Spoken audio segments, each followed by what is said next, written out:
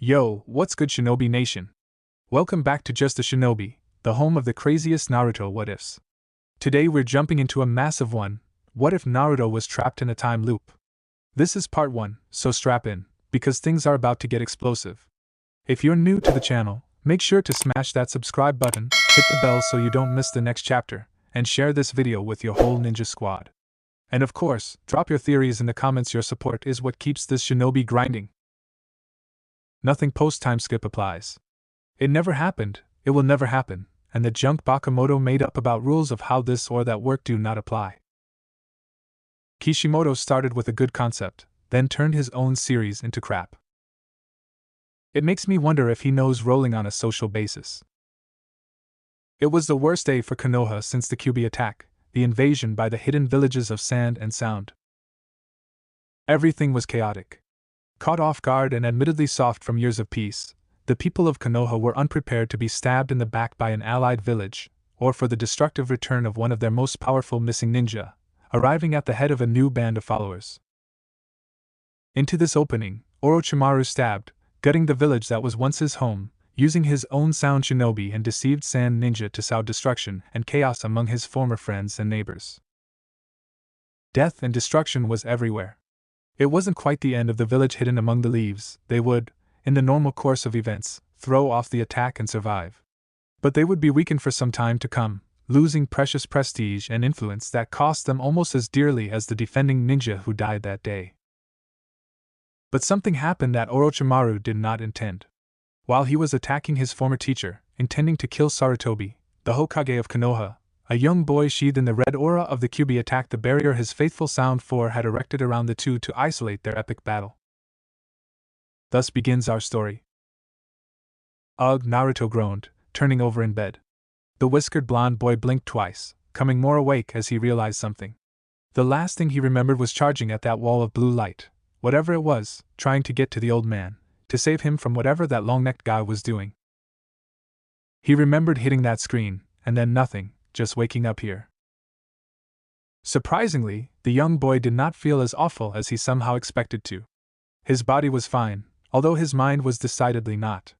There was an odd mix in there of the afterimage of the worst headache of his life, and a strange sort of tiredness, just like he was exhausted after a hard day, ready for a full night of sleep instead of getting up from one.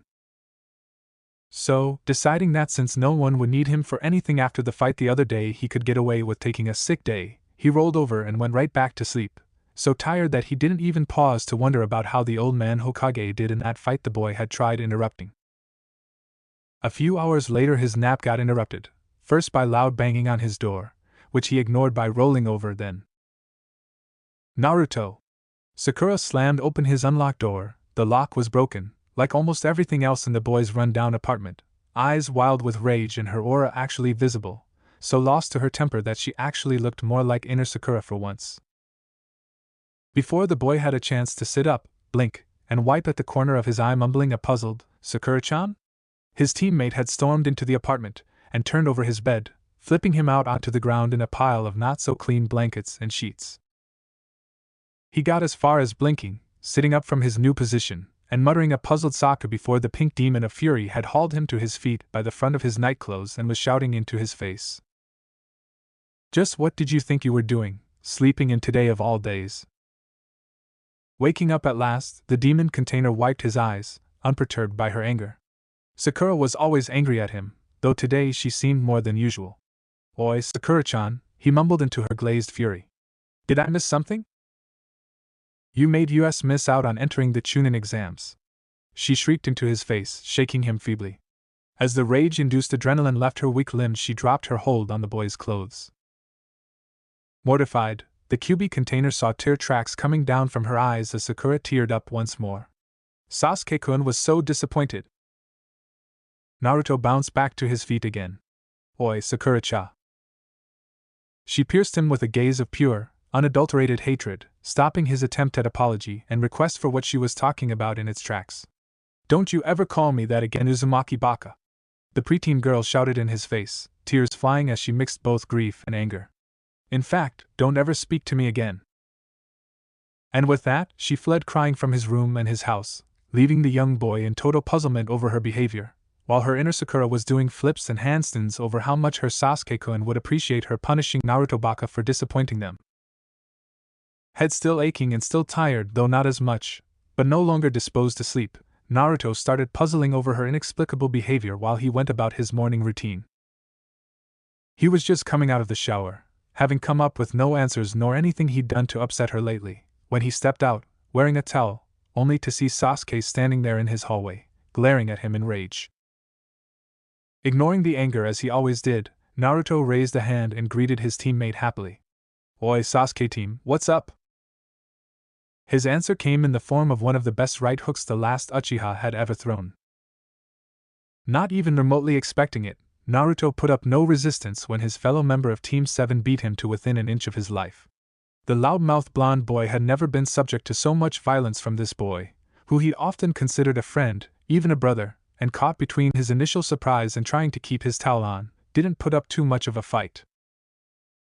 Finally, the brooding Avenger wore his arms out and left without once having said a word the entire visit, his knuckles split and bleeding, toes sore from too much kicking, and annoyed that Naruto had absorbed it all without dying. Naruto was left laying there on his floor in shock. Oh, the cuts and bruises went away so quickly he'd been healed of some before the others had fallen, but the shock of the brutality of the attack had left him astonished, and he lay there coming to grips with it. Sasuke team had done everything sort of drawing weapons or using jutsu on him. He'd never once seen him that angry. And Sakura-chan, too. What was up with them? What had he missed by sleeping in one day? Glancing at a clock, the village pariah rubbed at sores on the back of his head in confusion. Heck! Kakashi-sensei shouldn't even be at the group's regular meeting spot yet. What could have gotten them so upset? As if to answer his unspoken question, the rookie genin turned around and saw their teacher there, leaning against a wall in Naruto's hallway, his nose stuck deep in that orange-covered book he always carried. Oi!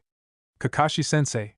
The battered blonde dove forward, scrambling closer on his hands and knees, trying to get some answers, only to be stopped by a hostile gaze once again.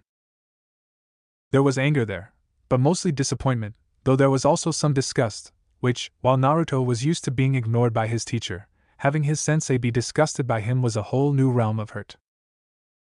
Kakashi snapped his book shut, uncoiling slowly to face his blue-eyed student. Naruto, you greatly disappointed your team today. I'd thought better of you. For a while I thought you understood how your role is to support your teammates. I was counting on you to be there to hold them together, so Sasuke could climb higher. Now you have failed when they needed you the most, and I can see that I made a mistake in letting you graduate. And with that they vanished in a swirl of leaves. The much-abused Naruto was nearly in tears from these repeated shocks, coming one after another. Suddenly he couldn't bear to be in his apartment anymore. It was the source of too much recent pain. Throwing on his clothes over still healing bruised flesh, he got out of there and began to walk around the city aimlessly, with no real purpose or place to go. It was a bright, sunny day outside, one filled with many happy people. With the many visitors to town here for the exam, more crowds were out than usual to see the strange new faces and wonder at their guests.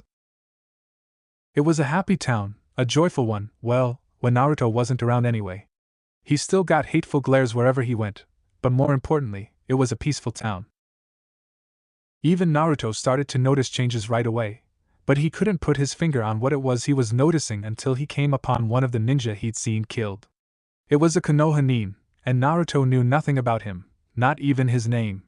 They were not even acquaintances, however. He had seen the man die in gory and messy ways, then his body laying slumped on the ground. It had been a particularly graphic and unmistakable death, even for ninja.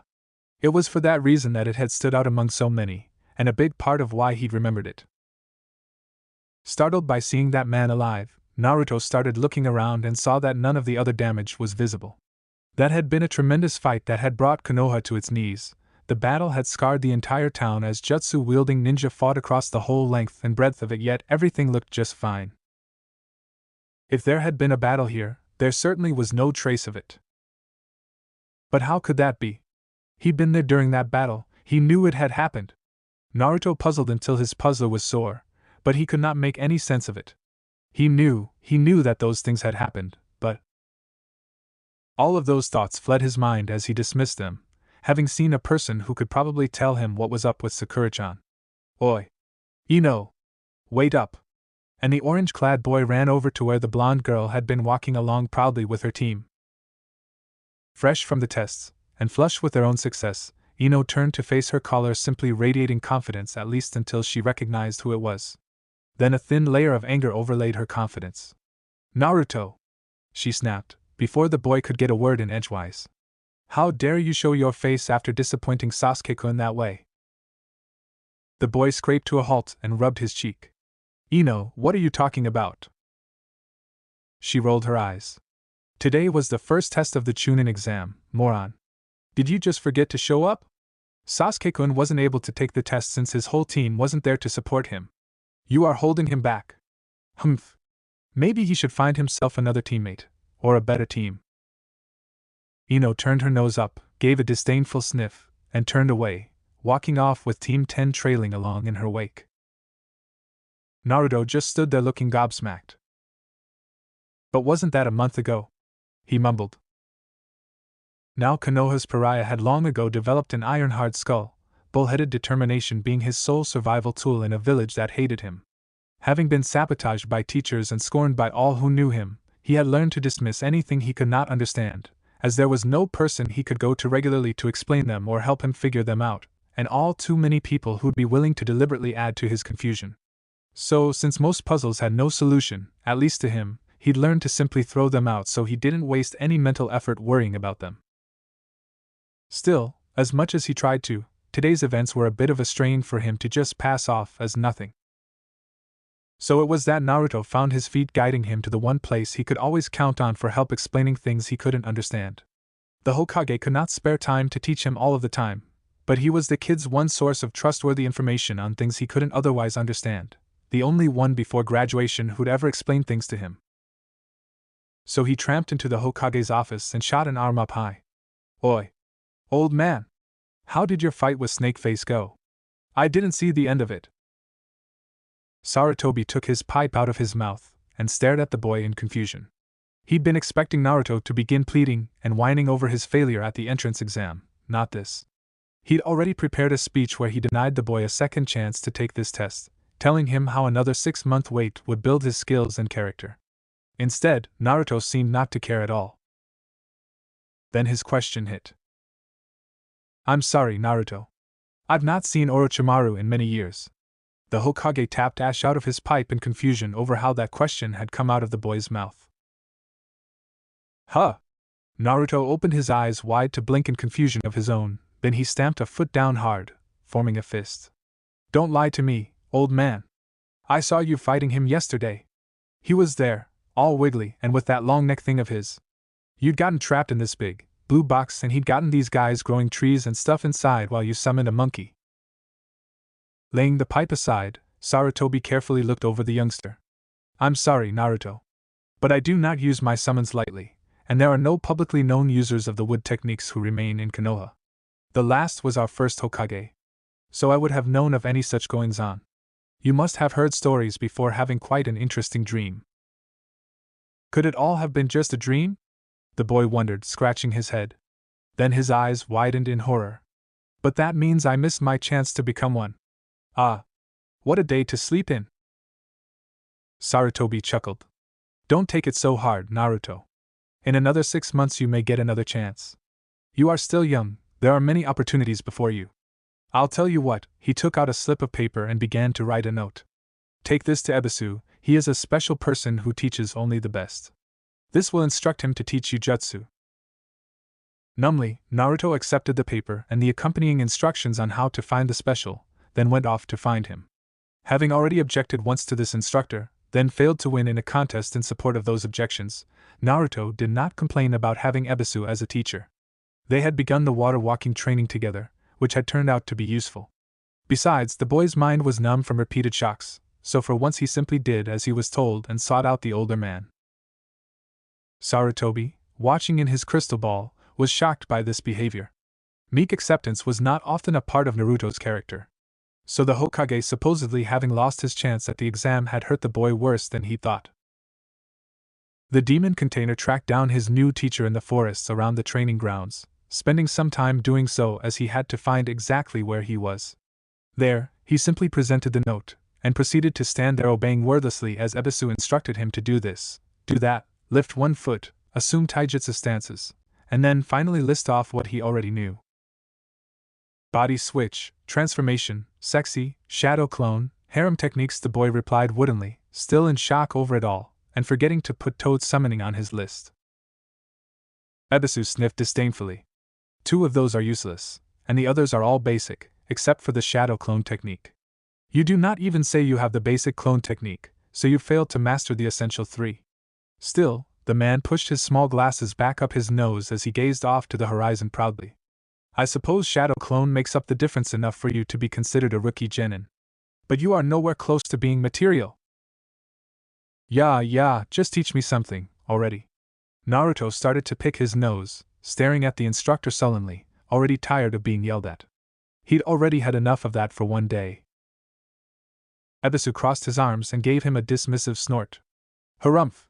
Go walk up that tree! He pointed. Naruto did so. Hey, your chakra control is pathetic. Go walk on that stream, Ebisu ordered, pointing again. Naruto did so. Wasteful. You use 100 times the chakra that you need. Float that leaf above your palm. The special order. What are you talking about? The sullen genin groused.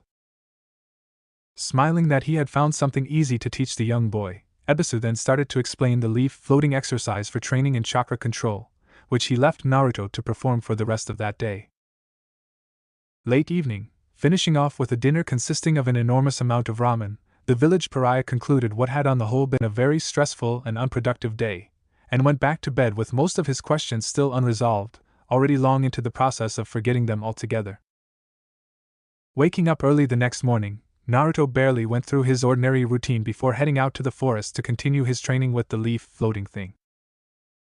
He'd been at it several hours, without much success, when all of a sudden he was lifted up by the throat by an angry Sakura who was practically breathing flames as she shouted, Naruto! Just what did you think you were doing, goofing off today of all days? Wa Sakura-cha, his head was suddenly ringing as she just dropped and slapped him. Don't you ever call me that again, Uzumaki Baka! She shouted. In fact, don't ever speak to me again. You made us miss out on entering the Chunin exams. But I thought that was yesterday, he puzzled, already confused as the half-dismissed questions from yesterday returned, full force, to his mind. Sakura just slapped him again as her answer, before stomping off, sure of the justice in her righteous fury, and that Sasuke-kun would be so happy that she'd help punish Naruto for disappointing them like that. The blonde boy she'd left behind just stared after her in confusion, clutching the hand-shaped red mark on his cheek. Moments later, turning to face another sound he'd only just heard, the confused blonde called out, Oi Sasuke team, what's up? This time the right hook wasn't entirely unexpected.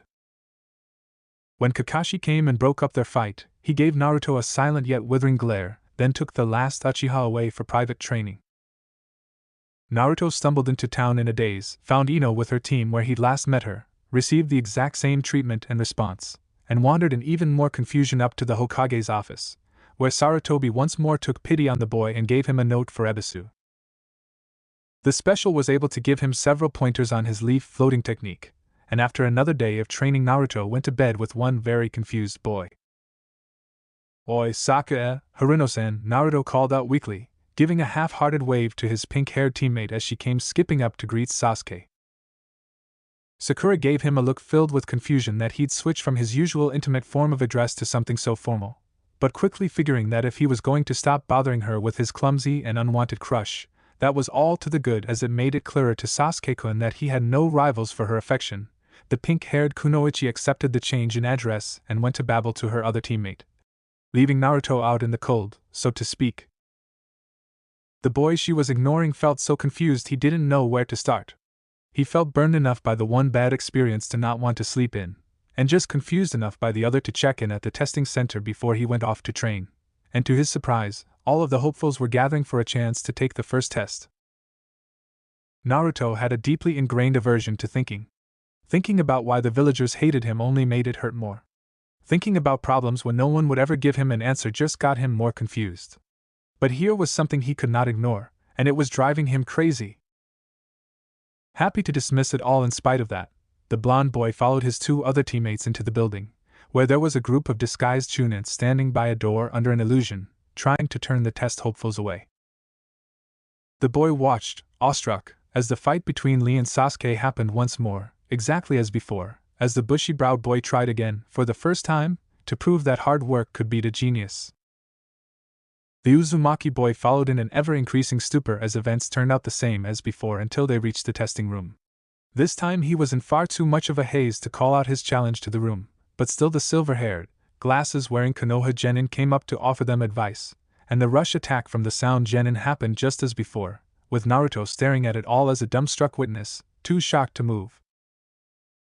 By the time Ibiki came out and they all had the exact same seats as before, the demon container could no longer stand it. Standing up on his chair and placing one foot on his desk, he pointed to the head examiner and shouted, "You bastard! Nobody has to write down anything to pass this test. You've got it rigged so that anyone who agrees to take the 10th question wins." Ibiki, while both surprised and fuming inside, kept a calm facade as he looked down on his notebook and shouted a terse, "Team 7 fail." Naruto was still staring dumbly as the assistant examiners took him by the arms, dragged him to the doors, and threw him out. He was barely listening as Sakura shrieked, almost blowing out his eardrums, that if he'd learned something secret about the tests he should have kept quiet about it, and not gotten them thrown out. Sasuke bruised his feet and hurt his knuckles trying to give his unresponsive rival another beating. Kakashi let it happen. Then he had a few words to say, adding his own lecture about keeping secret information secret so you could use it to your advantage and not blurting it out in public so it couldn't do you any good. Still, at least this time Kakashi was a bit amused on top of his anger at Naruto for getting his team thrown out of the exams. Naruto was still gulping like a goldfish by the time they left him alone. "Everything," he finally whispered, long after he was all alone.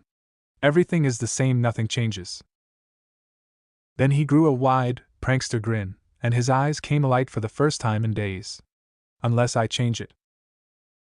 He went off to see the Hokage and, sure enough, after trying and failing to explain what was going on to the one man he trusted most of all, he got another letter to Ebisu, who further refined his leaf floating technique with a few more helpful suggestions. With help like this he'd soon get it down. The boy was chuckling madly as he went back to sleep. "Oi! Sakura-chan!" Naruto called out happily, greeting his team on a new morning while standing in front of the testing center as all of the hopefuls entered. His hair was washed, and he had on his best outfit. "Glad to see you decided to come." "Well, I wasn't about to disappoint Sasuke-kun," the pink-haired fangirl cried, rushing over to the object of her obsession to fawn over the brooding Uchiha. At first Naruto frowned, as that snub had hurt. Then he quickly smiled again, rubbing the back of his head while chuckling, before adopting a very obvious sly expression. "Say, Sakura-chan, why do you like Sasuke so much?" "Why? Why?" Sakura shrieked, before bonking the blonde on the head. "Why do you have to ask such a stupid question? He's a strong ninja, the top of his class. You think I'd go for a dead lass like you when I could have someone like him?" Suddenly she was back by the Uchiha's side, trying to take his arm so she could guide him into the center. "Come along, Sasuke-kun. We wouldn't want to be late for the test." Grumbling and rubbing his head, Naruto followed them inside. Naruto was often a study in opposites. Though he could be dense at times, he was also capable of feats of amazing brilliance. The chief difference was the amount of encouragement he got. At the Ninja Academy his teachers had outright sabotaged his progress. The village shops sold him the worst quality gear for premium prices, and in all other ways did their level best to hinder his progress. On the other hand, the one time he'd felt the teacher was going out of his way to help him, Naruto had performed the mission he'd asked of him flawlessly, and learned a joint-level jutsu in a matter of hours. When he thought his team was counting on him, he participated substantially in the defeat of an A-rank missing ninja. He'd learned water walking in spite of having Orochimaru's extra seal messing up his already pathetic chakra control, and it was like magic. When people believed in him, he performed. It was that simple. He'd learn at rates the legendary Sannin couldn't believe, If only someone would give him a chance and a little bit of direction. And right now he was bored, sitting through the written test portion of the exam. The head examiner was trying to pour on the pressure, but Naruto already knew the secret of this test. Anyone who agreed to take the final question won. So why bother stressing about the other answers? On the other hand, Hinata, the girl who sat to his right, was fretting visibly over his complete lack of concern for doing any work on the problems on the paper. Having already finished herself, her bloodline having gotten all of the answers for her, once again she whispered, "Naruto-kun, you can copy mine," and slid her paper discreetly over to help him read her answers. The blonde in question blinked at the ordinarily shy girl, stuttering out her offer to let him cheat, using her exam as an answer key. He relaxed as it struck him this was the second time she'd made that offer. He'd only turned down the first because he could sense one of the test proctors had noticed. Taking his feet off of the desk, where he'd been kicking back, loafing around, waiting for the test to be over, the boy leaned forward and whispered back. Ere he glanced down at her paper and read off her name, "Hinata-chan, why would you do something like that?" The girl blushed, cringing slightly away from him as she answered his question. "Naruto-kun," she stammered, "the test it is important that you pass it." Team 7 fail. Team 8 fail. One of the proctors called off, and to his surprise Naruto found himself once more ushered out of the building, this time with his angry team accompanied by Hinata and hers, as well, although the latter seemed more confused about how they had been caught than angry. They were experts at information gathering, and had that whole test in the bag, every one of them. That was, Kiba and Shino, Hinata's teammates, were confused until Sakura started to yell at Naruto for whispering to Hinata during a monitored test and getting them all thrown out. That was worth some angry grumbling from Kiba and a very stiff stance from Shino, while Hinata blushed and rubbed her fingers together in the shame of it all. Naruto felt bad for the girl, so after Sasuke's attempts to plaster him were broken up by Kakashi, he went off to find her, but Hinata and her team had disappeared somewhere. Nothing left to do, Naruto went for another visit to the old man, and got another letter to Ebisu, where the special gave him a few more tips on the leaf floating exercise, and a comment about how he wasn't as lackluster as the teacher had suspected, given what he'd already heard of him. Another full day training on chakra control, and it was off to bed for Naruto. 2 more repeats of that day had Hinata offering to help him each time. It was driving Naruto to distraction, as he'd finally noticed how much it upset the girl to see him not filling in those blanks. The thing was, she actually seemed to care about him passing the test. One of those contrasts about Naruto was that, while he could be a surprising blockhead and amazingly unobservant at times, at others he could also switch that around and notice things that no one else did, like his pointing out that Lee had bandages over his hands not as a fashion statement, but because his knuckles were split and sore from constant training, something that neither of his teammates had picked up on at the time. Now stuck in this time loop, it was easy to focus on small things. Heck, he could hardly help but do so. Since his efforts to get Sakura to divulge the secret as to why she thought Sasuke was so awesome were turning up nothing useful, he was beginning to notice other things. In the stress of his first time through this test, he'd not paid too much attention to Hinata's offer of help, and afterward he'd almost forgotten about it completely in the flush of success at passing. However, out of her repeated attempts to help, and his total lack of stress, knowing he did not need it to pass, caused him to become fully aware of something. She genuinely seemed to want to help. There were maybe 3 others who'd ever just wanted to help him for the sake of helping him. And what's more, he could see the girl suffering as she did so. This mattered to her. Why, he had no idea, but this was the 3rd time in a row now, and he figured it was not some trifling detail. Actually, his eyes teared up as her genuine offer of help finally penetrated as a real attempt to help him. This was not some random Konoha ninja assisting another in need, she wanted to help him. The dead last of the academy, the hated Uzumaki, the demon container of the 9-tailed demon fox, him. He actually wept out loud and got them all thrown out again. The next day Naruto skipped out on greeting Sakura, giving her a brief wave as he sought for the shy girl who kept giving up her own chance at success to help him. Not finding her at once, he decided to throw caution to the wind and blitz the whole area with shadow clones, hundreds of copies of himself going all over until they spotted the distinctive shy girl, who'd already gone past him and into the building. Sprinting to catch up to her so he could speak to her before the test and tell her not to worry, his clones got caught up among the other genin and lost her. That led to a scuffle that nearly got him thrown out before the test, and Sakura only dragged him in at the last minute by his ear, ending up out of the place he'd always used in the line to receive seat numbers, and he wasn't even next to Hinata that time. Thinking he had it made, the orange-clad genin kicked back, put his feet up, and waited out the test only to have Sakura opt out when Ibiki called for those who didn't want to take the 10th question. Naruto slapped himself in the face, having forgotten how stressed they'd all been that first time. He'd forgotten all about how Sakura had nearly dropped them all out so she could save his dream of being Hokage. Sasuke was coldly furious with the girl, saying some very hard and harsh things that probably ruined her dreams forever, except that she would recall none of it tomorrow. Naruto felt terrible about it all. Sighing, he left to go see the Hokage, got his letter, and went to meet Ebisu, no longer having to look around for him, going right to where the man was. After 5 days of studying that leaf-floating thing with Ebisu, the special had actually unknowingly passed him off on that, concluding that of the 3 basic chakra control exercises, leaf floating, tree climbing and water walking, his tree walking was the worst, and giving him some hints as to how to do it better, he'd left him to practice those all day, because the outcast youth needed better chakra control more than anyone. Ebisu was still haranguing Naruto that his basics were all out of whack. Of course, the special had no idea that he'd been giving him that speech day after day for most of a week now. So he also had no idea how much improvement the blonde genin had been making during that period. Of course, that was in chakra control alone, but that was still his worst area.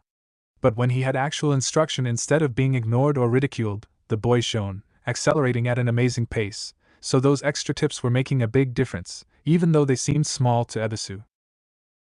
The next day Naruto made a careful note to give to Hinata before he even left his apartment. In it, he explained that he didn't need to write anything down to pass the test, so not to worry. Spamming the world with Naruto clones, the lad was able to spot Hinata before she entered the building, and the real one ran up to her and shouting, "Here!" shoved the note into her hands. He stood there grinning, sure this would solve everything, until his expression faltered. His grin slipped as he watched Hinata, holding the envelope with her name on it, and staring at him, have all of the blood drain out of her face, tremble, then fall over backward in a faint. Kiba, her teammate, caught her. What? What? What happened to her? Naruto pointed, already panicking as Kiba scowled up at him. Stupid! Sakura hit him on the back of his head. She fainted. You go right up to a shy girl that's got a crush on you and give her a love note in front of everybody, and that's what happens. Love note? Crush? Naruto tried anxiously to process those words as he rubbed his head. Then he broke out into a wide grin. You mean she likes me? Like a boyfriend? Duh. Sakura hit him again, annoyed at this display of stupidity. Don't play dumb on me. Why else would you give a love note to her? It's not like anyone else would do anything but laugh at you. She's got to be the only girl on this planet that would go out with you. She's had a crush on you since we were all in the academy together. Don't tell me you never noticed. Kiba, by now, had looked away, hiding his anger at Sakura's words. But Naruto was glowing like the sun with a big, toothy grin. That was, until Hinata stirred a second later, whereupon she opened the note with a shy look of eager joy on her face, only to be crushed moments later when she read it. Naruto himself felt like the worst sort of heel imaginable as he saw her disappointment upon realizing that it wasn't a love note after all. Kiba helped her up, and the glare he gave Naruto as he helped the broken girl pass spoke of his anger at Uzumaki for causing all this. Things then got worse as Hinata started to cry, sparing the boy she loved in vain one last pain-filled glance before rushing off to find privacy, the non-love note still clutched in a crumpled ball to her chest as she ran off. Naruto was left feeling like all of those villagers' glares of hatred had been right all along. He stood there, shoulders slumped, feeling like the worst sort of scum in the universe, all of his previous good feelings coming to crash down and burn on top of him. Sakura stood with him for a time, actually feeling some empathy, until Sasuke came to drag them all in. Hinata's team didn't come in to take the test, and Naruto almost didn't care when Sakura gave up on the 10th question again. Ebisu had him practice some refinements to his water walking this time. Hinata had offered to help him, a thing few people had ever offered to do. He could count those who had one hand and still have fingers left over. That alone put her in a very special category. She was a precious person automatically because of that attempt. He'd very carelessly ignored it before, but stuck in his face day after day, it was no longer something he could avoid paying attention to, even by accident.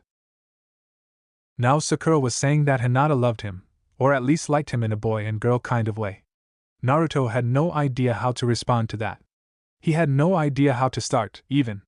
He supposed he could write her an actual love note the next time, to make up for the hurt of this one, but here the boy had to admit to himself that he had no idea what one of those would actually say.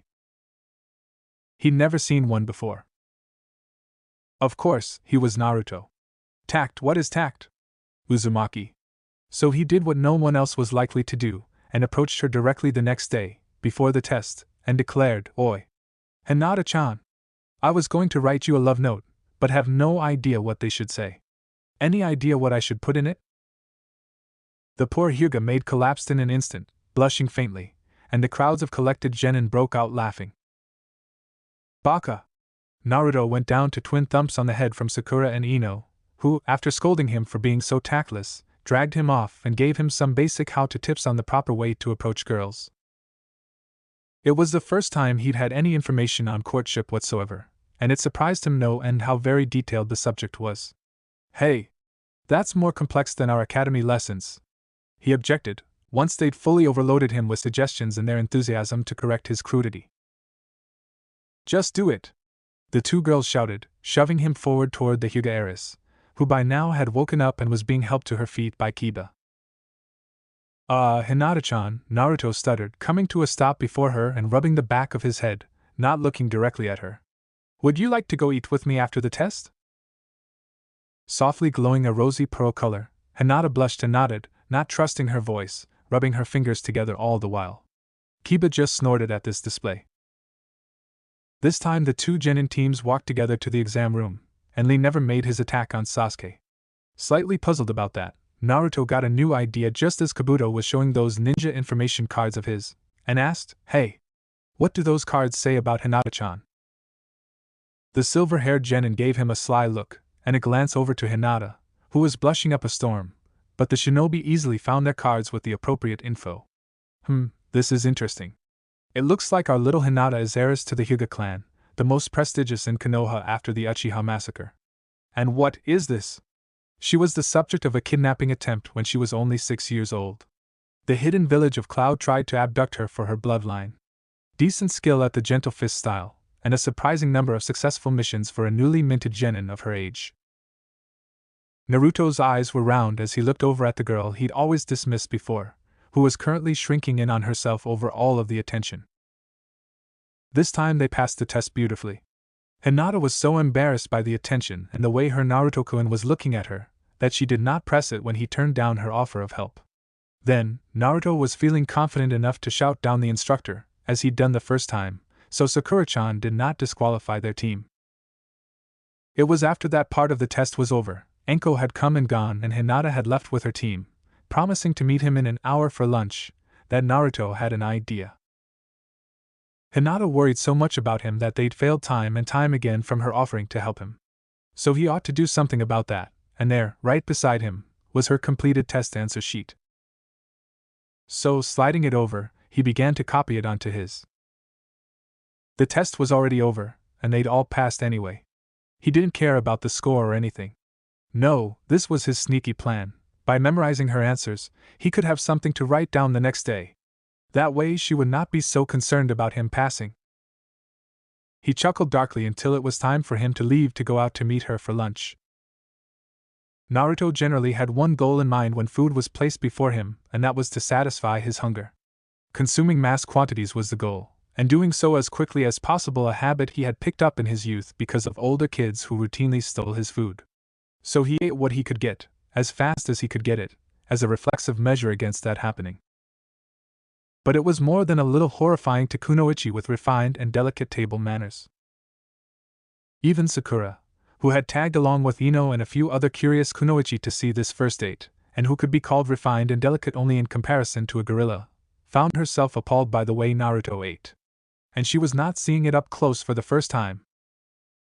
Hinata, on the other hand, was, and although she'd been looking forward to this date for as long as she could remember, was a bit pained and winced at the animalistic manner in which Naruto consumed his lunch.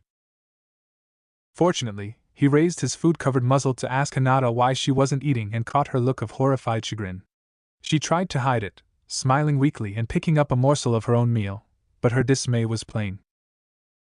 That was when Ino and Sakura decided to intervene, and both together leapt in and dragged him away for a quick, yet thorough, scolding about proper table manners, ending with, "The way you eat reflects on how you feel about those around you.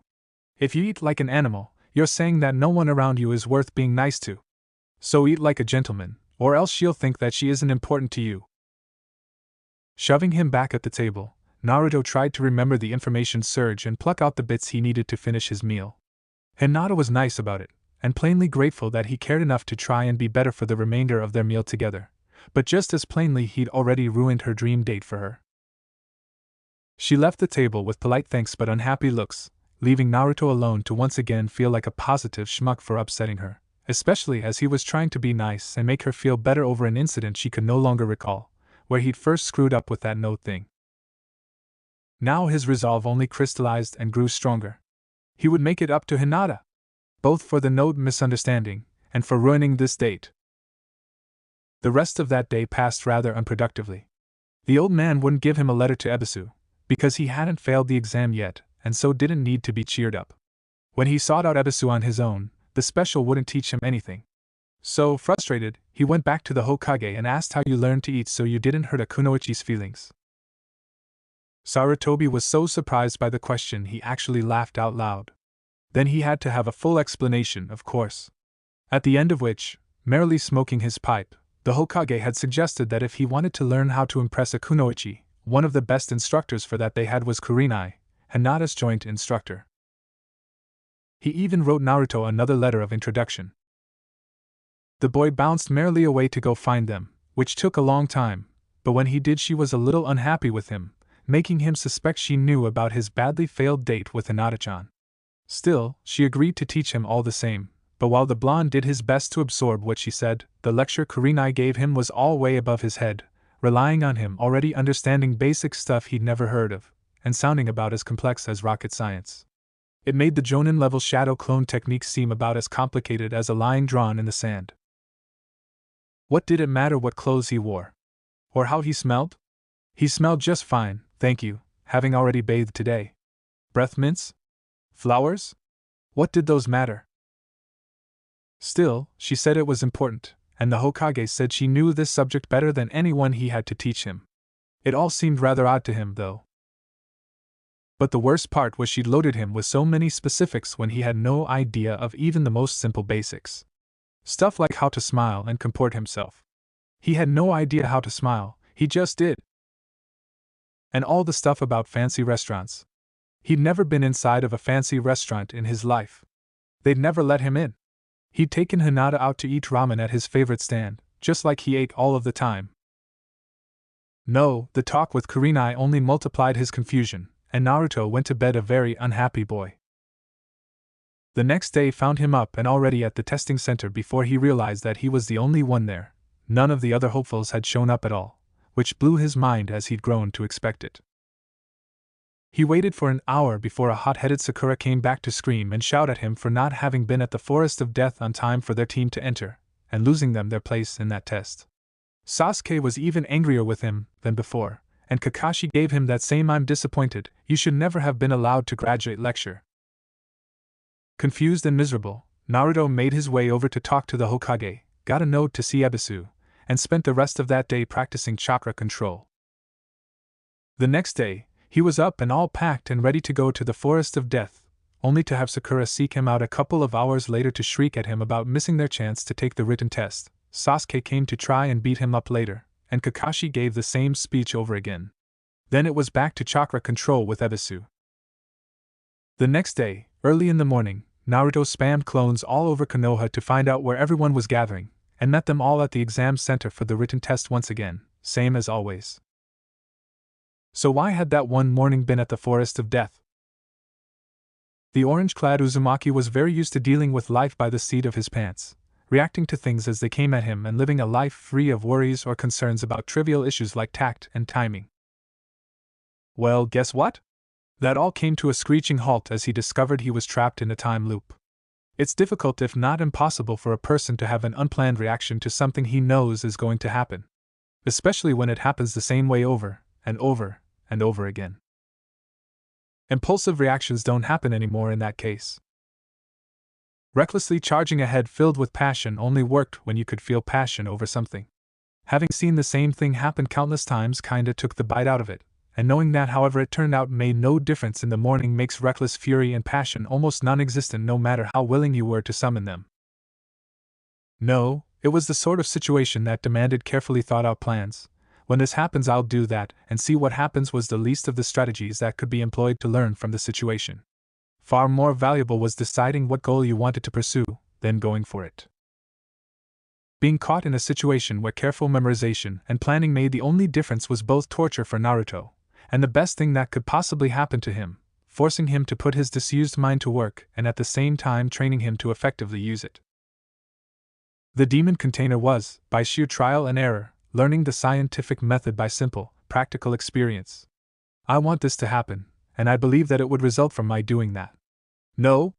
Well, then maybe this other one. It had taken him several attempts, but he had successfully memorized the answers for the written portion of the test. Now Hinata no longer worried about him failing. No, now he had to worry about something worse. Every time they got through the test, she'd ask him how he did it, admitting that she, herself, had to rely on her bloodline technique to spy out someone else's answers. Every time he came up with a lie about how he'd spied them out himself, she'd grow excited and ask for more details, and always grew so disappointed when his clumsy structure of lies collapsed and revealed he'd been fibbing. Telling the truth was almost worse. If he told her how he memorized the answers, she'd ask how he knew them beforehand, then he'd be stuck either in another haphazard structure of lies she'd uncover through interested and eager questions, or a truth that she would not believe, one that made her feel he was not only lying, but trying to hide something from her. Either way, his clumsy attempts at explanations hurt her. Hurting Hinata made Naruto feel terrible. The more time he spent with her, the more he realized how important he was to her, and the more of a cad to shatter her illusions of him. So, in desperation, having freshly come from a branch of one of those conversations where Sakura had been boasting over how she'd solved it all herself, without cheating, as a way of pointing out to their teams how much smarter she was than Naruto, before immediately asking Sasuke for a date, the blonde genin had gone off to find Irika. On locating his old teacher, the boy had shoved the test paper in his face and demanded, "Show me how to answer these problems." Chuckling, his old academy instructor did so, starting at the very beginning and leading Naruto through step by step, and confusing him to death not 10 seconds into the explanation.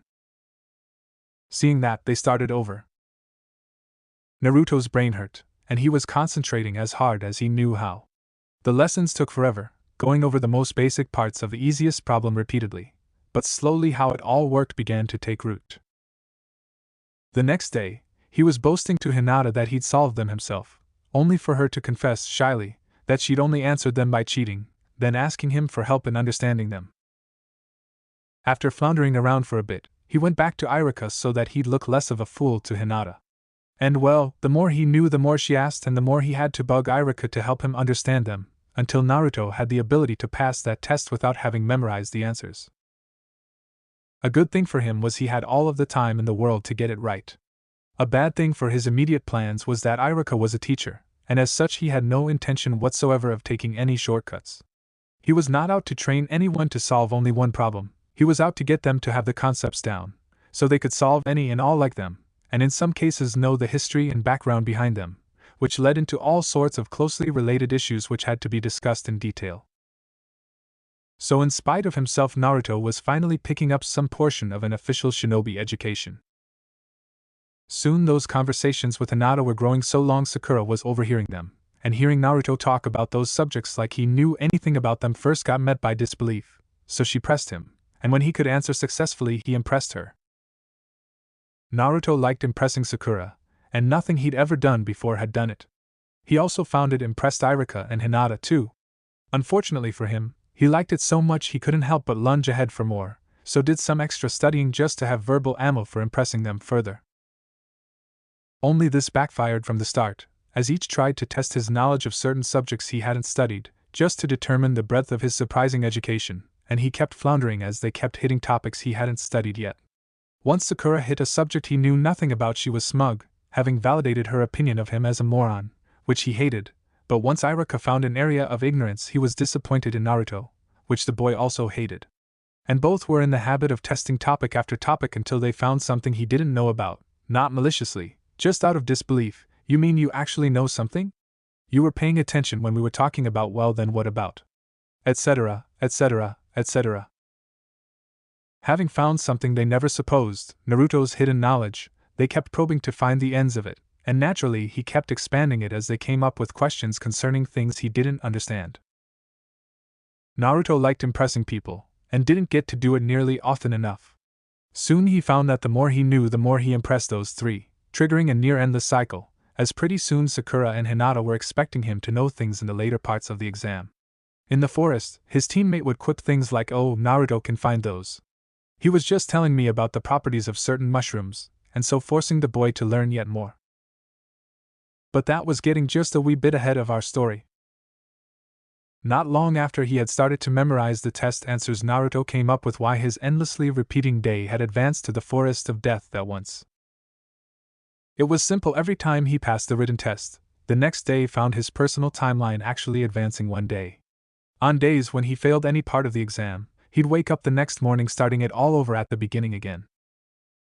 That much he was able to figure out, and it wasn't like it was easy to miss, since it started occurring regularly once he'd figured out the hurdles to pass to get by the written exam. From there it was an easy guess that to get out of this cycle, all he'd have to do was pass the exams in their entirety, and probably he'd have to do something about the invasion, too. The last was even more of a sticky problem than the first, and the first was no picnic by itself, either. It surprised him, going over it again and again, just how far he'd gotten the first time on sheer luck, when that luck was most definitely not going his way on any subsequent attempts. Any simple thing seemed to trip him up, and he and his team failed. Well, I don't suppose you could call being killed by Orochimaru simple, but when they entered the forest, it almost invariably happened that one of them would get killed by that amazing missing ninja. Naruto, quite frankly, had no idea how they'd gotten by the first time. It had all been done on impulses which he could not recall, so he was stuck trying to do it over again, and somehow he kept messing things up to where the snake Sannin would kill him, or kill Sakura, or kill Sasuke, or all of them. Waking up after dying was a shock once, but after that it quickly grew fairly routine. You did it frequently in battle with a legendary missing ninja. After having been stuck in a day-and-a-half loop for what felt like months, the blonde demon container had to admit at last that nothing he did seemed to be able to get him and his team by the amazing snake guy with his hickey of death. It didn't matter if he fought, tried to evade them, or spammed the world with clones disguised as his team and raced toward the tower. One of his team would always die, and it was usually him, which sucked. So it was time to consider other options. Naruto's usual approach to his day had settled into something of a routine. In the morning of his first day he would ask Hinata out, and after the test they would go out to eat together, where several kunoichi would hang around and watch them, at first in disgust, but as he improved later in giggling glee. After lunch he would get himself scolded by Aino or Sakura on whatever he'd done wrong, until those two couldn't think of anything, and both girls had begun looking at him with their jaws hanging open. So he'd begun to ask questions of the other kunoichi present, until he was fairly sure those dates were going okay. Okay, however, was not enough. So after those meals he'd pester the Hokage to introduce him to Kurenai, whose lectures had started to make sense. It felt great to the genin to actually start to be able to get a handle on something. And though the restaurants progressed in quality, none of the ones that would let him in the door were very good. So for the moment he was stuck, without a good idea how to improve those, and Hinata-chan kept nervously fidgeting during those meals, anxiously watching their audience. It was something he'd have to work on, as he wanted those dates to go well. After his dates with Hinata, Naruto generally had a conversation where he impressed Iruka, Sakura or Hinata with his hidden knowledge, and then spent the rest of that day studying what they'd asked about that he didn't know yet. The next morning, they'd go to the Forest of Death, someone would get killed by Orochimaru, and he'd start all over again.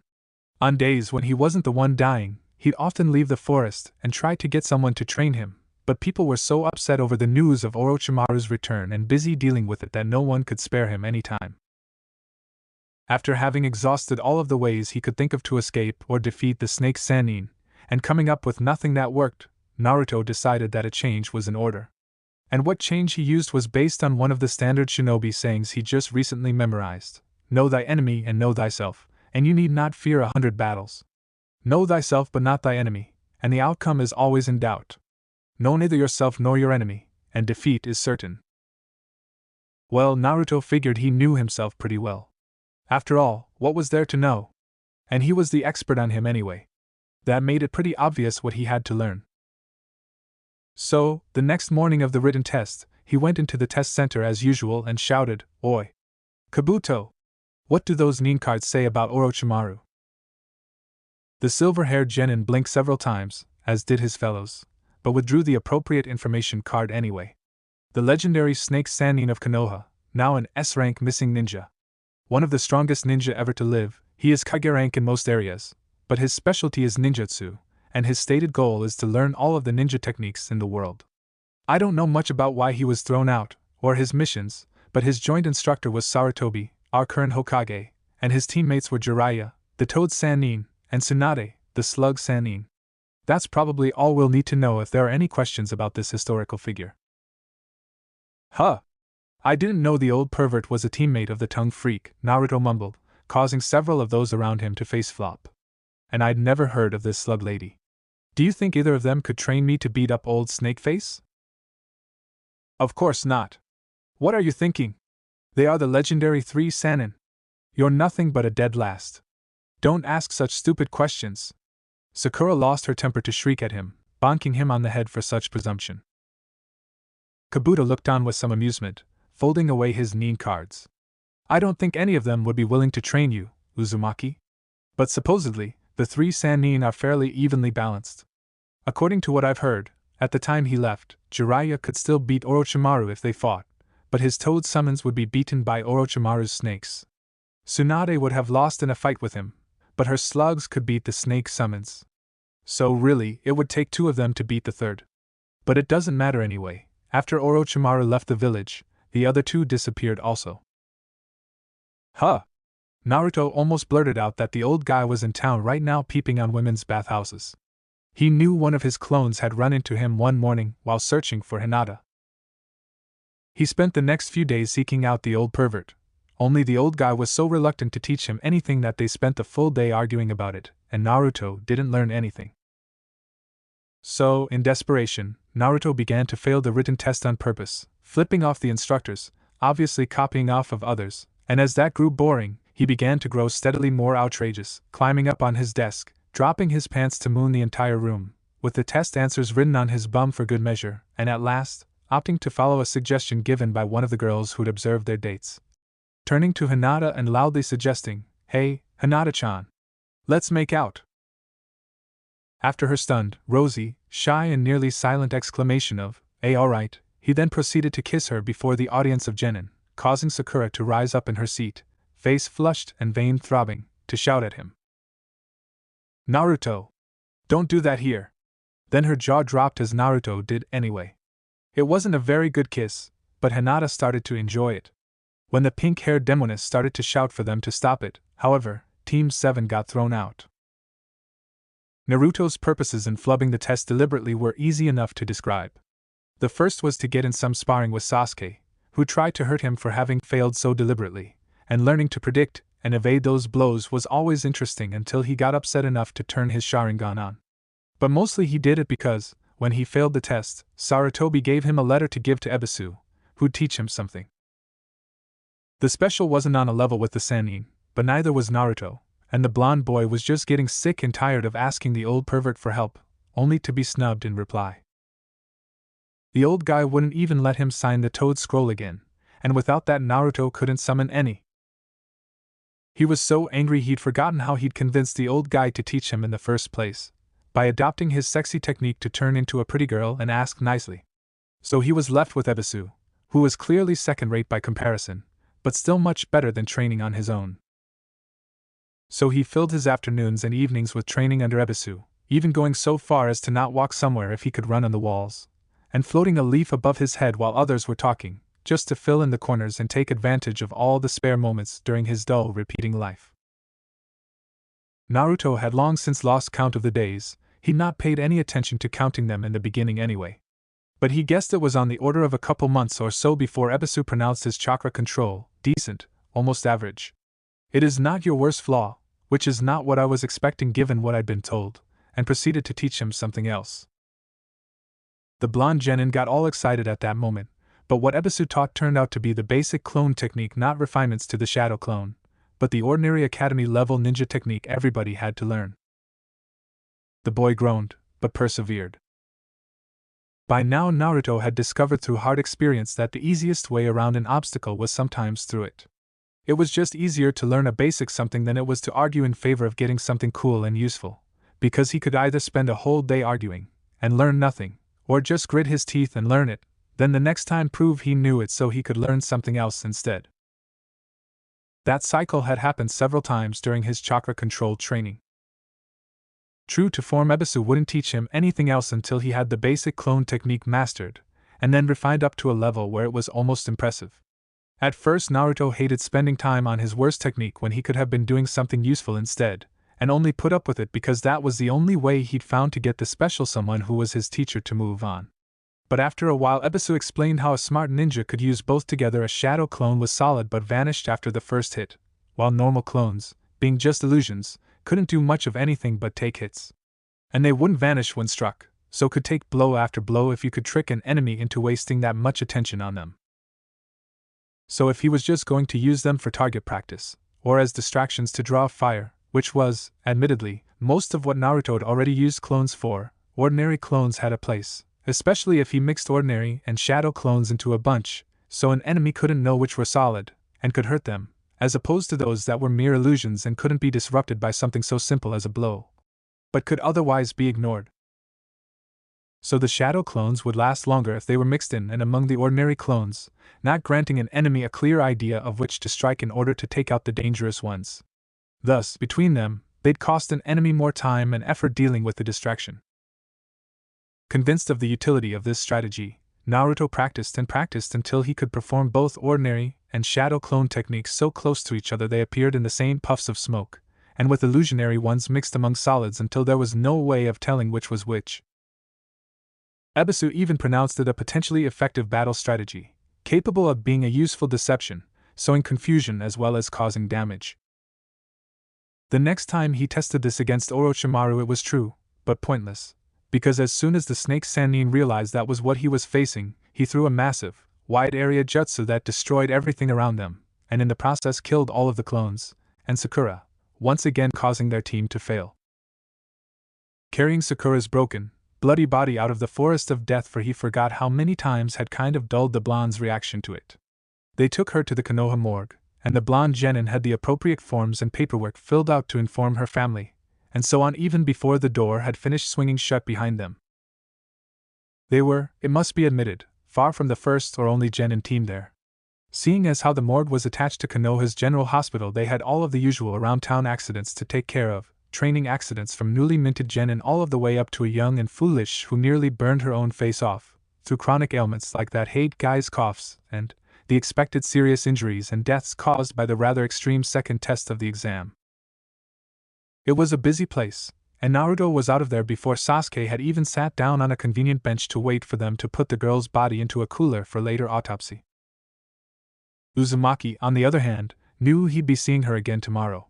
Oh, he'd cried for her once, twice, he forgot how many times, even hugged her the next day until she'd smacked him, but she died so often in those fights it just didn't affect him anymore.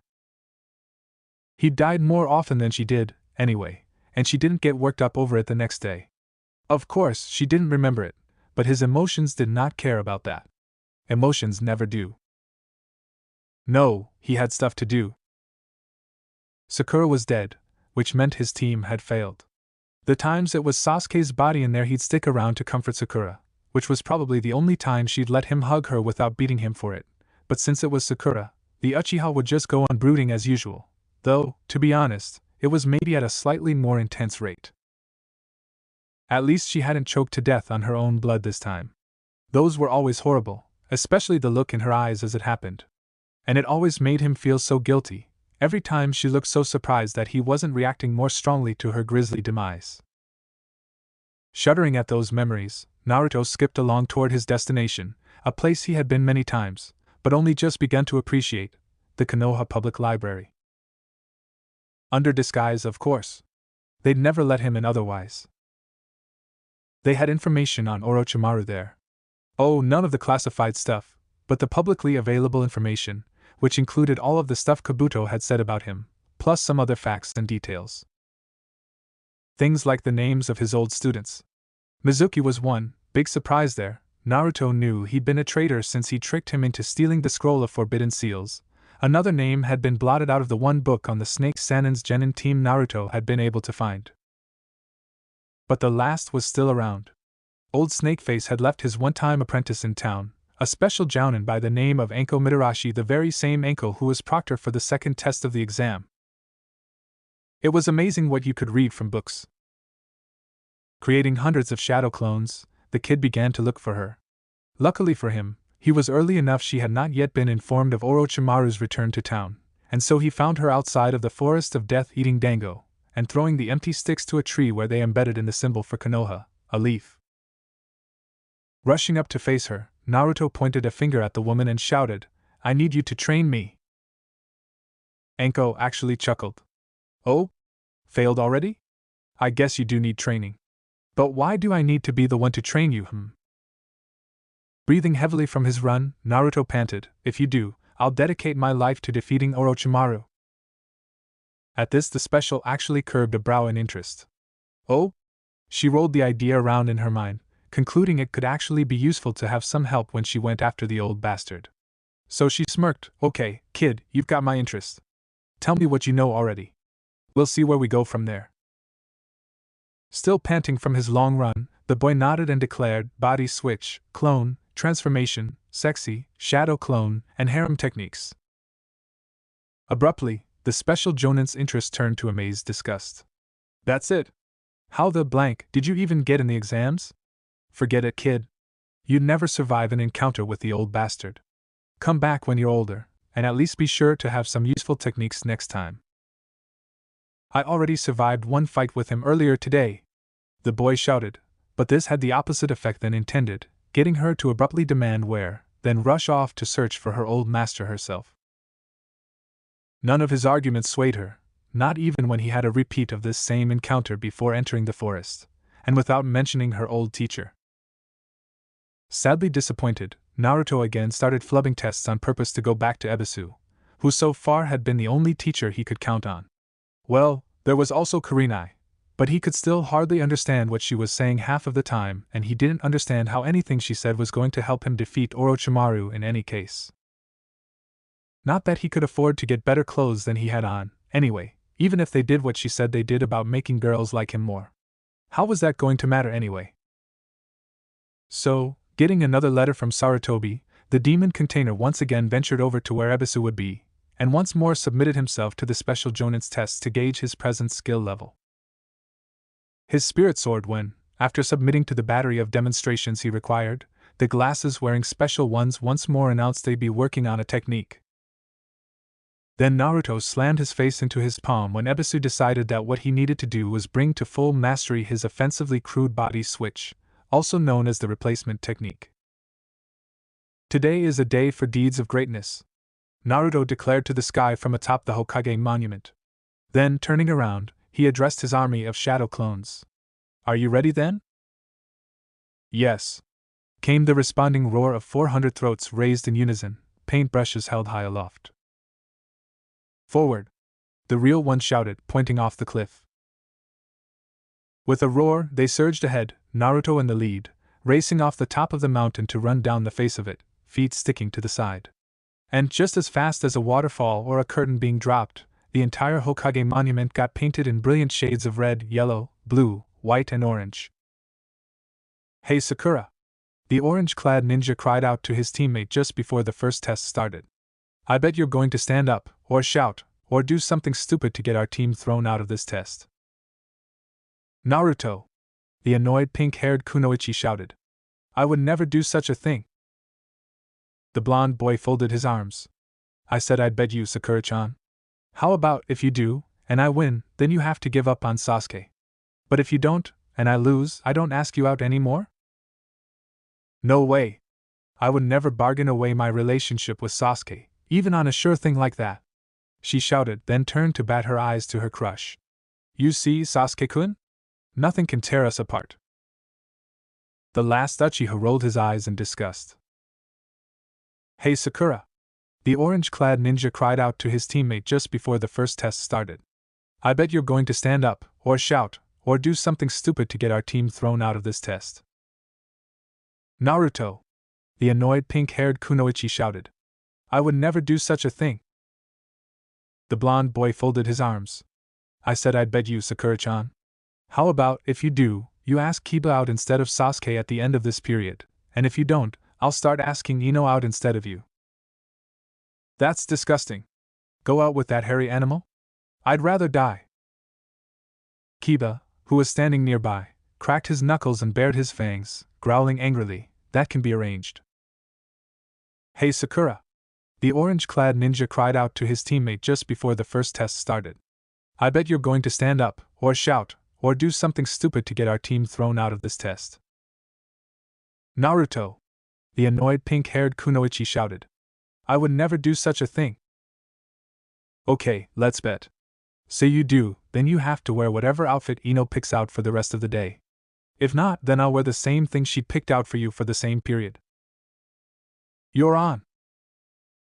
Ino was also grinning. Oh, I've got just the outfit too. Quiet down. Ibiki entered the exam room, explained the rules and got all of the genin to their seats.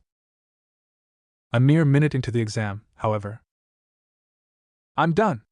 Naruto cried at the top of his lungs, flipping his test sheet over. Then he turned to take Hinata's hands in his, and looking into her eyes asked, Hinata darling, are you done as well? Why, yes, she squeaked, turning bright red. Then turn your paper over, he softly suggested, gently reaching out and taking her into a hug. We have 40 minutes left until the 10th question.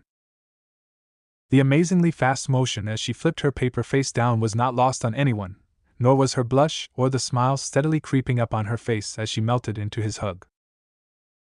Oh, Hinata-chan! You are so lovely! I must kiss you!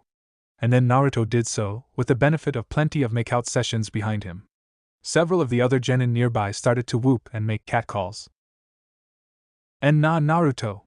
Hinata cried out as he nibbled a particularly sensitive spot at the base of her neck, clinging to him for all her might. Naruto! Sakura screamed, rising from her desk at this unseemly public display of affection. Then out of the corner of her eyes she caught one of the test proctors making a careful note on his clipboard, and sank meekly back down in her chair again, ashamed as her memory prompted her about the bet. But why was Naruto baiting her, and when did he learn how to kiss? Ibiki, standing in front of the two embracing students and pretending indifference to them, picked up their test papers and curled an eyebrow at them. Interesting. Those were not the same answers his plants would provide, but they were detailed, complete, and correct for all he could tell, and though the papers were identical to each other, no one had caught them, not when they copied each other's answers, nor when they'd somehow rigged it to have adjacent seats. Interesting. These two would bear watching. Ahhhhh! Hinata shrieked out, lost to the world around her. Ibiki looked around the class. Well, no one was obviously treating this as a coded message, from what he could tell. And though it wouldn't be too hard to encode moans and gasps like that, unless they could actually catch them transmitting data, they couldn't count it as having caught an attempt to cheat, not so long as the couple acted out their roles so well. An ingenious strategy actually, and a command performance carrying it out. That took talent. He almost believed they were doing it just for the fun they were having. So even though he knew this could be no more innocent than the dog barking, he couldn't do anything unless they messed up and got caught. No, these two would bear watching indeed. It's not fair, Sakura complained, looking askance at Naruto. You even have a better figure than I do. What do you expect? It's a variant of the transformation technique. I can look however I want, Naruto-chan told her, presently in his sexy technique disguise of a buxom blonde girl, and wearing a lacy teddy with silk stockings. And Ino has excellent taste. What I want to know is how you held your nerve for the entire test. It wasn't easy, the pink-haired one complained at low volume, looking away from her teammate. Hinata sighed fondly, sitting on the floor with her arms wrapped around Naruto-chan's legs, and head laying in her lap, where Naruto was pleasantly stroking her hair. You aren't going to stay inside all day, are you? Ino teased. Why, yes, as a matter of fact I am. Do you know how many perverts there are out there? Naruto-chan teased right back at her. Yeah, loads. Ino shrugged. 387, Naruto corrected. And one closet pervert. Hinata sighed softly yet loudly, warm in her contentment. Sakura's eyebrow twitched. Make that 88, she grumbled. True to form, Ebisu worked with him until Naruto could perform the body switch technique quickly and effortlessly, needing very little warning before activating it. Actually, the skill gave a great tactical advantage to Naruto. As he grew good enough at it, his shadow clones could now use the technique without a serious drain on their chakra stores, which meant they could use it to escape from blows that might otherwise destroy them, multiplying their effectiveness and survivability drastically. They still couldn't take a hit, but they could evade one far more easily. That made them more than a human blitz attack, as they could still charge in a wave, but no longer did they need to be replaced for each attack, as some would almost certainly survive to continue the assault. Also, the real Naruto could be far more easily and completely protected by his clones, setting aside a bodyguard group who, instead of leaping in front of blows to shield him, something that didn't often work, especially when a foe used attacks that could go right through several bodies in a row, they could hang back and use body switch to replace him at crucial moments, getting him out of combat before the nasty attacks hit. Naruto almost immediately hit on a battle strategy where his clones would leap at a foe, as usual, then body switch out so their target would be struck by a hail of logs and small boulders before the clones once again rushed in to attack the hopefully bruised opponent during the distraction. So, once again he had multiplied the value of his mass clone attacks by fully mastering one of the basic three under Ebisu. And once again, it failed to make any difference when facing Orochimaru. Although, it did take slightly longer to kill him this time, so that was sort of a success. So, the transformation technique, huh? Naruto asked Ebisu the next time they met. The special was impressive. How did you guess? Oh, just a feeling, Naruto groaned, depressed. Perform the technique. I want to see where you are so I know what you are missing. Forming the seal, the blonde boy transformed into a copy of Irika in a puff of smoke. Ebisu examined the disguise for a moment, then he stepped back and straightened his glasses. Not bad. Far from useless, actually. You still rely too much on a stance and concentration. We shall have to train that out of you so you can do it on the move. Your puff of smoke is far too obvious. We must reduce it. Ideally, you must eliminate that entirely, and you'll want to be able to perform the technique on short notice even when surprised. Still, for all your clumsy execution of it, the results are nearly flawless. I am having trouble finding any of the usual telltales or signs that this is an illusion. What are you talking about? Naruto or Irika asked, confused. All illusion techniques are vulnerable, Ebisu instructed. They have weak points, and are limited by the imaginations and power of those who create them, in addition to being limited by skill. So, details will be incorrect, edges may blur, and the interaction with the environment will all be flawed. But in your case, well, look at your feet as an example. An excellent job. I am honestly surprised. Naruto or Irika lifted both of his feet, one at a time, to look at them, but saw nothing out of the ordinary. What are you talking about? The special folded his arms and huffed. Naruto, don't treat me as a fool. You are not Irika. You are smaller than him, for one. My first impulse would be to scold you for choosing a shape too far different from your own to hide in, but I won't, as you execute it flawlessly. Huh! Naruto was shaking his head in confusion. Ebisu sighed, shoving his glasses back up his nose. Naruto, you cannot be ignorant of this. I know there is a story going around the younger students of someone who transformed into a shuriken and was thrown by another member of his team to surprise an enemy, but such tall tales are ridiculous. The technique does not work that way. All that transformation does, all it ever can do, is to cloak you in an illusion. It has not ever been a real change, wild rumors to the contrary, nor can it ever be one. For a boy who seeks so much approval, I am surprised you reject my compliments on your technique. The special waved to him as he listed off points. In the first place, your feet are smaller than Irika's. Being a simple illusion, the grass you stand on should poke through the image where your feet aren't, but his would be. Yet you have already accounted for that and covered it, enhancing your illusion so that it seems as if the grass bends under the full impression of the foot. Nor are you blurred or incomplete. It is quite frankly one of the better images I have ever seen worn, level easily. I was unaware you were trying to become a stealth and infiltration specialist. But you must be, to have worked so hard on this technique. It must have taken you months to get the Irika disguise this perfect. Tell me, have you practiced any others? Shocked, momentarily speechless, Naruto formed the set of seals again, and in a puff of smoke was replaced by the image of the third Hokage. Most impressive, Ebisu walked around him, rubbing his chin thoughtfully as he judged the image. I could almost believe it was him. Then Naruto or Hokage reached out and pinched his nose. Gwa! The special leaped back several feet, limbs splayed in surprise, before he recomposed himself and straightened his glasses. I must give you credit, Naruto. Precisely matching the movements of your illusion to yourself, particularly when it is of a shape taller and with longer reach than you, that is a skill that will serve you well at infiltration. I did not expect it from you. That is a very advanced technique. Naruto or Hokage grinned from ear to ear. I'm not an illusion. Wah! The special Jonin's glasses fell down his face as his jaw dropped in shock. Then he was all over Naruto, patting him on his head, shoulders, testing that his arms were real and solid, then frisking him all over. Forgive me, Hokage-sama. The special bowed. But what has become of my students? With a puff of smoke, the technique got released and Naruto stood there. I'm still here. Once again the special had to pat him all over before he could believe it was really him.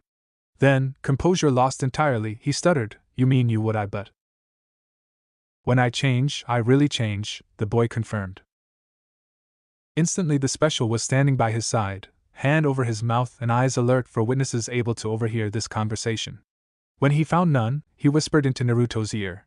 You must never tell anyone of this, Naruto. As of this moment, you must consider your transformation an S-rank technique. It is capable of foiling the security of practically any ninja village. We cannot allow this to fall into enemy hands.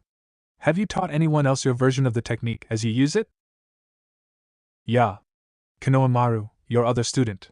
I taught him as part of sexy technique. The boy blinked. Ebisu was standing across from him and bowed. Naruto, I must apologize. You are indeed a genius of the highest caliber. I thank you for your gift to my other student. Now, I must report this information to the Hokage. Wait! Naruto called out, stopping him. Can't you give me a few hints on how to refine my smoke and stuff first? Of course, Naruto. The special fixed his glasses. I can spare you the time for that. An hour later, after Ebisu had left to report this information, a giggling Naruto discovered that the scroll of forbidden seals was under more guards and security than the last time, including a seal array that the Hokage knew how to deactivate, but Naruto didn't. So much for the short route to power. Probably the best thing Irika had ever done for him, Naruto reflected, was teach him how to read. If only it hadn't taken a time loop for him to do it properly. All of those other things people took for granted, the village pariah had had to struggle for. No one had ever taught him things others took for granted. Not having parents, or any reliable adult figures, really, he could not get the most basic assistance on most matters.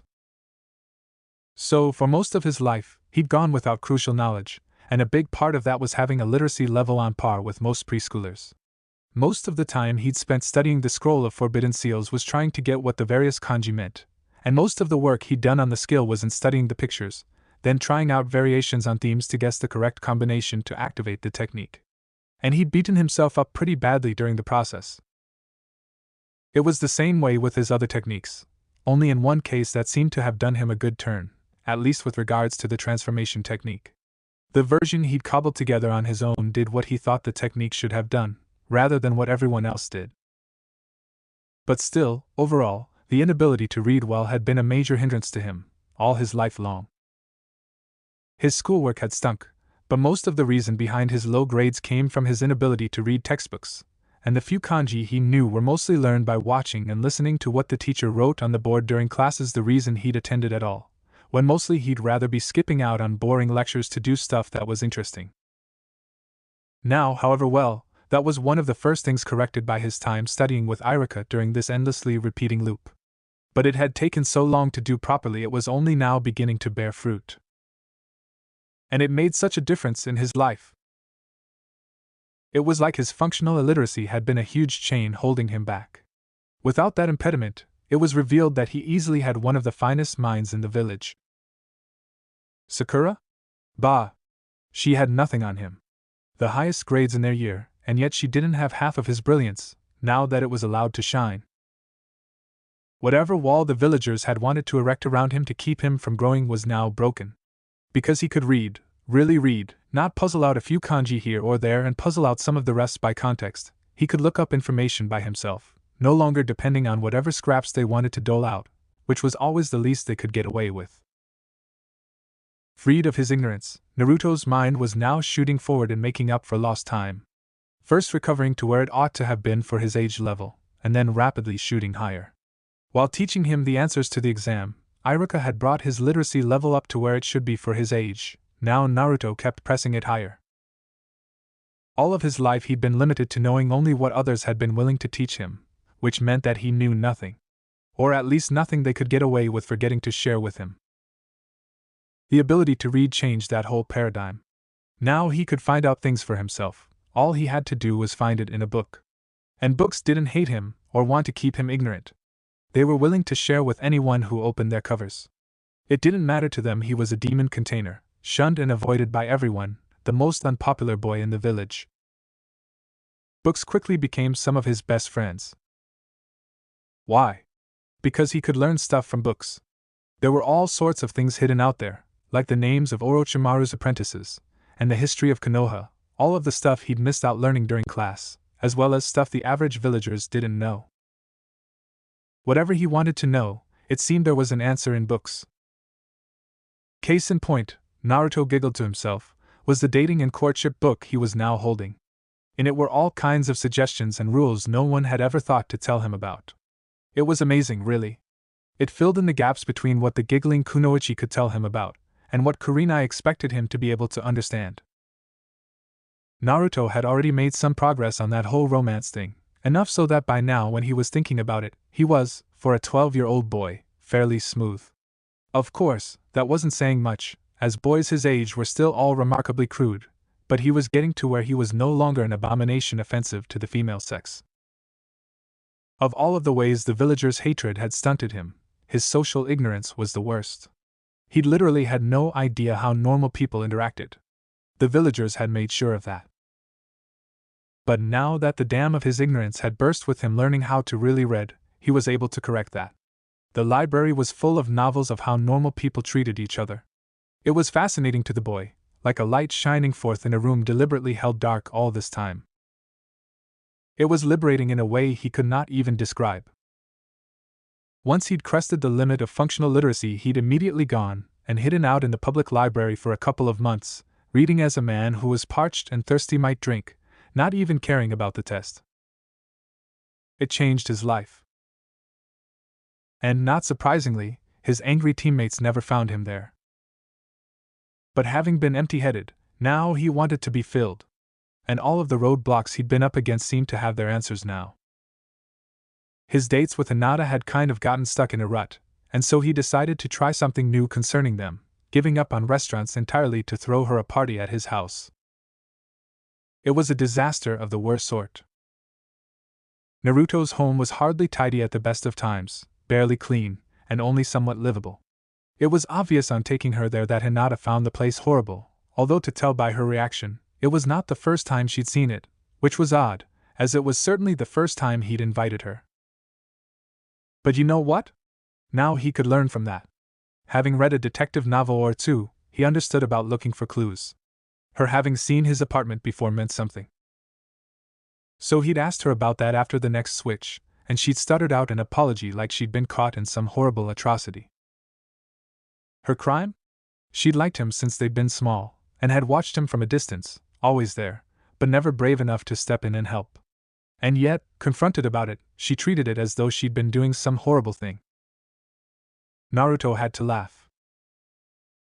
Here, the mystery person who'd given him presents for his birthday, left on his doorstep year after year, probably the one person in town who'd liked him growing up, was afraid that she'd done something awful by liking him.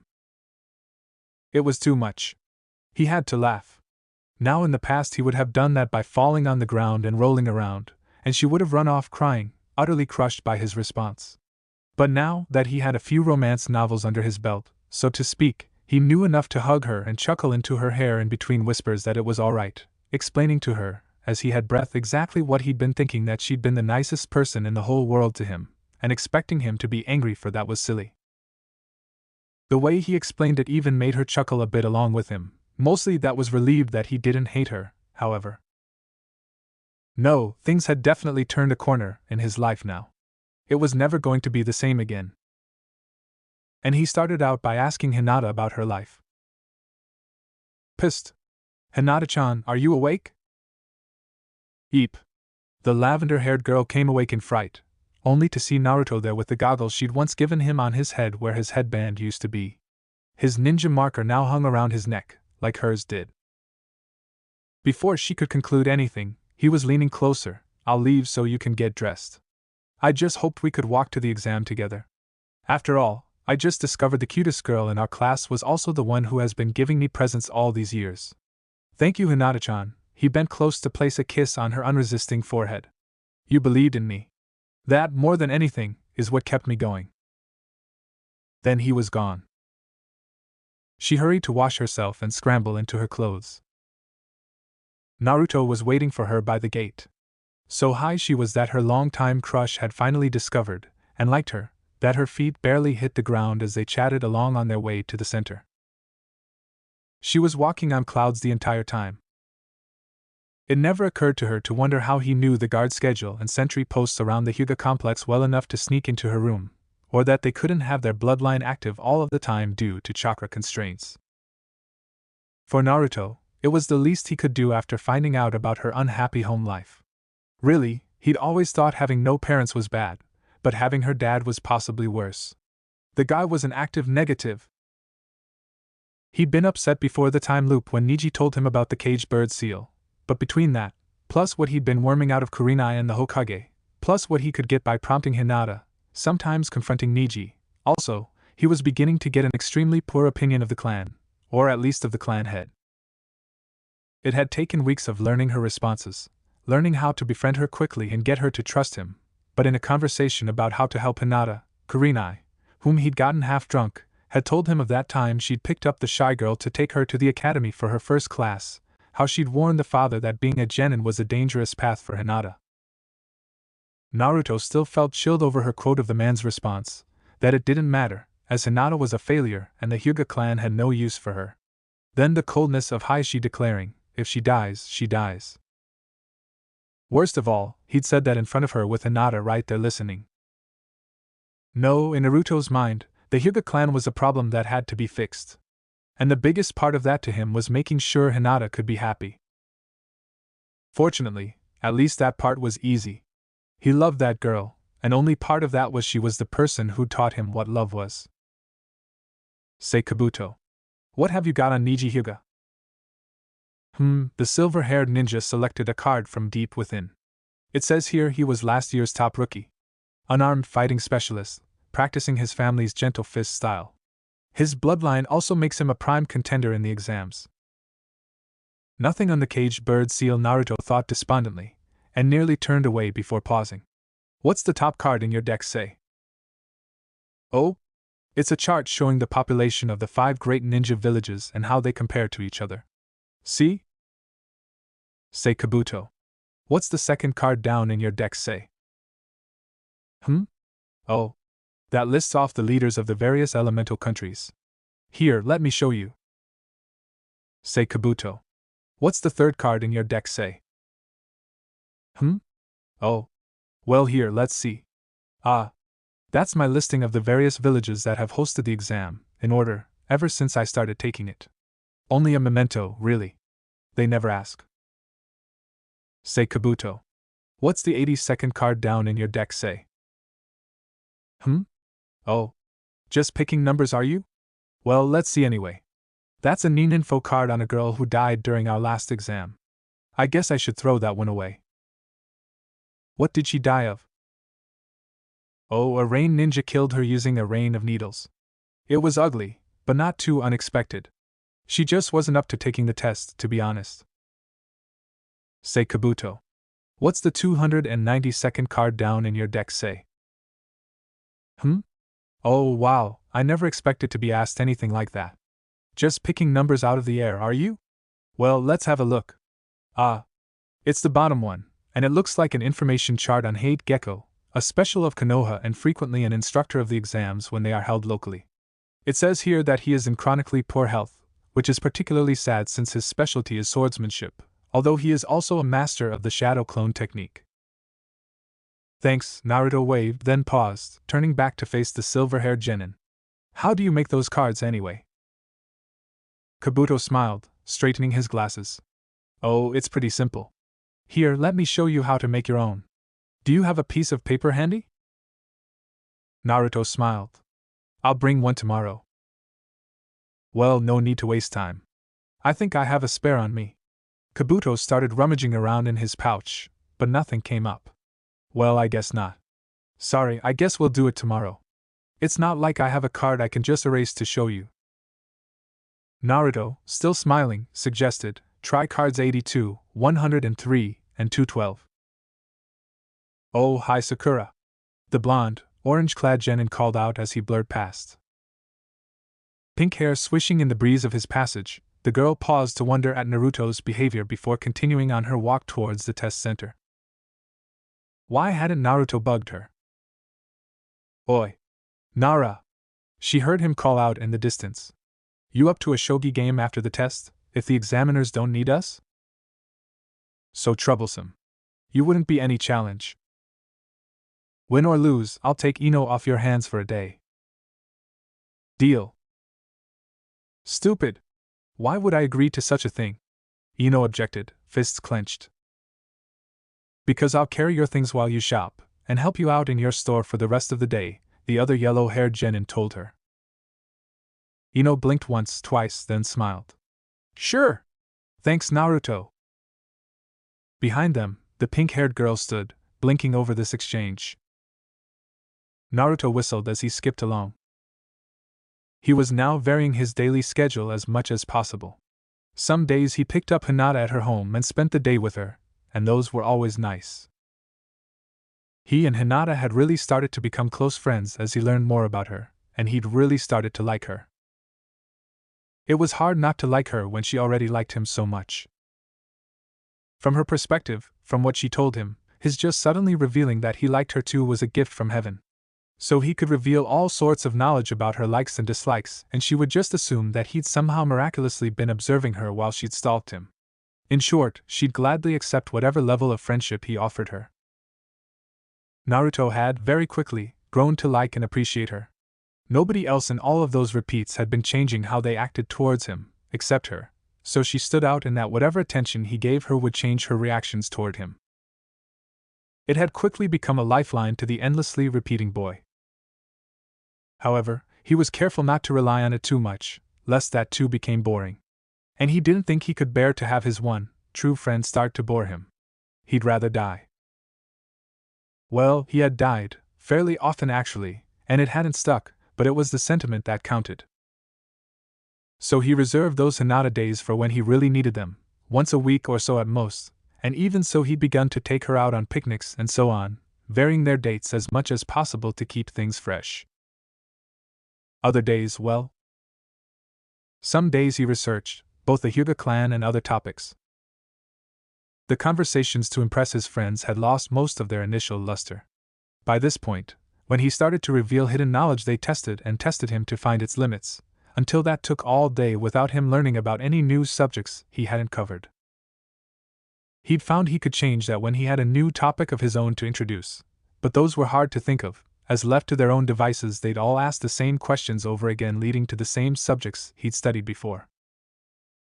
So he'd taken to breaking into the academy and reading the schoolbooks over, including some texts he had never owned any copies of, and some of which had been sold to him as special copies with information deleted or changed, to teach him wrong answers, just to have fresh material to inject into those conversations, as otherwise they grew too boring. But he had also started to vary whom he'd hang out with on most days. Nara was a bright spot on the otherwise dull backdrop of repetition, in that after the lazy boy had taught him shogi they'd been able to play together, and their games had always been different. Of course, Naruto always lost, but that wasn't the point. Ino was another refreshing person to be around. As he'd begun to expand his circle of friends, Naruto had discovered the girl to be nothing like Sakura was and yet everything he'd hoped she would be. To put that another way, all of the qualities he'd previously admired about his pink-haired former crush had been taught to her by Ino, who also had none of Sakura's flaws. Well, none except a crush on the Uchiha anyway, but their Ino was capable of listening to reason. Sakura never was, in all of the times he'd tried her. The textbook definition of a chauvinist was a blindly devoted patriot, and by that Sakura was definitely a Sasuke chauvinist. Nothing he did was wrong in her eyes, nor could he do anything wrong as far as she was concerned. Naruto had long since grown tired of it. But luckily, he didn't have to put up with it, as there was nothing that required him to hang around with his team outside of missions. So long as he showed up for tests, they had nothing to complain about. At least until Orochimaru killed them again. And by spending less time with his team, Naruto got to hang out with more interesting people. Ino was one such. By just suggesting one thing or another he could get her to shop for it, and so long as he stayed in disguise, for reasons he found easy to explain to her, they'd go around town shopping for whatever. Doing such, he was learning how to tell good deals from bad, judge prices and product quality, as well as where to get deals, all stuff he'd never known before, as he'd been lucky to get inside a store's door growing up. Those times they shopped for food, she'd also helped show him how to cook, which was yet another of those skills he never had anyone to teach him as he'd been growing up. His ramen obsession was a function of three things: his desperation to eat something, his inability to shop normally, people sold him old, out-of-date, or rancid food as often as possible, and all for premium prices, which was a real problem back before he could read and couldn't tell they were cheating him, and not knowing how to cook on his own forcing him to choose the simplest of all food to prepare. Even though it had all of the nutritional value of warm cardboard. It was probably only his healing ability that kept him alive. Well, that and the people at Ichiraku, who were nice to him. No, Naruto was swiftly becoming very fond of Ino, and after shopping, and sometimes a meal, she'd let him help out in her family's flower shop, usually in his sexy Naruto-chan disguise, to avoid scaring off any customers, where he learned about the various flowers, their meanings and properties. So that was good.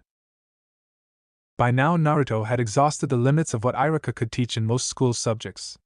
The man was only a schoolteacher at that, so while he had a broad grasp of the essential ninja basics on up to level, his focus had been down, on teaching genin, not up, on learning level techniques or knowledge.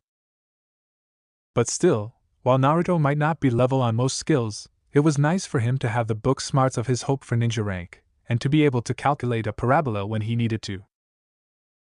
So he went on reading books on those subjects for answers to give Hinata because asking Iruka grew to be too much of a pain, as his former teacher took longer to find things than just looking up the answers himself. Next day he was planning on losing a bet with Kiba and paying a forfeit of having to help out around that family's kennel, where he learned almost as many things as at Ino's shop. They just weren't as nice about it, and taught about dogs instead of flowers. After that, well, maybe he'd hang out with the Hokage for a day and prompt the old man to tell him stories. That had started out as a way to learn about his former favorite student, Orochimaru, but it turned out the old guy had a storytelling bone or two in his body, and he'd lived so long and seen so much stuff, all he'd have to do is prompt him the right way and the Hokage never seemed to run out of material. Really interesting stuff, too. Yeah. It was worth it. He'd go hang out with the Hokage again after this. After who knows how long training with Ebisu, months of hard work on basic chakra control to be decent, then weeks each spent mastering intricacies of the body switch, basic clone, and transformation techniques, then more months spent on further chakra control exercises until he was tolerable, above average, but barely. The special had taken him back to the basic essential 3 ninja techniques again until he could perform them without seals, on almost no notice, and with hardly any sign he was doing them. It was hardly possible to master them any further. There was only so much you could do to refine something, and he'd about hit that limit. Yes, Sebasu liked to focus on the basics. He considered them important, vital even, or it could just be that he disliked Naruto that much. Once more the blonde genin showed up for his instruction, almost physically able to feel his expectation of the guy wanting to spend more time refining basic techniques, or to show him yet more minor refinements to establish slightly greater chakra control, on the road up to acceptable, almost good. He nearly fell down in a faint when his teacher declared it was time the boy ought to learn a jutsu that wasn't among the basic 3. Finally! At last! He got to learn body flicker, the short-range transportation technique. Okay, it wasn't much, being both low rank and common, almost a calling card for being a true ninja. But hey, he was excited. Kakashi may have 1,000 ninja techniques, but Naruto only had 4 that he hadn't invented himself. One more made a big difference. Sasuke, do you sense something odd about Naruto? Having failed to get a useful response from her crush as he passed by where she sat eating, Sakura went back to her lunch, gazing off at her other teammate, who was laughing and joking with a trio of normally reserved genin from Hidden Sound. The next day it would be Hidden Rain, but she didn't know that. Naruto? A voice asked from the door to his apartment.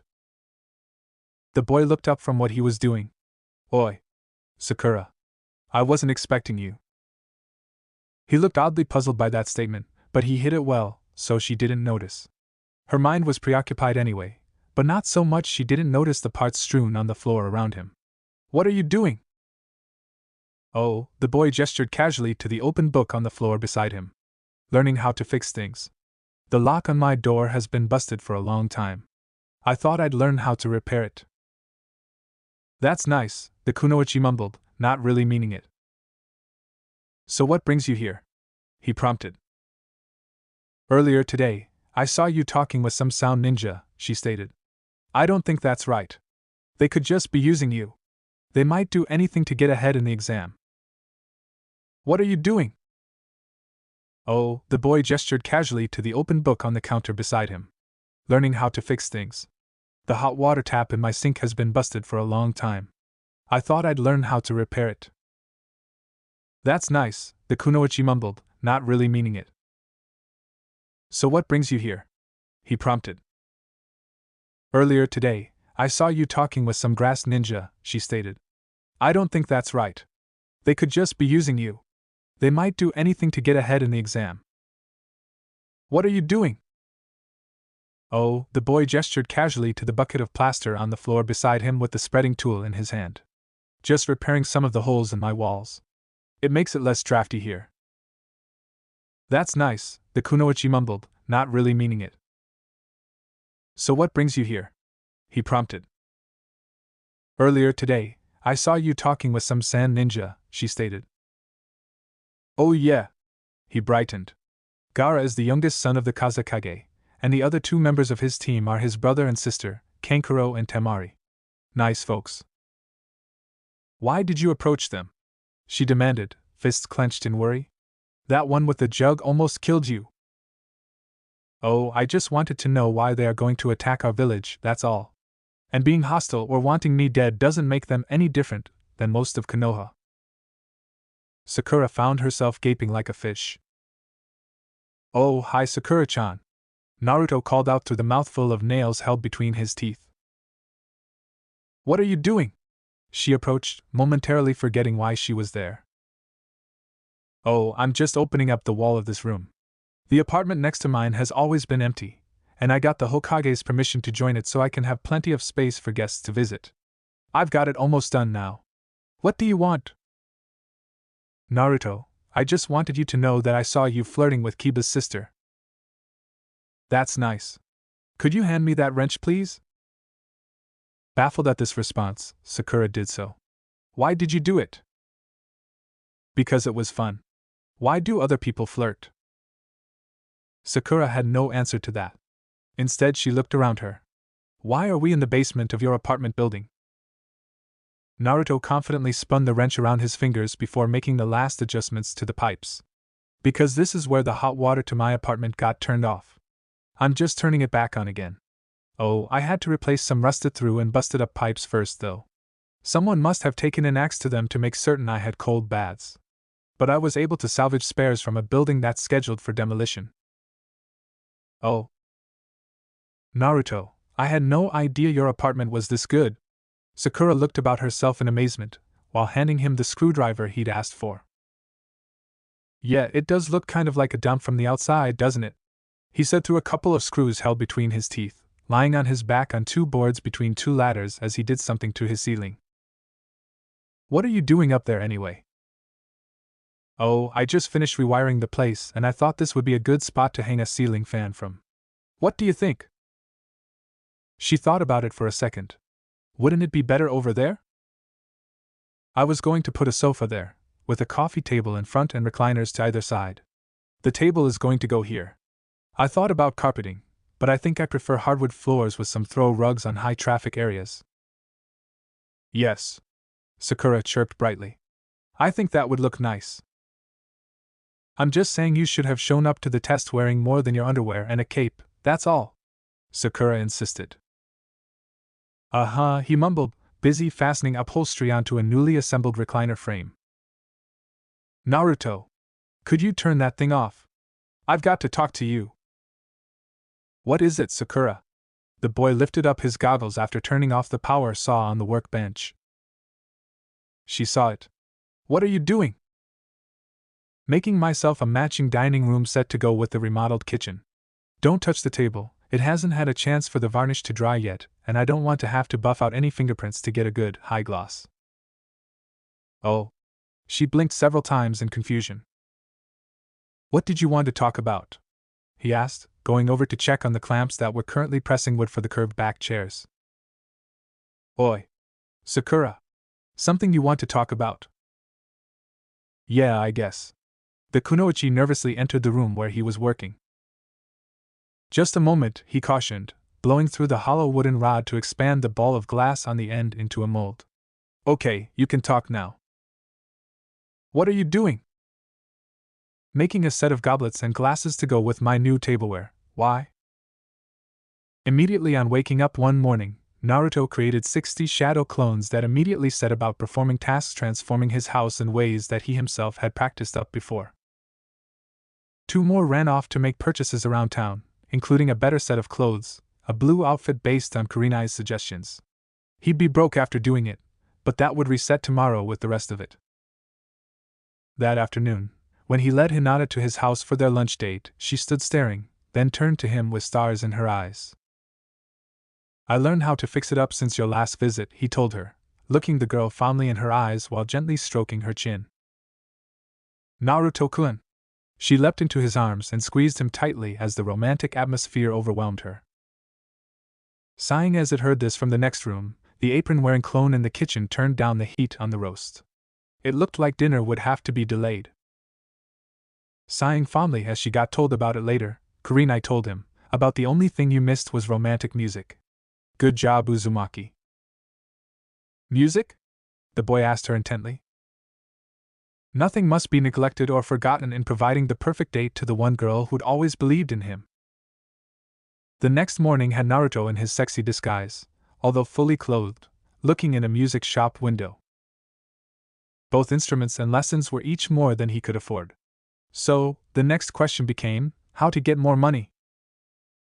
Getting music lessons was easier than Naruto thought. He'd show up disguised as the Uchiha, and they'd fall all over themselves to show him around, let him test various instruments, and even give him a complimentary lesson or two, usually lasting for a couple of hours of decent quality instruction.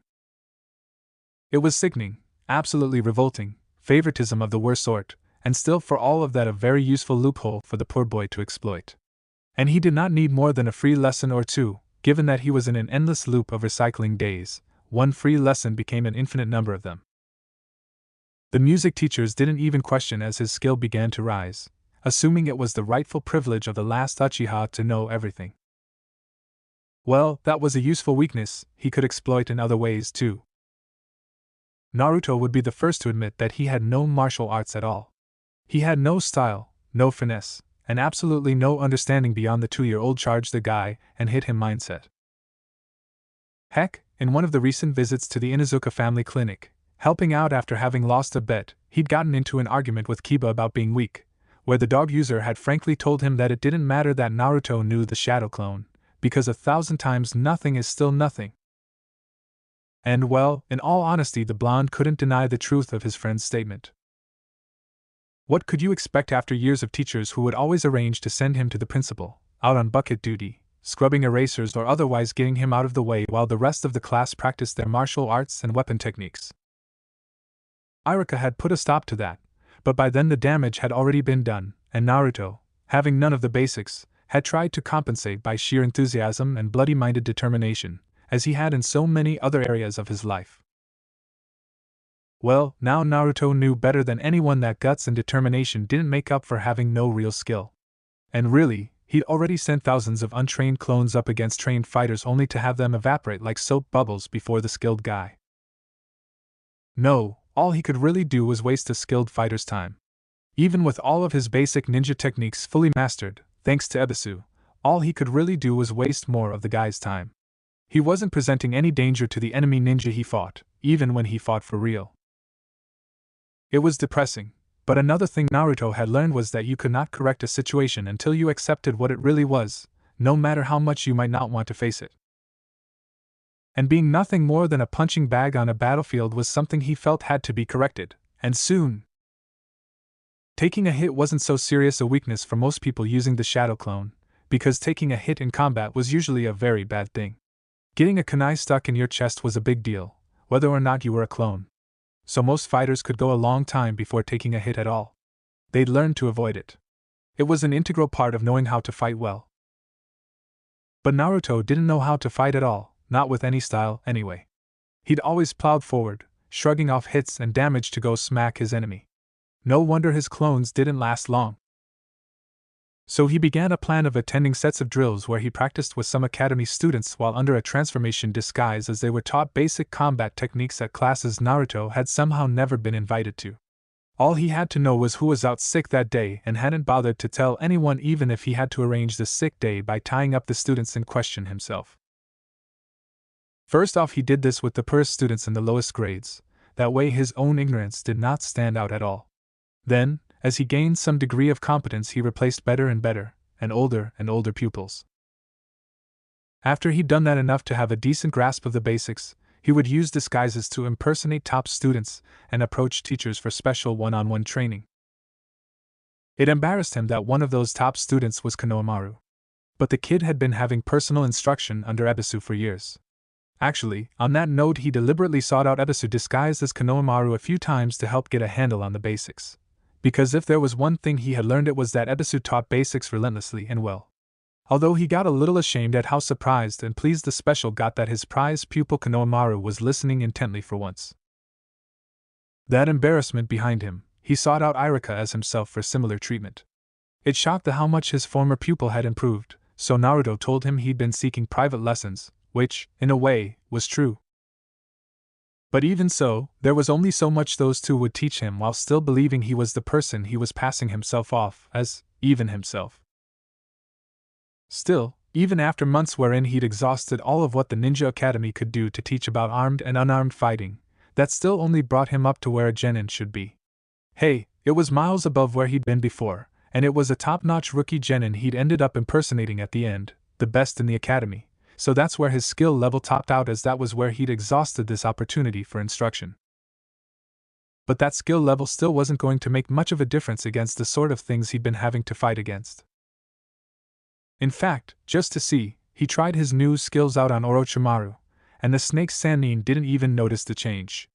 Even the charge of 1,000 skilled genin did not faze him any more than the previous charges of 1,000 unskilled berserkers. Either way, he'd cut them down like grass. But that wasn't the point. No, the point of this whole exercise was still on exploiting what the generous townspeople would give to the Uchiha, usually without question, and glad for the opportunity to do so. And well, no one who was capable of teaching fighting arts would believe that Sasuke wasn't already a skilled genin. So, now having the fighting skills a proper genin should, and that Sasuke had been using months ago, Naruto was in a position to approach instructors and ask for training. It was sickening how easily he got it, too. However, just as he was on the cusp of great success, he hit a wall, and his hopes came crashing down on him. Because the really good instructors noticed something that the ones at the academy never did. Naruto had never internalized those lessons in the way a good fighter had to. Fighting was a very physical art. In order to be good at it, the body itself had to know what it was doing. But due to the endless repeats, nothing physical stayed with him. He couldn't condition his body, nor could he train reflexes. And that was a problem, because the body needed to know what it was going to do. Naruto had trained his mind until it knew it very well, but that wasn't good enough. At that level, he was still thinking about what he had to do to get it right. No, to be good at a physical skill like martial arts requires the body itself to have conditioned reflexes so the mind doesn't have to think about every step and motion along the way. You never get any real speed or free up the mind to think tactically until the complex motions of the actual forms, the stances, punches, blocks, and so on, were automatic. The really good instructors wouldn't touch him until he had that, no matter whose face and form he wore, or how perfect the disguise was. They could tell the moment they started teaching him that he was missing that basic and essential element. And even the good ones who stuck with him after that discovery would think only of how to teach it to him. That meant practice, practice, practice, endlessly repeating the proper forms. Only, in Naruto's case, after a reset his muscles wouldn't recall a bit of it. He wasn't sore or tired, but his muscles wouldn't retain the benefit either. And sadly, without that, he was as good as he was going to get, at least as far as the fighting arts were concerned. He wasn't even half as good as he could have been at the same level of knowledge, if only he'd been able to practice in ways that could effectively train his body. In fact, one of those teachers told him straight out that he'd be twice as good as he was now, using only what he already knew, if only his body knew it all as well as his mind did.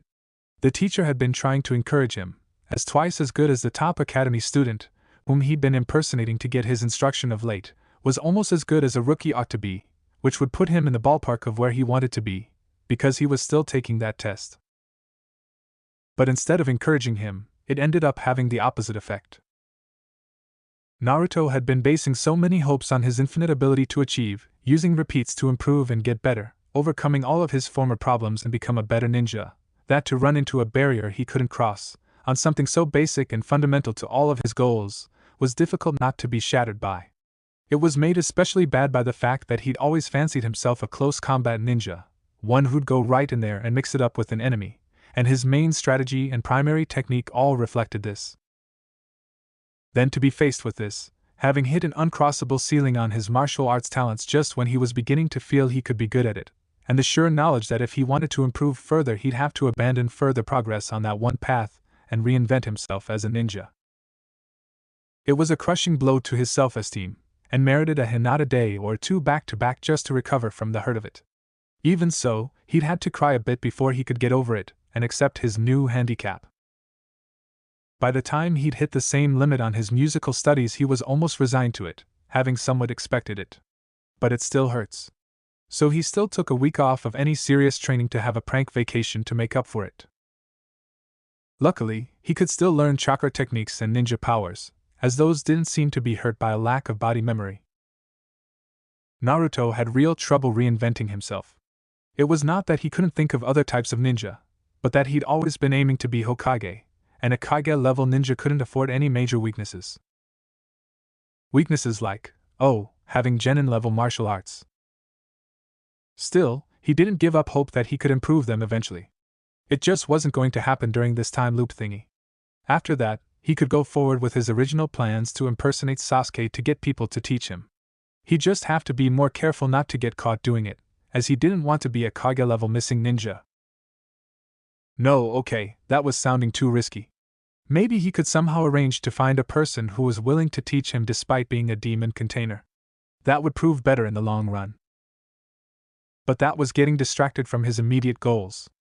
A Hokage had to be strong in many areas, and martial arts was only one. He could and would deal with that later. For right now, there were plenty of other weaknesses he could be working on improving with the opportunities at hand. For example, there were ninja medics, ninja who focused on special moves or secret powers, elemental wielders, and even illusion specialists. Getting people to teach him cool special moves had been a goal all along, and it hadn't been turning up much. So it seemed best to look to other areas, at least until something opened up. Other than the basic clone technique, Naruto knew next to nothing about illusions, except what Ebisu had said about his transformation not having those same vulnerabilities. He knew that they required power, something he had a lot of, imagination, another area in which he was gifted, and skill. Well, of the lot, the only area he wasn't already well supplied in was skill, and that could be remedied. The only thing now was some instructions to follow, and he could get started. And it just so happened that one of those people the Hokage was regularly sending him off to learn under was Kurenai, who was an illusion specialist. Feeling buoyed up by this new hope, Naruto bounced up out of bed and set off to go see Kurenai. Holding a letter from the Hokage in her hands, the illusion mistress was speaking in a somewhat resigned tone of voice. The problem, Uzumaki, is that not everyone can learn to use illusions, certainly not the higher-ranking ones. You need a good imagination, which I'm sure you have, but also good chakra control, which I'm just as sure you don't. The boy took a deep breath and responded reasonably, "Are you sure you can't give me some test? I've got the basic clone fully mastered, and without the use of seals. I'm willing to work hard," he pleaded. The sighed. She hated giving kids bad news, but this one practically pleaded for it. "Okay, show me your clone." He did, and she was impressed. It appeared before she'd even finished asking, and the kid hadn't used any hand seals to do it. The tiniest wisp of smoke was the only sign of its appearance, and without that she would have suspected the kid of having already hid a clone around the corner just waiting for her to ask before bringing it out. "I'm impressed." She nodded her head. "That's as good a clone as I've ever found. The problem is all of the other illusions are at least a full rank higher. How good is your chakra control, really?" "Above average," he told her earnestly, leaving out the barely part of that Ebisu had tacked on when he told him his grade, because when he did tack it on she turned him down based on that. Of course, he'd been about as low on control as you could get before the whole time loop thing, and since she didn't know about the loops, but had heard about his abysmal control through the grapevine, she didn't believe what he'd said, thinking he was just trying to butter her up. "Show me," she told him straight out. "How?" he pleaded, and when she began to look at him askance he blurted, "The leaf floating exercise?" "Sure. No problem. I can do wall and water walking too, if you want me to." Plainly doubtful, she motioned for him to continue, and so he took a fresh leaf out of his pouch before causing it to hover above his forehead, where he held it with only minor spins or wobbles. It was good, but not good enough. Kurenai was a little surprised. "You were right. You do have above average chakra control, if only barely." She didn't see him hide his wince as she stood up. "But when I said good control I meant it. Sorry, Uzumaki, but I really do need a student to have good control, or I'd just be wasting my time." "Wasting 1 hour? Just 1 hour?" he pleaded with her again, this time clasping his hands together and dropping to his knees, making the feel terrible about it as she shook her head and departed, leaving Naruto alone. The boy sighed, dropping his pose and feeling depressed. This conversation had been the product of numerous repeats where he'd been trying to convince her and learning how to play her reactions to gain the best of all possible chances. Not even showing her his unique transformation helped, as she was able to pick it out as not an illusion right off the bat, and she was only going to qualify him based on illusions, or better chakra control than he had. He'd asked for less time before, but the illusion mistress had said she couldn't give a complete lesson in less than an hour. So maybe illusions would have to wait a while. There were also, he reflected, seals. And one of the greatest known masters of that specialty was in Konoha right now, peeping on bathhouses. But since Jiraiya would not teach him anything else, he doubted he'd teach him that. Sigh. Back to Ebisu for more chakra control, he figured. Since it was still early in the day, and he'd passed the written test, the only times he got a note to see Hinata's teacher from the Hokage were when he'd passed the written test. It would be another 2-day wait before he could see the special job, and again if he went by the ordinary schedule. Not wanting to delay that long, Naruto forged a note to Ebisu from the Hokage. He'd seen it often enough to be able to copy it with his eyes closed. It would get caught later, not having any of the proper security seals, but it could have non-functional copies written on, and by the time they caught it he'd have already reset anyway. Naruto had been meeting with Ebisu far less often of late. It wasn't that he didn't want to know what the special had to teach him, but that most of the things he taught were ones he'd learned already. The same pointers and exercises to perfect one technique were often the same ones he'd taught him to perfect another. So really, he didn't have to visit him as often to get the same value.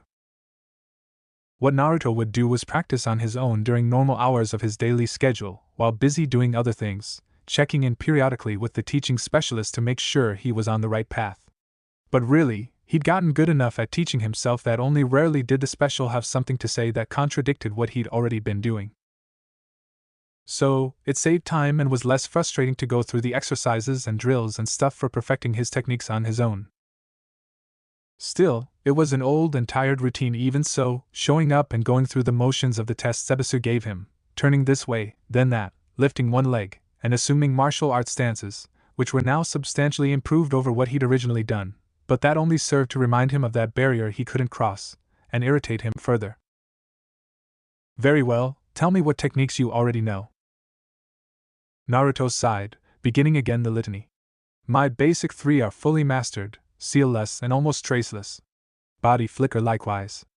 I also know the shadow clone, and 2 unique distraction techniques of my own devising, but you already know about those, the boy finished with a knowing grin. Ebisu coughed and adjusted his glasses, attempting to master a slight blush. Yes, well. Naruto smiled. That jibe was intentional, and had often saved him from an hour of tests, as his teacher made him prove those claims. It also saved him from having to reveal his transformation was an S-rank solid variant rather than the usual illusionary one. Apparently deciding something, the teacher casually pulled a scroll out of his pouch and tossed it to him. Here, that is a treatise on basic elemental tips and chakra control exercises. Why don't you practice that for a while? As the special walked off, leaving him, Naruto's face was screwed up in agony and his fists were clenched tightly over the scroll. You mean this guy had that with him the entire time? It was all he could do not to follow Ebisu and hit the guy. Mastering his ire, the boy sat down to memorize that scroll, not just read it, but completely commit the contents to memory so he didn't have to do the whole routine with Ebisu to see it again. His memory had been substantially improved by his time stuck in all of these repeating days, and it had gotten better faster once he'd unlocked some of his mental power after he'd begun to really read. But bless the library, there had been a few books in there on enhancing memory. It was a shinobi village, after all, and they often needed to remember things without writing them down. So he put himself to work memorizing that scroll, and would call himself done only once he could copy it out by hand from memory. After that, he'd start to work on those things it described. He fell asleep in the forest while still studying that scroll. For the second time in his life, Naruto opened his eyes to a person bending over him, after having slept all night in the forest, exhausted from too much training. Hi, you know it isn't safe to be out here all night. There are bears and things in these forests. Groaning, Naruto sat up, looking at who'd addressed him. Tenten, right? On the same team as Neji and Rock Lee? The girl was surprised. Yeah. How'd you know? I make a point of learning about those around me, particularly those who might be stronger than me. It's a good ninja strategy. He waved airily. The girl laughed, tilting her head to say sorry, but you don't look like a very good ninja, with that grass and leaves in your hair. Tactfully, she didn't state that his reputation as a dead last was well known around the village, spread by people crowing in delight over how weak he was. That's okay, he knew it too. I thought the point of being a ninja was deception. The boy shot back with a wide, friendly grin, running fingers through his hair to get the leaves out. The girl thought about it and conceded, okay, what do you know about me?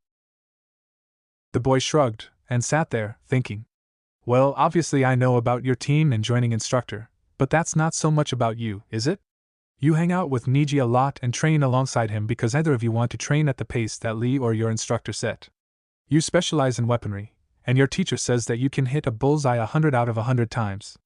Most of your weapons you summon from scrolls you carry with you, and your most powerful technique is your Rising Twin Dragons, where you jump up high summoning dozens of weapons out of 2 scrolls which you throw in a really fast barrage at your target. By now the female genin was surprised. That kid really did know some stuff about her. But Naruto wasn't finished. He was scratching his head. Some girls around town say you have a crush on Neji, but don't think he returns it. You want to prove that female ninja can be as strong as male ones, and you admire Tsunade, the slug Sannin. Wow! You really do know a lot about me. The girl was impressed, and trying hard to hide both her blush at the crush thing, and her disappointment that her peers felt she wasn't getting through to the Huga boy. Reading her face expertly, Naruto felt a little ashamed and tried to soften the blow. Don't worry too much about the Niji thing. The guy can be a bit of a pain, but he's really unhappy himself. The Huga family have this big thing where the main house are rulers over the branch house, who they treat like slaves. They even put a brand on their forehead, a seal that can kill them if they disobey. Niji's father was the twin of the clan head, but because he was born a few seconds later he got stuck in the branch house. He resents Hinata because he doesn't think she is strong enough to be in the main house. And then his dad got sacrificed to save the life of his twin, who is her father. So yeah, he's got issues. He tried to finish off with a merry chuckle, but it came out sounding nervous. Tenten's eyes were wide. How did he know all this? She'd been a teammate of Niji's for over a year now and never heard any of this. I'm kinda dating Hinata right now, Naruto concluded lamely to cover the question he could see in her eyes. The whole thing upsets her. Concluding that he had to be right, girls were more talkative than boys, the girl relaxed, then changed the subject. So what are you doing out here all alone? Happy to be back on a safe topic, and deciding he could even tell the truth, Naruto held up the scroll he'd been studying. Oh, training to be a better ninja. I don't have many techniques, and this was supposed to help me. I guess I got so tired reading it that I fell asleep. She smiled at him. Tenten turned out to be a wealth of information on useful techniques no one had ever taught the village pariah. Like Naruto, she didn't have many special ninja powers, but she did have her signature technique of storage seals. Like Naruto, the girl was something of a combat expert, although ranged instead of melee. And also like Naruto, the one power she did have made her more effective at her specialty. But when he spammed a battle with clones to augment his effectiveness, she used storage seals on scrolls to carry far more weaponry than she could otherwise lift, much less control. But both of them were combat multipliers, making them better at that which they could already do. He threw more punches, and she threw more weapons thanks to their signature techniques. And yet, it was one of those sorts of situations where each one could add to the other. Hey, Tenten? How about we teach each other our moves? You mean I'll show you mine if you'll show me yours? She giggled. Something like that. He looked away, embarrassed. It just struck me, you know? How my technique and yours could add to each other, cause a shadow clone can throw loads of weapons, too. So, in a way, we'd both get the best out of each of them if we added our techniques together. Yeah, that makes sense, she agreed. Great. He agreed, then with a nymph of smoke after forming a hand seal, a clone of him appeared and started to write. I'll have him write down the shadow clone technique so you can study it at your leisure. Now you go. Okay, the girl blinked. I guess that works. The boy shrugged. Well, it took me a couple of hours to learn shadow clone and they tell me I'm exceptionally fast, that most take weeks. I'll be glad to help you study it later, but I think you'll need some time to look it over. Okay. She chirped far more happily. So let's get started. Do you have a blank scroll on you? We can use the backside of this one. It's blank. He held up Ebisu's scroll. That works. She laughed, and they got started. Naruto had always had an exceptionally fast learning curve once someone actually taught him something, and Tenten was a good teacher. Soon he had the basics mastered, he didn't even need a repeat to get that far. In fact, they hadn't used up all of their morning before the test started. And that raised his ninja techniques from 5 to 6, although seals were in a special category that people didn't often list when they counted special moves. Still, that didn't make him any less glad to have it. And the way Tenten explained it, storage seals were massively useful, too. You could carry camping gear and supplies on long missions, spares for your normal equipment, like clean clothes, and even hot food, all without weighing yourself down or losing speed. It made most of the worst aspects of being on long assignments almost not difficult at all. It was, in its own way, just as helpful as being able to create 1,000,000 copies of yourself. One of those force multiplier thingies. Only since they each gave benefits in a different way, the bonuses stacked. And in a little less than an hour, Naruto was doing well enough at it to get by. Now that he knew the difference between a crude performance and a refined technique, he wouldn't call himself an expert at storage seals, and Tenten most certainly was. But she taught him well enough to get by. Reading together and discussing the shadow clone scroll he made for her took another 10 minutes, before she agreed she wasn't ready to try that just yet, as it did sound pretty difficult. However, they still had a great deal of time in what she'd allot for her morning training schedule, so he joined her for that and started learning how to throw weapons effectively. They covered only a tiny bit of that at the academy, just enough to get you started, really. Also, they stuck primarily with the kunai, that all-purpose ninja tool, apparently thinking that anyone who wanted to know more could learn on their own. Tenten had. That girl could throw anything, even things that ordinarily could not be employed effectively as thrown weapons, like sickles and long swords. She taught him a lot, cheerful all the while, but Naruto had a long way to go before he'd be anywhere near as good, and probably never could be quite as good given the muscle memory limits he had to work under. Still, he could get somewhere in that skill, and he intended to. Even if he could only have the basics, that was still going to be useful. After all, he could only crowd so many clones in a punching range around a target at once, but if they stood back and threw weapons, well, they could do more. So he made certain he knew how to train further in this by himself before they moved on. She even dropped hints that a person could steer weapons with wires, and that sounded fascinating. After all, a number of very deadly things could be done with wires. The trick was getting an opponent to blunder into them. But if the wires delivered themselves? Attached to weapons? Double bonus! He'd have to learn more about that. In fact, he'd just found a new specialty he wanted to study. And what's more, she seemed eager to teach him, almost surprised that anyone would value her skill enough to want to learn it. That any girl so talented could have confidence problems amazed him, but no longer surprised him. Look at Hinata! Loveliest, nicest girl in their class, and all but ignored by all and sundry. He wished he could say he wasn't equally to blame for that. Hey, Naruto? Tenten asked as they were walking away after training. Yeah? He turned his attention to the girl he was rapidly becoming fond of. So few had treated him decently, let alone shared their techniques with him so readily, that he knew he would be spending a great deal of time with her in the future. Pity that she wouldn't remember it. That seal thing the Huga put on the branch house members? She asked. When one of them gets married, do they put it on their wives? I dunno, the boy answered honestly. They might, but I'd have to find out to know for sure. Could you? It's kinda important to me. Sure. I know they put it on little kids, though. I think Niji got it when he was about 4 or 6, or so. Tenten scowled at the thought of anyone doing that to children. No way was someone going to enslave her kids. But darn it. If Niji was a slave, then Niji couldn't stop them from doing that to his kids. Which meant, if she didn't want it to happen to her kids, she couldn't marry Niji. Tenten sighed, giving up on that dream. And it hurt too. Then she perked up. Say, want to come back to my place? You've got to get something to eat before we go to that training area 44 things later today, and I feel I owe you one for all of this information. Sure, he agreed, then sobered instantly on thinking about the test. Oh, and Tenten? About our test? It's a week-long survival mission inside a forest where all of the genin are trying to kill each other. Each team starts with one half of the mission requirement, and you have to get the other from some other team. No holds barred. There's going to be a lot of death. At least half of those who enter are going to fail, and most who fail will probably die. Her face hardened. That was hard tactical data, priceless in ninja terms. Thanks, Naruto. But there's more, he cautioned. The teams from Sand and Sound are particularly deadly.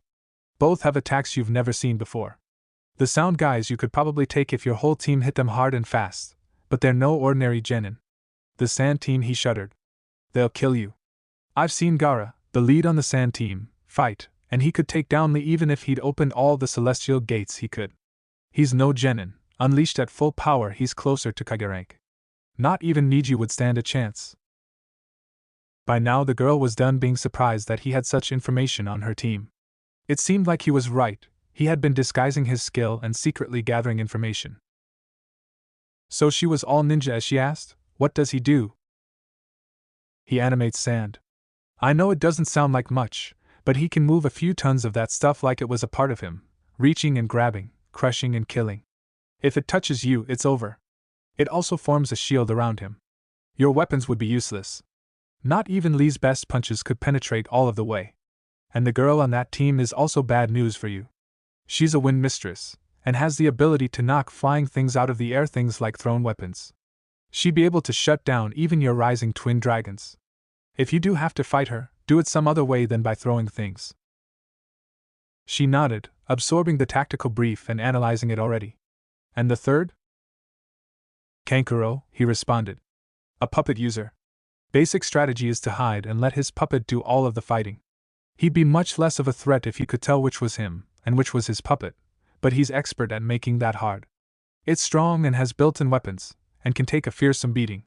If you could fight the guy himself, though, he isn't too bad. Best bet would be to strike him hard by surprise before he deploys it. But considering the rest of his team, I'd avoid combat altogether. He's great at throwing delays and diversions at people, and the other two would finish you off. The girl is nearly unbeatable at a distance, and Gara is suicide to face at close to mid-ranges. Together, their team hasn't got any exploitable weaknesses. Again she was nodding. Hey, Naruto? Do you mind if I just drop you by at my place while I get some errands done? You can wash up, and I'll be back to get you that breakfast I promised. I just have some things to do first. Sure. No problem. He chirped gladly. They both knew she'd be running off to give her team his warnings. What he didn't know was that she had a keen enough memory to repeat it word for word, even complete with tonal inflection. She trained to be an infiltration once, briefly, before they told her that female infiltrators usually had to sleep with their marks. But one of the skills of an infiltrator was to know memory tricks like that, and she'd gotten them. Naruto wasn't the only one to use those memory techniques taught by books in the library. It was a shinobi village, and they had many who had an interest in remembering things without writing them down. Of course, in the perverse way of things, she would tell her team and Lee would go tell Sakura, who'd tell Sasuke, but only after asking Ino if she had heard, and Ino would tell her team, while Niji would feel obliged to inform the main house, who'd instruct Hinata, who'd tell her team, and so the rumors would spread like wildfire through Konoha practically word for word, until at the meeting outside the Forest of Death every Konoha genin, and some few from other villages who'd kept an ear to the ground, was outfitted for a long stay in wilderness terrain, carrying extra weapons and in some cases armor. Many would be carrying a written form of Naruto's warning that someone had copied onto paper and distributed, some even falling into other hands. There was also a wide gap around the sound and sand teams, with people eyeing the sand trio with respectful hostility out of the corners of their eyes. Those few who didn't already know what was up noticed and asked, so got whispered to, and the circle around the sand team grew wider. Some specifics hadn't made the rounds. So rather than Gara could take down Lee even if he'd opened all the celestial gates, it was transmitted as he could take down A easily, while the Niji part was simply dropped. Still, it was an effective message, and people were already plotting out evasion strategies. They were ninjas. If something was too tough to fight, you went around it just like any other obstacle to your mission. I've got to find Gara. I must grow by defeating strong opponents. You know his powers are all based on a bloodline, don't you? Naruto asked, disturbed by this change.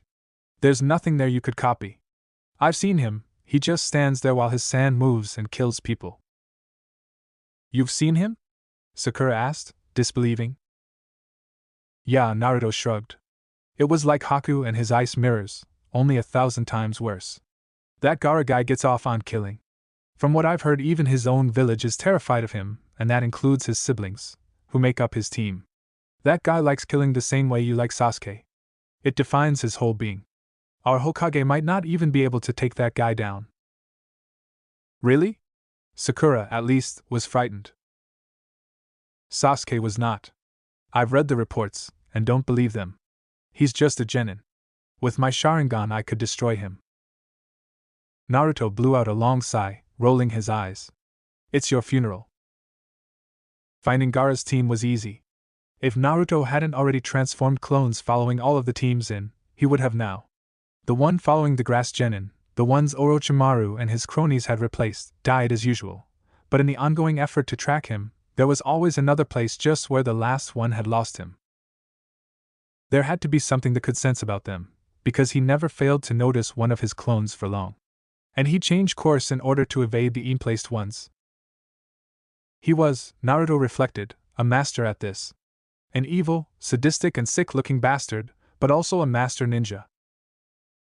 Still, of all of the things Gara was, hyper-aware of his surroundings he was not.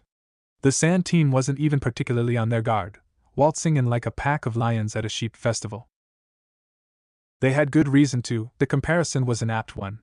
No team Naruto was aware of, well, except but he didn't count, could present a credible threat to them.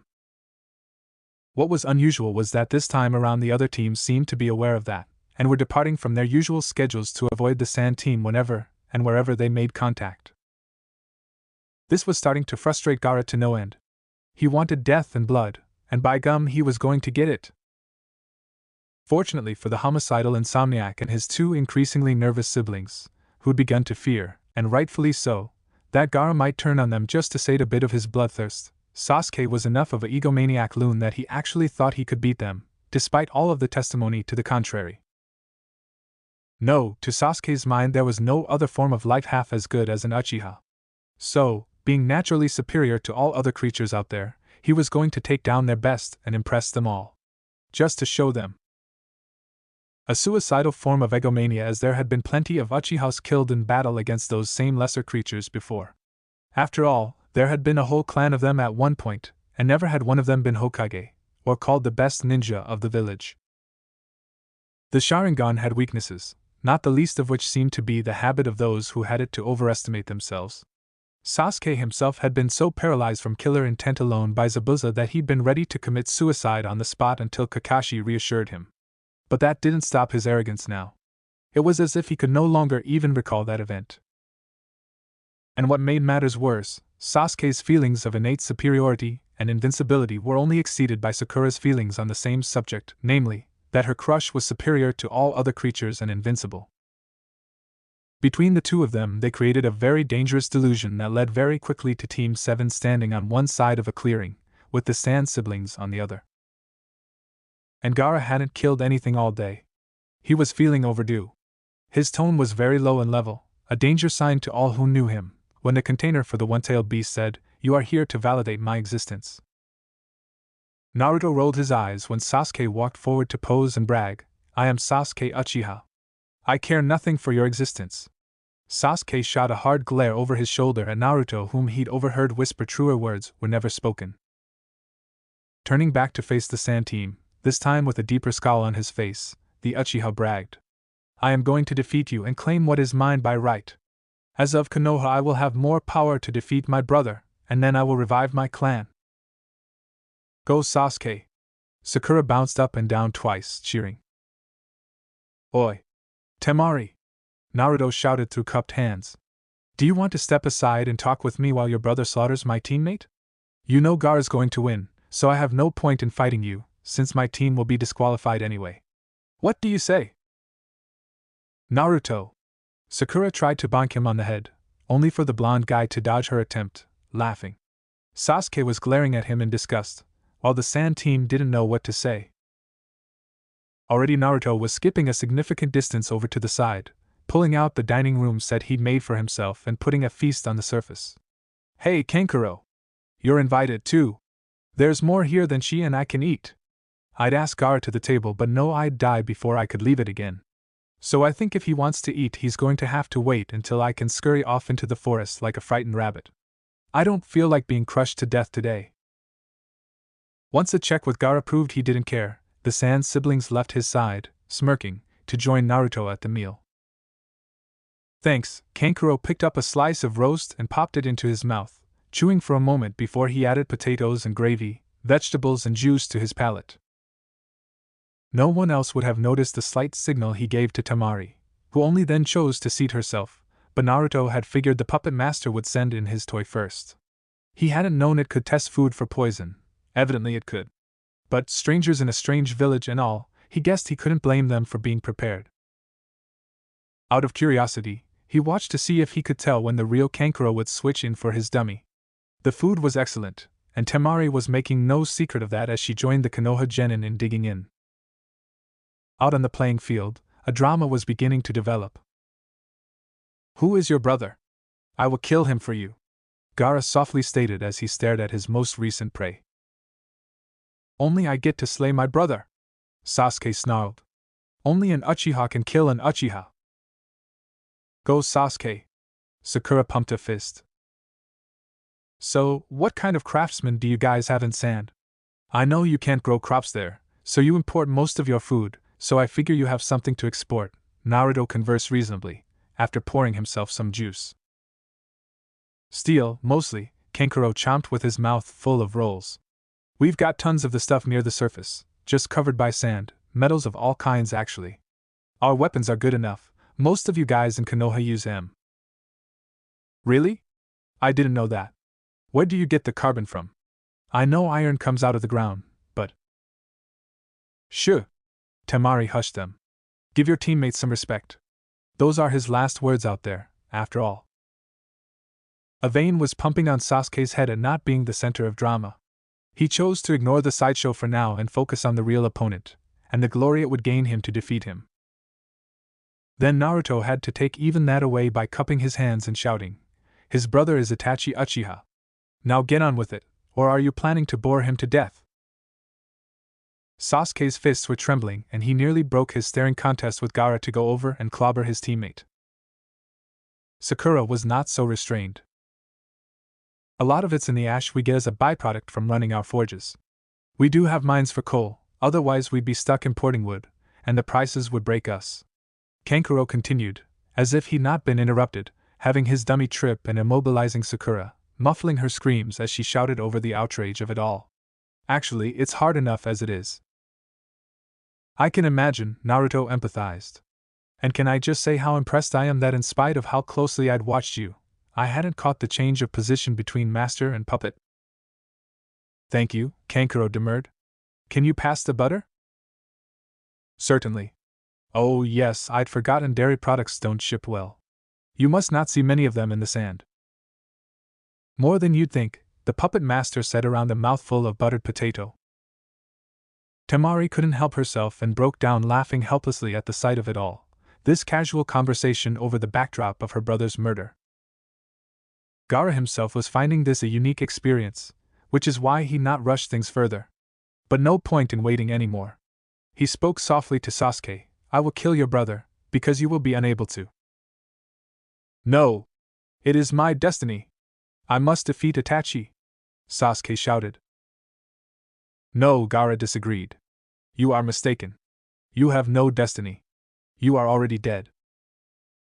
That was when the Uchiha felt what was going on at last. Sometime during this conversation, sand had crept up over his toes, climbed up his legs, and was entering his shorts.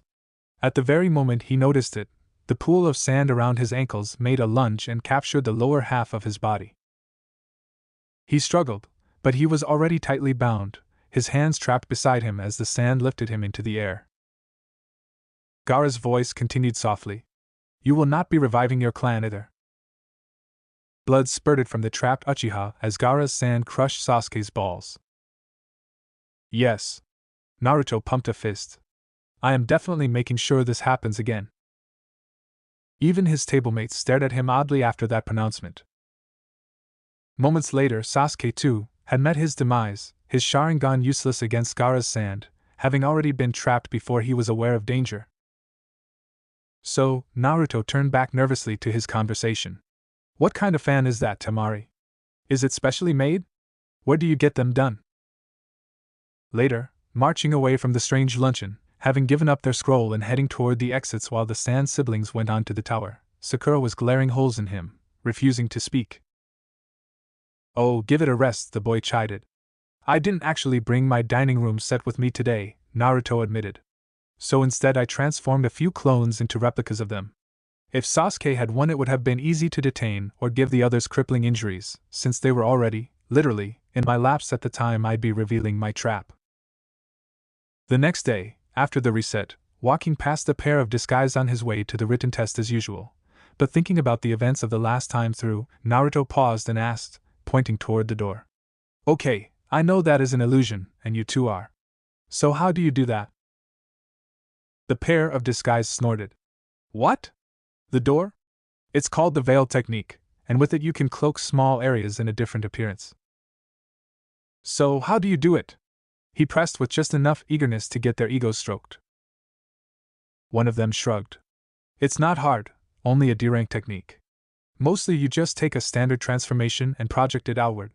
You have to stay nearby or it falls to pieces, and it costs more chakra to keep active. But it can be useful to fool clueless goons, like most of you hopefuls. And the hand seals? Here, one of them showed him. Now get out of the way and don't clue in anyone else. We have a job to do, weeding out the unfit. Having liked the last set of events he'd set in motion, Naruto decided to repeat it for a while. That meant passing the test and forging a note to Ebisu so he could get the scrolls so he wouldn't look odd to Tenten when she woke him up in the morning after sleeping outside in the forest. They trained together, and pretty soon he had the basics of all of her tricks down. All that was left from that point was to refine and practice them, but doing so he became good friends with her.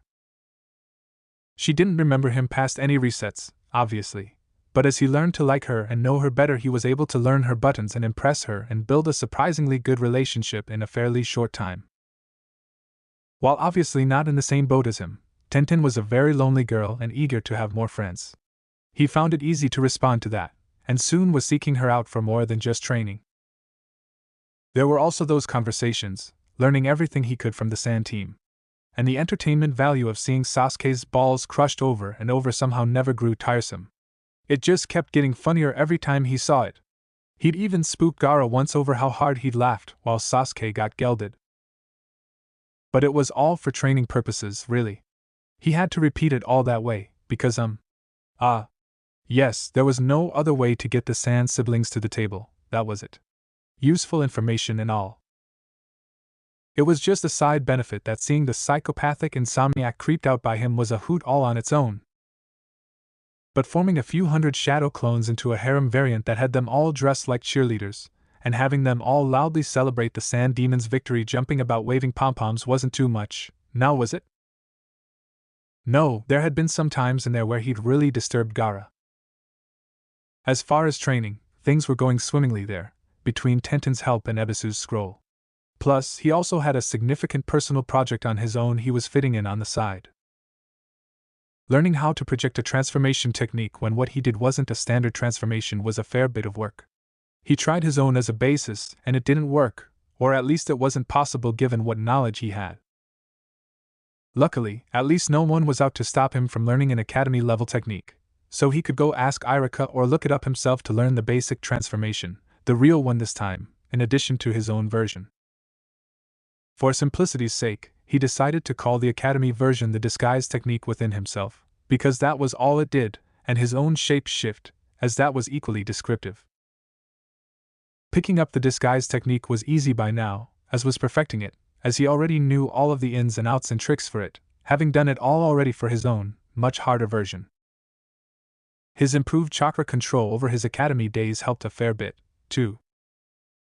From there it really wasn't too hard to take it that one step further and get a version of the veil going.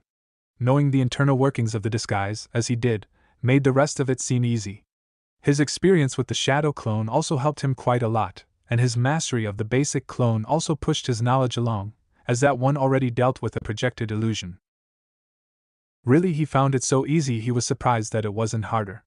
Oh, there were a great many details to work out yet, blurred edges and all of the things Ebisu had named, but he was able to get something going quickly. And that gave him a significant hope, as between his disguise and the new veil he'd have 3 illusions to show off to Kurenai. Mastering them wouldn't be too difficult after all he'd already done, and with 3 good, solid illusions to show her instead of 1 he'd have a greatly increased chance to convince her to accept him as a student, even if just for 1 hour. 1 hour, that he could be infinitely repeating. No, his chances for acquiring a specialty were definitely looking up. Even if it would be months of work on his own to get these perfect, he now had a route to follow that he could work on that led to a definite hope of success. It would have been enough by itself to keep him interested, but there was also training alongside Tenten in the mornings. Also, at the same time, he was getting to know Temari and Kankuro more on the other end of that same schedule, having bizarre lunches with them while Gara squeezed Sasuke's balls to mush before crushing him to death. And the Sand siblings were also surprisingly good people, once you got to know them. Perversely, they were almost as lonely as Naruto was, and for almost exactly the same reasons. On that surprising basis, he found himself building something of the same odd friendship he had with Tenten with him. Naruto learned to love Kankuro's sense of humor, and found flirting with Temari so fun that once he delayed and delayed at the table until before he knew it Gara was sitting there with them. Being within arm's reach of the deadliest person outside of Orochimaru he'd yet met was something both frightfully terrifying and yet strangely normal after all that had happened. Really, it was exactly like he was just playing in a movie instead of feeling he was there for real. And to him, it kind of was, as no matter what happened, the next day, all the players would be back to their starting positions, ready for another take. Plus, he got a good amount of valuable information out of the Sand siblings, who were, admittedly, amused by his attitude towards his teammate's death. So he might as well have some fun with it when he could. Although it was creepy when Gara whispered across the table to him, "Are you here to validate my existence?"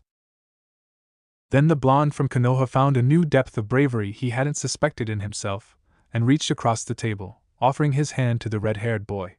When the short psychopath didn't seem to know what to do with it, the Konoha genin offered him a grin as well. "Here, take my hand." Strangely, Gara did so, placing his own in the proffered grasp. The demon container from Sand had no fear, as he knew next to nothing could hurt him. The Sand shield that protected him was automatic, and even if it were not, he had his Sand armor on.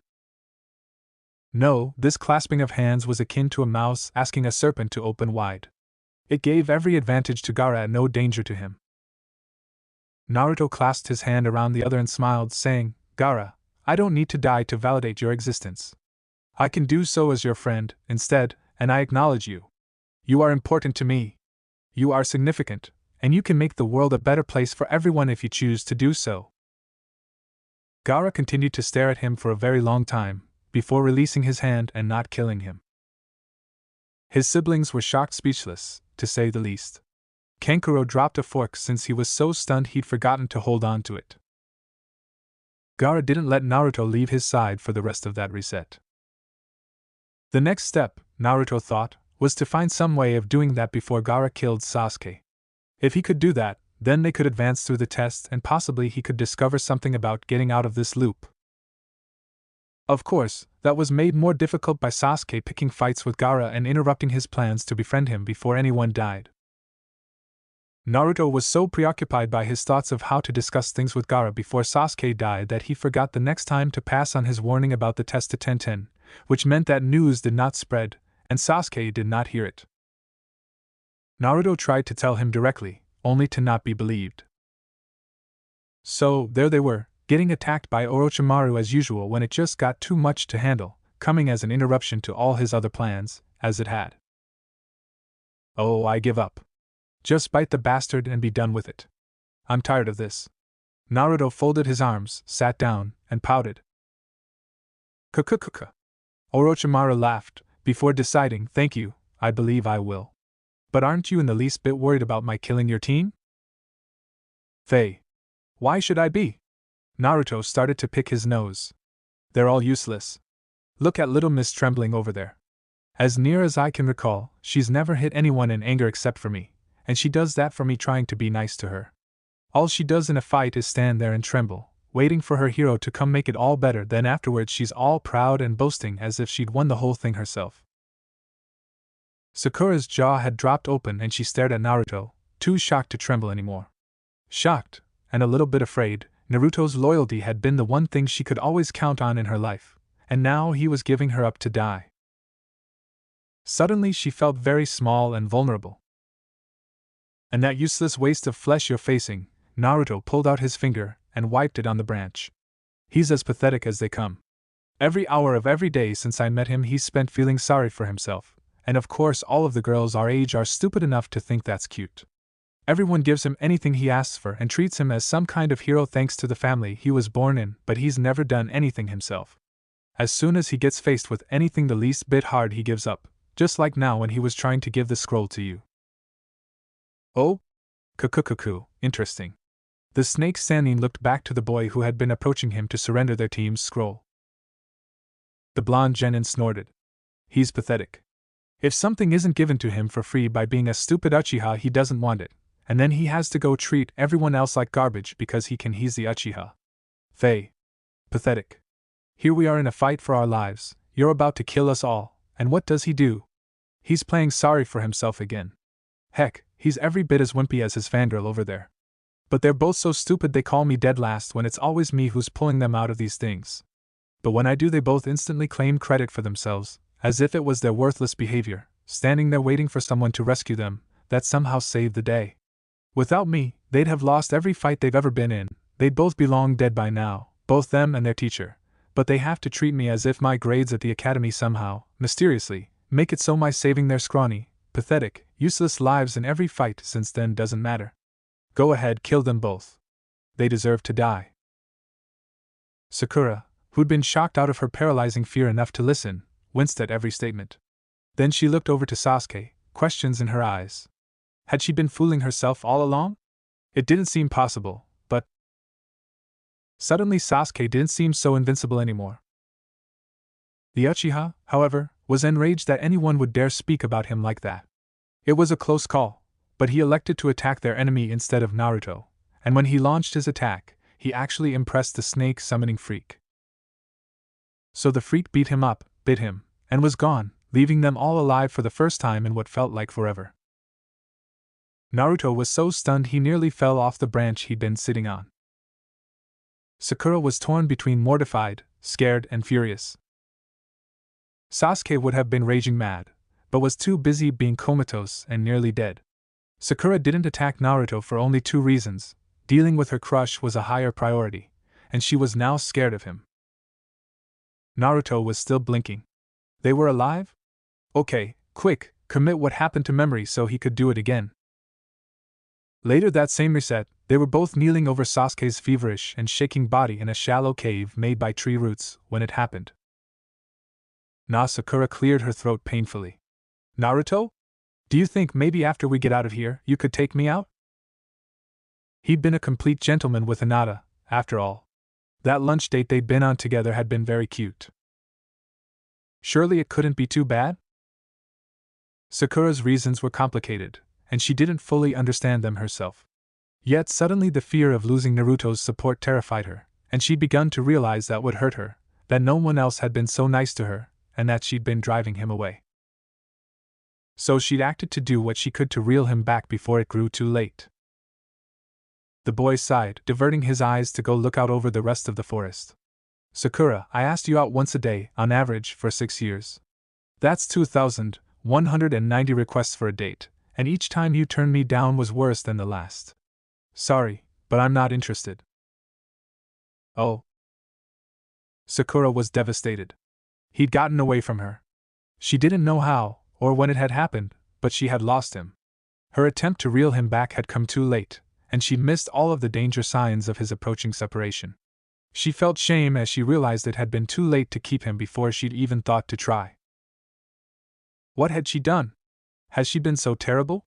Except, well, maybe she had. Looking back on it, she couldn't recall the last time she'd said or done something nice for the blonde-haired boy. She hadn't wanted to encourage him, but suddenly she realized that he'd become her foundation. He'd been her one constant, a never-ending source of affection bearing her up no matter how life got her down, her ace in the hole against Ino, and something to cheer her up every time Sasuke turned her down, and now she had truly lost him. She couldn't put into words how much that hurt, or how scary it was to find herself cut free of that support, to suddenly find herself adrift in the world having to face all of the little hurts and Sasuke's rejections on her own. With a bite out of her heart, she realized Naruto hadn't even been calling her Sakura-chan. It had always annoyed her before, but now she missed it.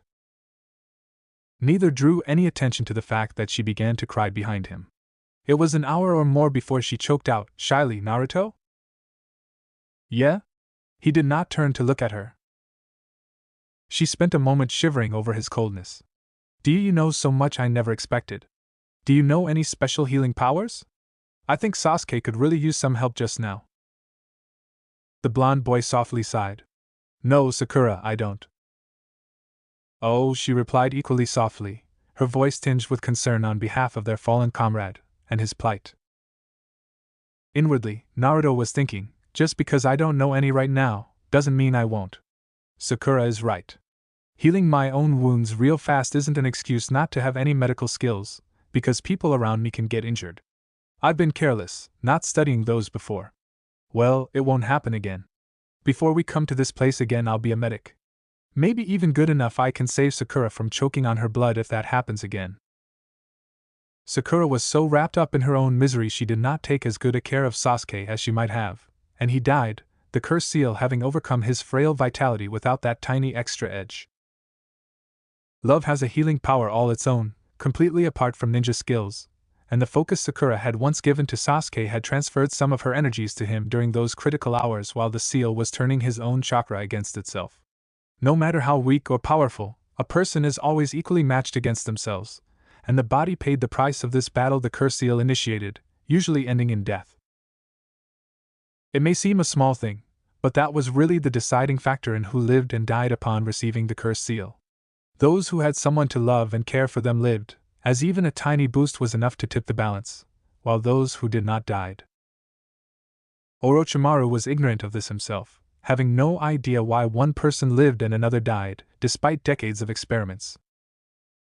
Healing techniques, all being chakra-based, got turned about the same way as a patient's own chakra supplies and were useless. Love, being made up of an entirely different energy, made up the difference in a way that got around the cursed seal's effect. However, with Sakura focused on her own misery and suffering, she did not have the total devotion to spare that had been bolstering his constitution that final, extra degree their first time through the forest. So Sasuke died, and they reset. Naruto started getting severely frustrated. It did not take him many repeats to discover that it was not his performance that made the difference in whether or not they all survived that fight with Orochimaru.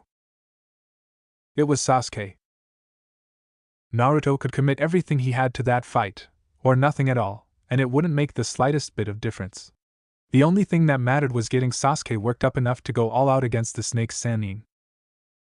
If Sasuke impressed Orochimaru, then the missing ninja wouldn't kill any of them in order to let Sasuke continue on in the exams. Sasuke, like everyone, needed a three-man team in order to progress, and as near as Naruto could tell, the freaky snake guy wanted that for some reason. A bit of trial and error proved that Naruto didn't even have to get sealed during those fights. It happened if he went all out and forced the freak to deal with him, but he didn't have to do that, didn't have to do anything at all. It was all Sasuke. Life sucks sometimes. Hey! Kabuto! Wait up! The named Genin and his team turned around to face the Uzumaki boy, who came running up to catch them, through the crowd leaving after the written test. Hey! The boy called out once he got closer. Kabuto, I need to be a medic ninja. Do you know how I should get started? You? Be a medic ninja? I'm afraid that's not really possible, Naruto. You need perfect chakra control, among other things. Kabuto laughed, but not with any real malice. Not about to be deterred, Naruto pressed on. What about that regeneration technique you do that I heard about? How do you do that? Still laughing, the silver-haired one shook his head. You know, if I felt there was any chance of you being able to use it, I'd never tell you. But just to show you how impossible it would be, let me show you how it works. Then you can try it yourself, and see how far away you are from doing this, and maybe pick a more reasonable specialty for your talents. Hey! Kabuto! Wait up! The named Genin and his team turned around to face the Uzumaki boy, who came running up to catch them, through the crowd leaving after the written test. Hey! The boy called out once he got closer. Kabuto, your dad is the chief of Konoha's medical squad, isn't he? I was wondering if you could introduce me. I was hoping to pick up some basic stuff to do in an emergency. My team hasn't got a medic on it, and that lady who is to give us the next test scares me. I've heard of her reputation. Kabuto smiled. It's no problem, Naruto. Why don't I show you some myself? We've got time before we prepare for the next stage of the exam. Hey! Kabuto! Wait up! The boy called out once he got closer. Your dad is the chief of Konoha's medical squad, isn't he? I was wondering if you could introduce me? I was hoping for some tips and pointers. I know a little, But my team hasn't got a real medic on it, and that lady who is to give us the next test scares me. I've heard of her reputation. Kabuto smiled. It's no problem, Naruto. Why don't I show you some myself? We've got time before we prepare for the next stage of the exam. Hey, Kabuto! I've been reading some books on how to be a medic ninja, but I don't feel up to a real challenge yet, and I've heard some rumors about the next stage of our test tomorrow. I'm worried that I might not be able to do enough for my team if anyone gets injured. So, do you think you could point me towards some resources? Kabuto smiled. I could help you myself. Hey, Kabuto! I've been hearing rumors of the next stage of this test, and I've got to say I'm concerned. I'm the only medic my team has got, but I'm only half trained and my medical techniques stink. I was wondering if you knew someone who could help me. Kabuto straightened his glasses. That's very surprising, Naruto. I hadn't heard you had any medical experience at all. But I'll be glad to help you. There is a spare office in the hospital that is usually empty this time of day. We can use the charts and tools there. You really need perfect chakra control to be a good candidate for learning this technique, Kabuto told him. Yeah, I know, but the girl on our team has no interest in such things, and I've been elected. So how do you do the technique? Well, it would be easier if you had more knowledge of anatomy. Say, Kabuto, do you know where the ANBU have their anatomy classes? You know, the ones where they study nerves and pressure points for taking down targets? Kakashi told us about how they train Hunter Ninja to do that. Yes, of course I know. They do get most of their supplies from the hospital, after all. But why would you be interested in such things? There was this girl who did this thing on our last mission to induce false death in a target she wanted to capture. Our teacher wants us to look up those points so we can recognize them next time. Personally, I think he's just doing it to get out of teaching us anything himself. Well, Naruto, I don't really have time to teach you anything further. My team and I have to get ready for the test tomorrow. But if you still want to learn more, how about I introduce you to my father? He could at least loan you some books. He has an extensive library. So what now? How do I get to be a better medic ninja? I don't know that I'd call you a medic ninja, Naruto. Your healing techniques are clumsy and unpredictable. Frankly, I don't know how you got them to work at all given your chakra control isn't half of what it ought to be to even learn them. I know I'd certainly never want to be your patient. However, you've got all of the book knowledge we ask of even our best shinobi healers. In fact, you know everything they do. I'm impressed. The only things you lack are chakra control and experience. But if you do go after the latter, you'd better do all of your practicing on Missing Ninja, because I don't want anyone from Konoha subject to your clumsy attempts. Kabuto laughed, but not with any real malice. Not about to be deterred, Naruto pressed on. What about that regeneration technique you told me about? How do you do that? Still laughing, the silver-haired one shook his head. You know, some secrets are best kept in families, Naruto. My father showed me that one, and I'd rather not be giving it out to anyone else. Hey! Kabuto! Wait up! The named Genin and his team turned around to face the Uzumaki boy, who came running up to catch them, through the crowd leaving after the written test. Hey, the boy called out once he got closer. Kabuto, I need to be a medic ninja. Do you know how I should get started? You? Be a medic ninja? I'm afraid that's not really possible, Naruto. You need perfect chakra control, among other things. Kabuto laughed, but not with any real malice. Not about to be deterred, Naruto pressed on. What about that regeneration technique you do that I heard about? How do you do that? Still laughing, the silver-haired one shook his head. You know, if I felt there was any chance of you being able to use it, I'd never tell you. But just to show you how impossible it would be, let me show you how it works. Then you can try it yourself, and see how far away you are from doing this, and maybe pick a more reasonable specialty for your talents. Naruto grinned. Naruto was stymied.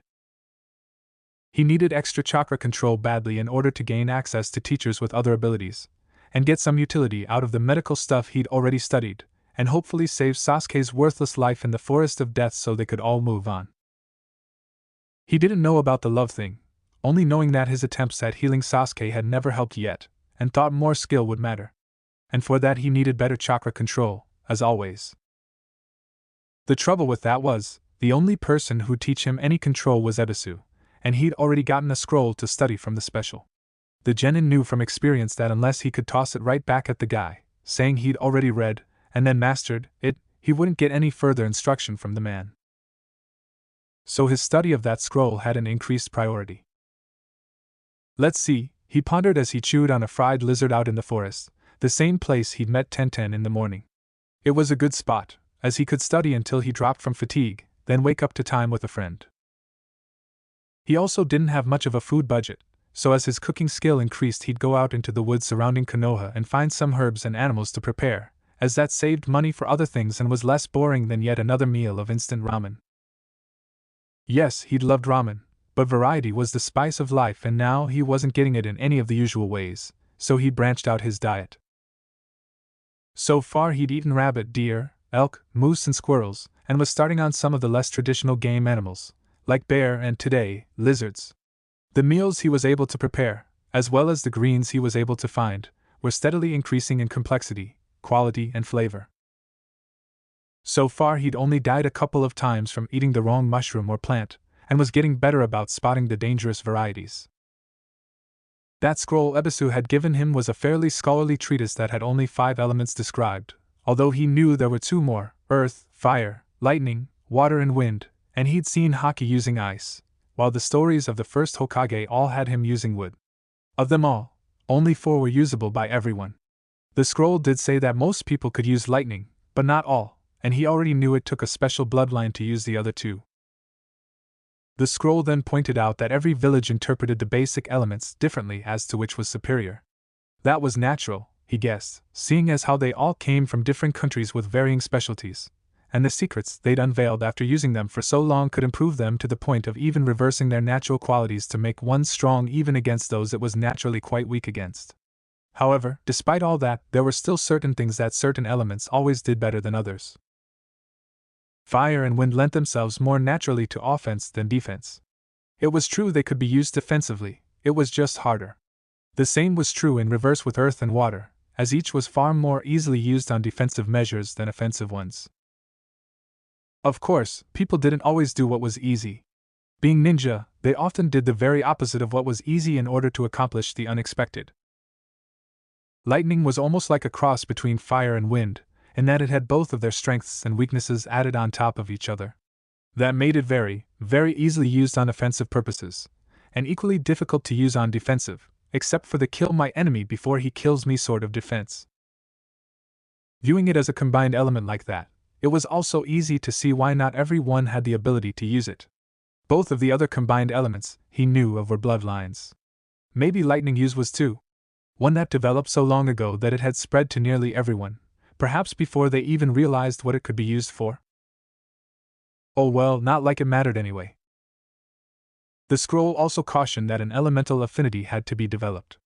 And well, instead of the meaning the author had possibly intended of whatever one you've got you'd have to work to increase, to the boy who was reading it, that meant an elemental affinity was something you created.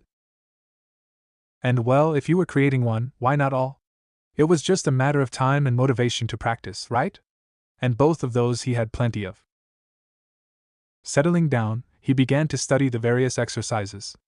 To practice earth, you took a leaf and began infusing it with your chakra, hopefully drying it out to harden to a dirt-like consistency to eventually turn it into powder. For fire you did the same but tried to burn it. For lightning the same, but you tried to crinkle it.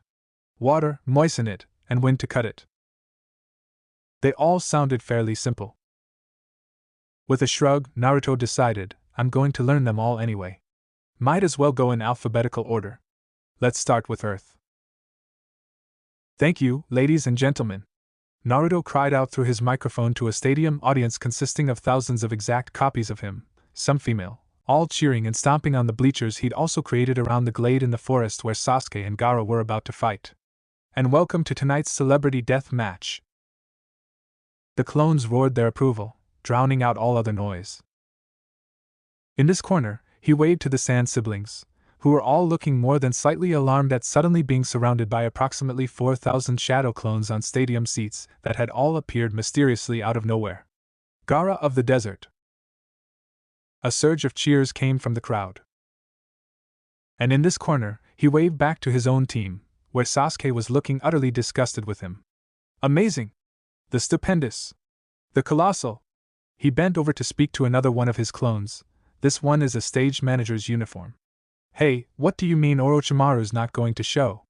Use the substitute? That Uchiha kid? No way.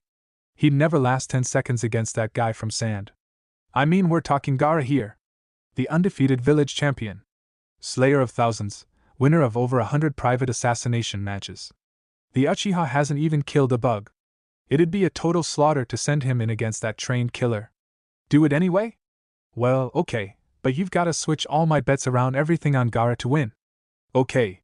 He turned back to the studio audience, finished with his private conversation that everyone had heard.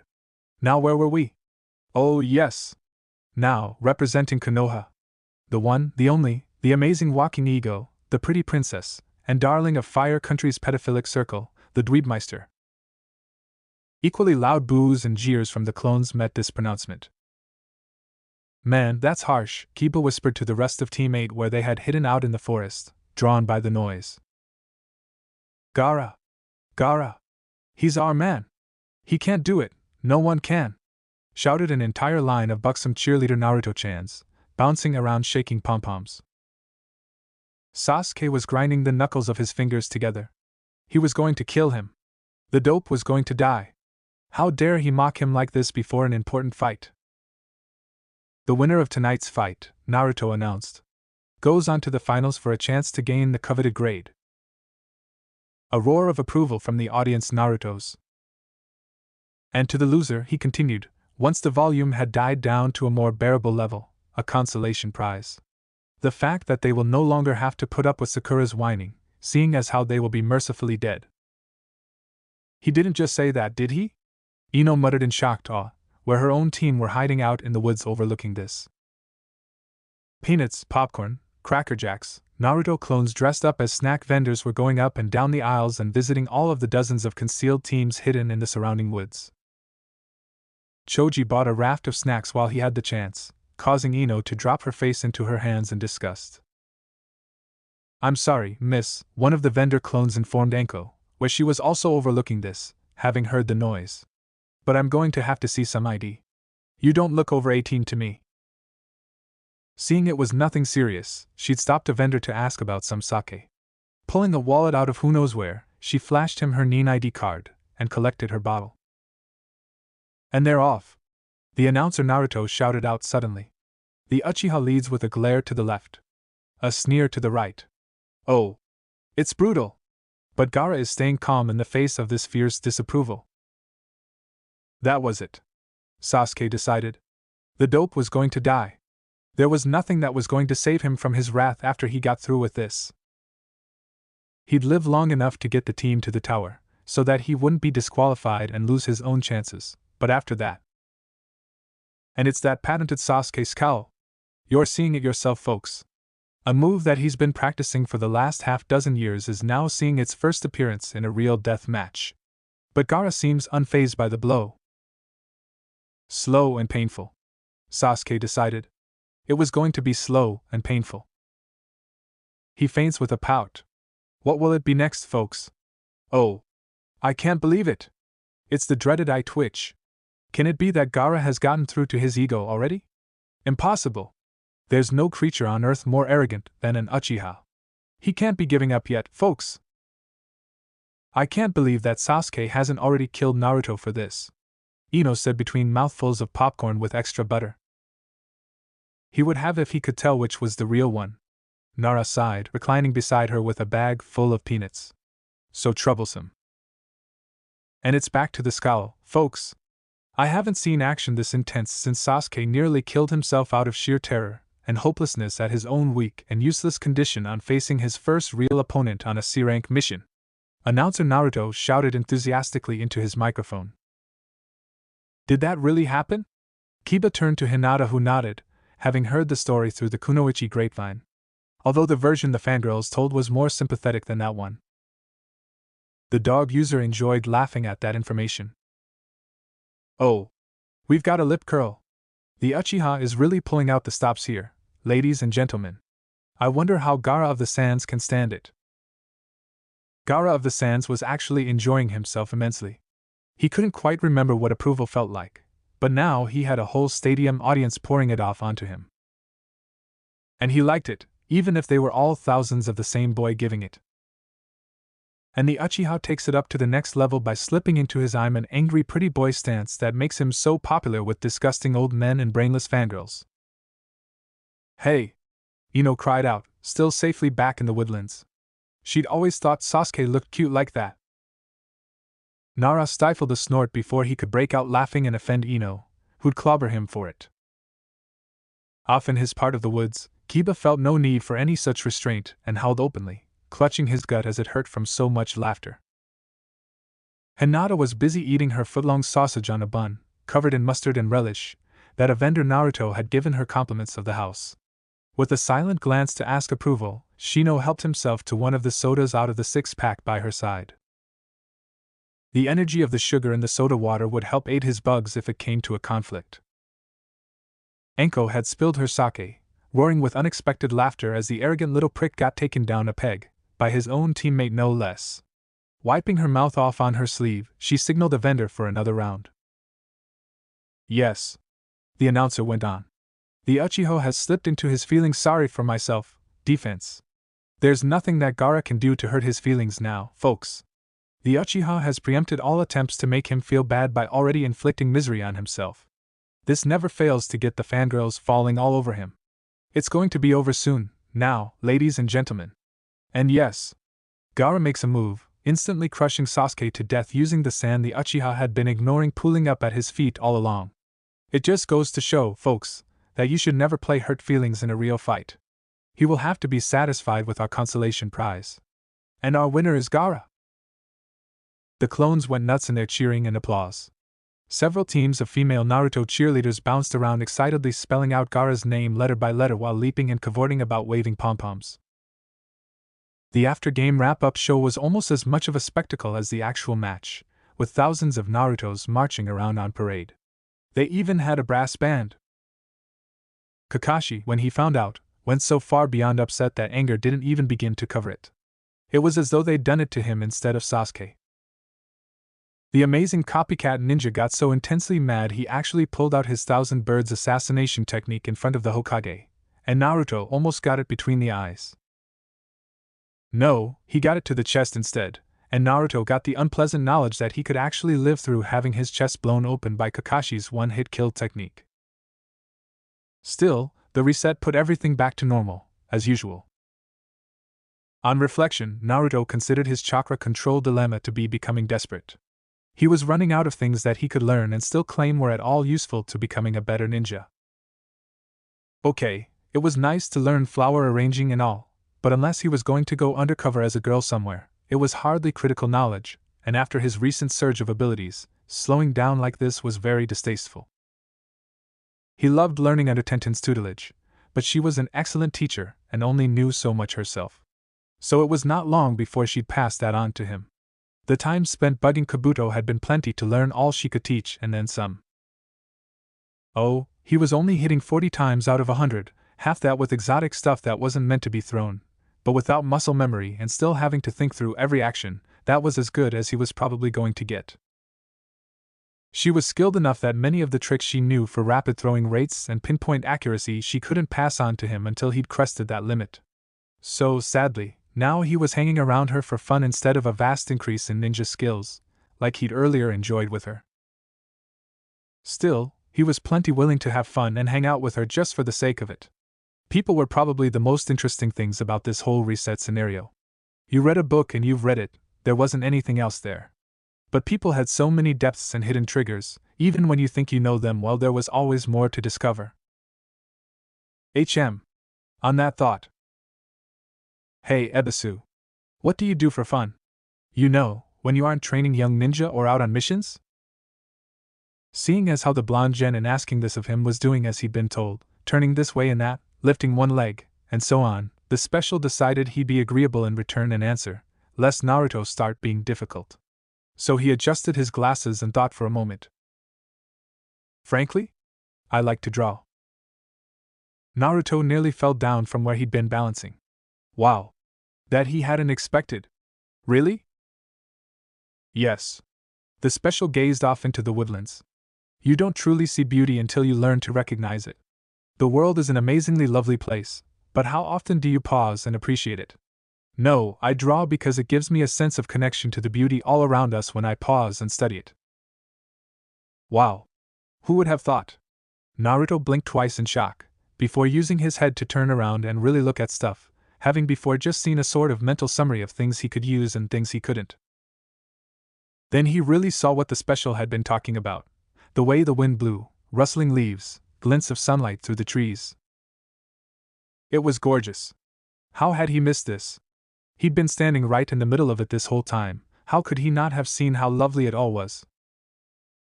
Ebisu, as a teaching specialist, decided to turn this into a teaching moment before the young one could forget this instant of realization and dismiss his words. As ninja, we have a very dangerous profession. All of us are subject to great stress performing our duties. It is vitally important, young Naruto, to understand that you cannot accumulate stress forever or it will destroy you. You must have some way of reducing or escaping it.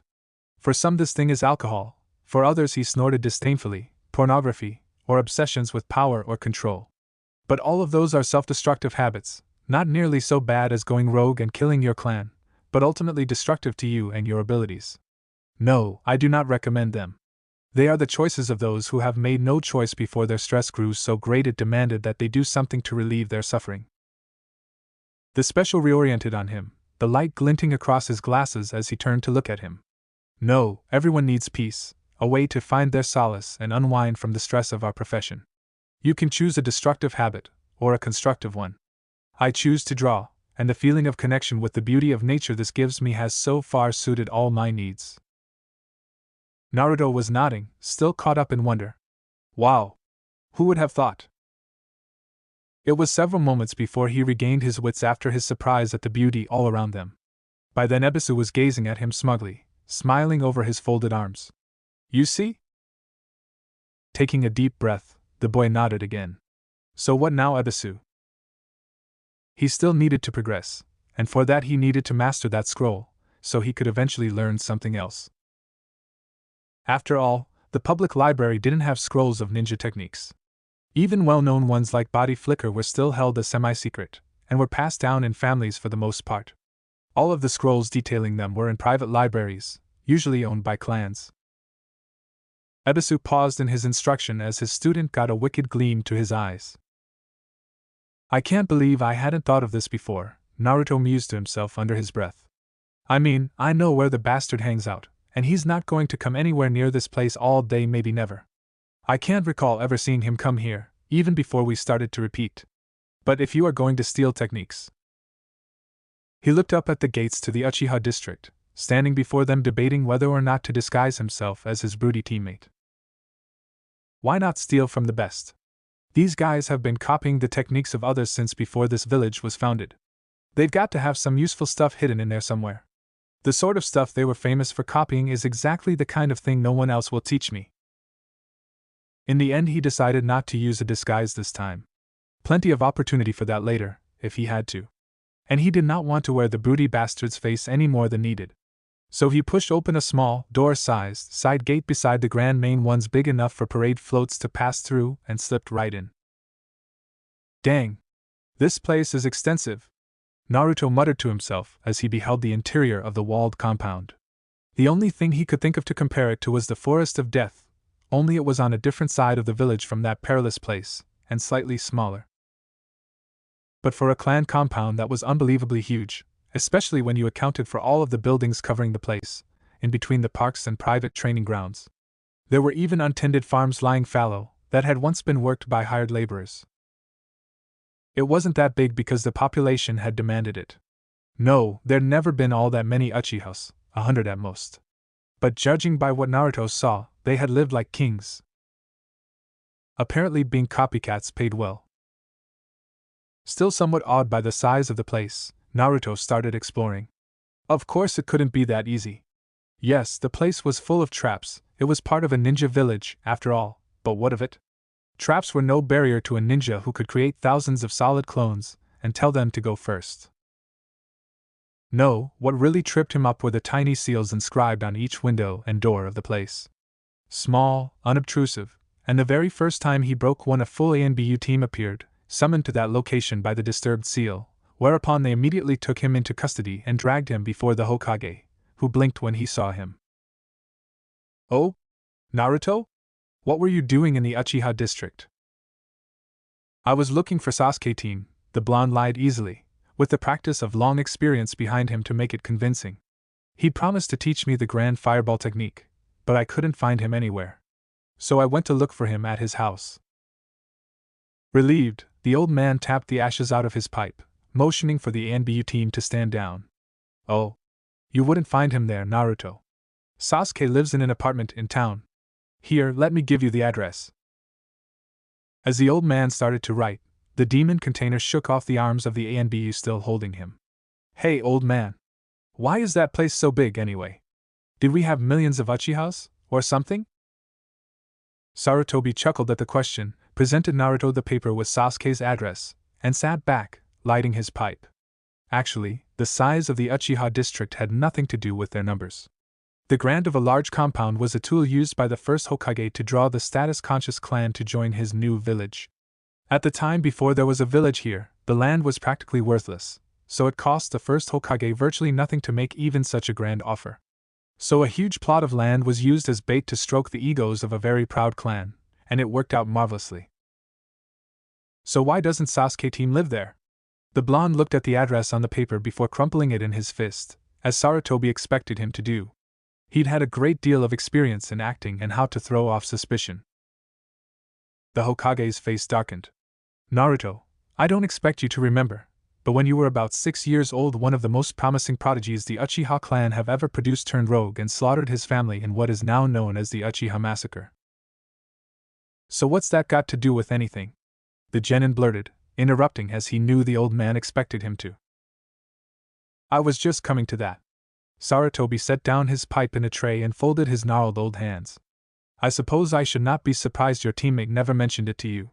It has always been a sore subject for him, but it was his older brother Itachi who murdered his clan. A person Sasuke had always before looked up to and been told to emulate by his father, killed his father and mother in front of him, then subjected him to several days of torture using a special illusion. Heck, the only thing Sasuke's ever told me is that I'm an idiot, and that he's better than everyone else cause he's an Uchiha. The orange-clad boy folded his arms behind his head and casually examined the walls, trying to hide how much that still hurt, especially since Sasuke's mood wasn't great during the test and he was having trouble remembering better times, if there were any. Come to think of it, Sasuke'd always been something of a stuck-up bastard. Why did he hang around him again? Oh, that's right. He'd had no family and 0 real friends, so he'd substituted annoying acquaintances in order to get people to recognize him. Sasuke and Sakura had been his prime targets. The Hokage sighed, reading that interplay as though he could see inside the boy's mind. Yes. I've heard that boys tend to keep people at a distance. It is not healthy for him. I was hoping, when I formed Team 7, that your friendly and outgoing nature would be good for him, and that if you became friends his popularity would benefit you in turn. Naruto glanced at the guy out of the corner of his eye. News flash, Gramps. It didn't happen that way. He and his fangirl take turns abusing me, and when it really matters they gang up on me. Sarutobi shrank in on himself a touch. Yes, I'd heard that too. Naruto turned back to examine the walls. So what part about being a stuck-up, selfish bastard makes him not want to live at home? I'd thought having such a huge place would only help prove he was better than anyone else.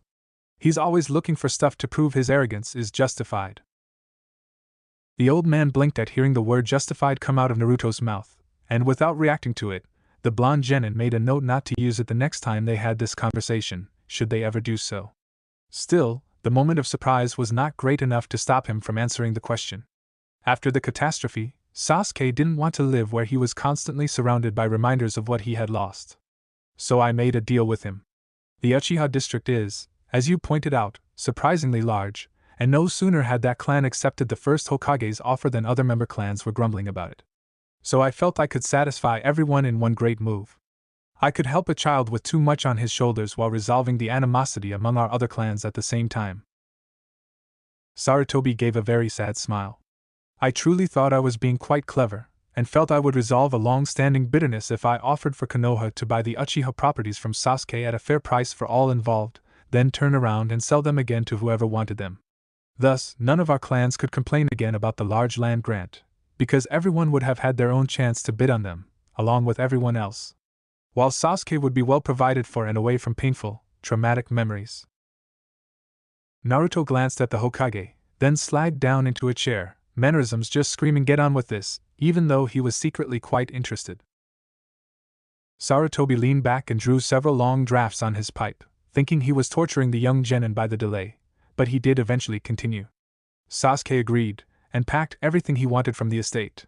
He did not take much, as I recall. I offered to pay for several genin teams to help him move at Konoha's expense, but he turned down my offer and left with only what he could carry. The old man started to look very tired as he continued.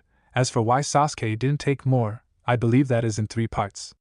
First, he was traumatized and wanted to get in and out quickly. He likely wasn't thinking clearly or as the last Uchiha. Second, the use of the library had been pounded into his head from an early age.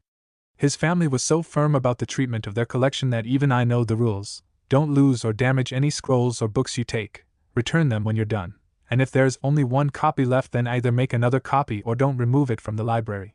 Third, he was aiming at getting memories and what he and Itachi had been learning at that time from their father. Everything else was secondary to that goal. Naruto gave the Hokage a bored look that was completely at odds with his feelings inside, which thought was fascinating. Ah yes, Naruto, the punchline. I am coming to that. The joke was on me, after all, because no one in Konoha wanted to buy the Uchiha lands.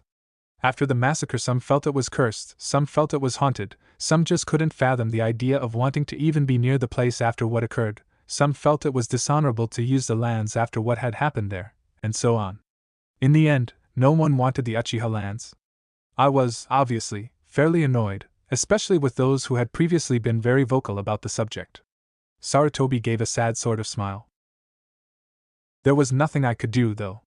Konoha owned the land, no one wanted to change it, everyone for differing reasons, or even go near it. We covered the buildings with seals to keep out squatters or infiltrators, and patrol it every so often to keep it clear, but ever since that day it has just sat there, a permanent reminder of what Itachi did to his family. Sasuke, I understand, has never once gone near the place since he left it. Yeah. But at least that bastard gets to know who his parents were. Naruto bit off that statement bitterly, folding his arms behind his head to look away from the Hokage sullenly, mumbling, and he gets love and respect from the villagers. Kakashi teaches him techniques, and the voice grew too soft for even the Hokage's sharp ears to follow. Sarutobi winced badly, then broke out in a wan smile as he reached for a price of paper. Naruto, how would you like your own district? The boy's shocked and grateful eyes grew round, then he consumed the old man in a hug. Yes. Too bad the library of the place was impossible to find. Every morning, or every other morning when he chose to pass the test to go on fighting Orochimaru, or laugh himself sick as Gara gelded Sasuke, Naruto woke up to the same old broken-down dive he'd always lived in. Although, ever since he'd begun his home improvement kick, he'd wake up to create a steadily increasing number of clones to work on the place while he was away. Lately he'd been creating close to 600 clones every morning just to fix up his house. They'd strip out everything except the support beams for the upper stories, then go to work. By the time he came back for lunch, if he came back for lunch, variety was the spice of life. After all, his apartment would cover 2 entire floors of that building that were formerly empty. No one wanted to live too close to the demon brat, with open internal balconies, galleries, brand new custom furniture and floorings, everything clean and bright, newly painted and with glittering fixtures. The entire place was a palace. Of course, the Uchiha district was simply enormous, large enough to practically count as a village unto itself, with its own shops and everything. But now it all sat empty. It would be a mistake to say that Naruto bought it. Actually, the Hokage gave it to him for free, reasoning to the boy in private that he could not make up for his harsh life in other ways, but perhaps this could go a long way toward giving him a brighter future. In public he had no need to say anything but that those lands were his to distribute as he chose, and no one else had wanted them in all the years they'd been available. So, like the first Hokage had done, the third made them a grant, as he had the authority to do. And since he'd learned how to get the Hokage to do that for him, Naruto did it often, because after every reset it was back to that same old dingy dive he'd always called home. Interestingly enough, having done a little research, he knew what was now the Forest of Death had once been offered as the same deal to another clan, one that had not, in the end, elected to join the newly emerging village of Konoha, but had stayed in the Land of Mist where their valuable abilities had since been destroyed when that country turned against and murdered their bloodline-carrying clans. The land, initially kept reserved in case they changed their minds, had since come to other uses as a survival training ground and testing area. But all of that came about later as he was doing research into the district and discussing the history of the place with Sarutobi. Ever since he'd started getting it, he would spend some time there searching as he poked further and further into the former Uchiha lands. For the moment, he was busy looking for their library of stolen ninja techniques. It was not easy to find. Hardly surprising, really. The Hokage had doubtless been searching for himself, and sent teams to do likewise before they closed it all down. The collection of scrolls on stolen techniques must represent an incredible resource, if only no one could find it, and Sasuke wasn't talking.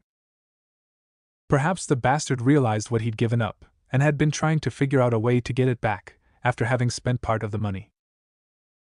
Nah. That was really unlikely. Anything Sasuke wanted, he got, as someone was willing to give it to him. No, more than likely he was just being a bastard about it, denying the village help because he could. It was also possible the bastard had forgotten where it was. After all, he'd been quite young when he'd left the place, and that might have gotten caught up in all of the general repressing he did over the rest of that trauma. Sasuke was not a well-adjusted, happy boy. It was also possible the broody boy had never known about it. Children blab things without meaning to. So, if it was all so desperately secret, they just might not have told the kid where it was before they all died, just handing him scrolls as needed. And if that were the case, the Uchiha was too proud to ever admit it. Anyway, no longer dipping into the Uchiha's mind, it was an icky place. The Uzumaki boy had spent several entire resets after finding out how to get the Hokage to grant him those properties, going over them and looking for those scrolls, only to be disappointed. They were really marvelously well hidden. But then he had an idea. It struck him, as he'd been thinking, that somewhere on the Uchiha property was the Uchiha library, containing whatever records they'd made of special moves and ninja powers stolen over entire generations of using Sharingan, that it was presently hidden in such a way that unless he could somehow get his own Sharingan, the most likely key, he was unlikely to find it. Ever, considering how hard he'd looked already. His clones were in the process of dismantling buildings, and if they hadn't found it by doing that, they were not likely to find it at all. Although there were plenty of ordinary secrets around the place. Who knew that the Uchiha were such perverts? There was porn stuck in practically every wall of every home, concealed by who knows who for what reasons. Although, he was learning a great deal about traps as he dismantled the places, and the Uchiha had some fiendish ones. Too bad most couldn't be used out in field conditions. Still, that wasn't a total loss, as it had reminded him of something. Namely, Sasuke's techniques hadn't come out of nowhere.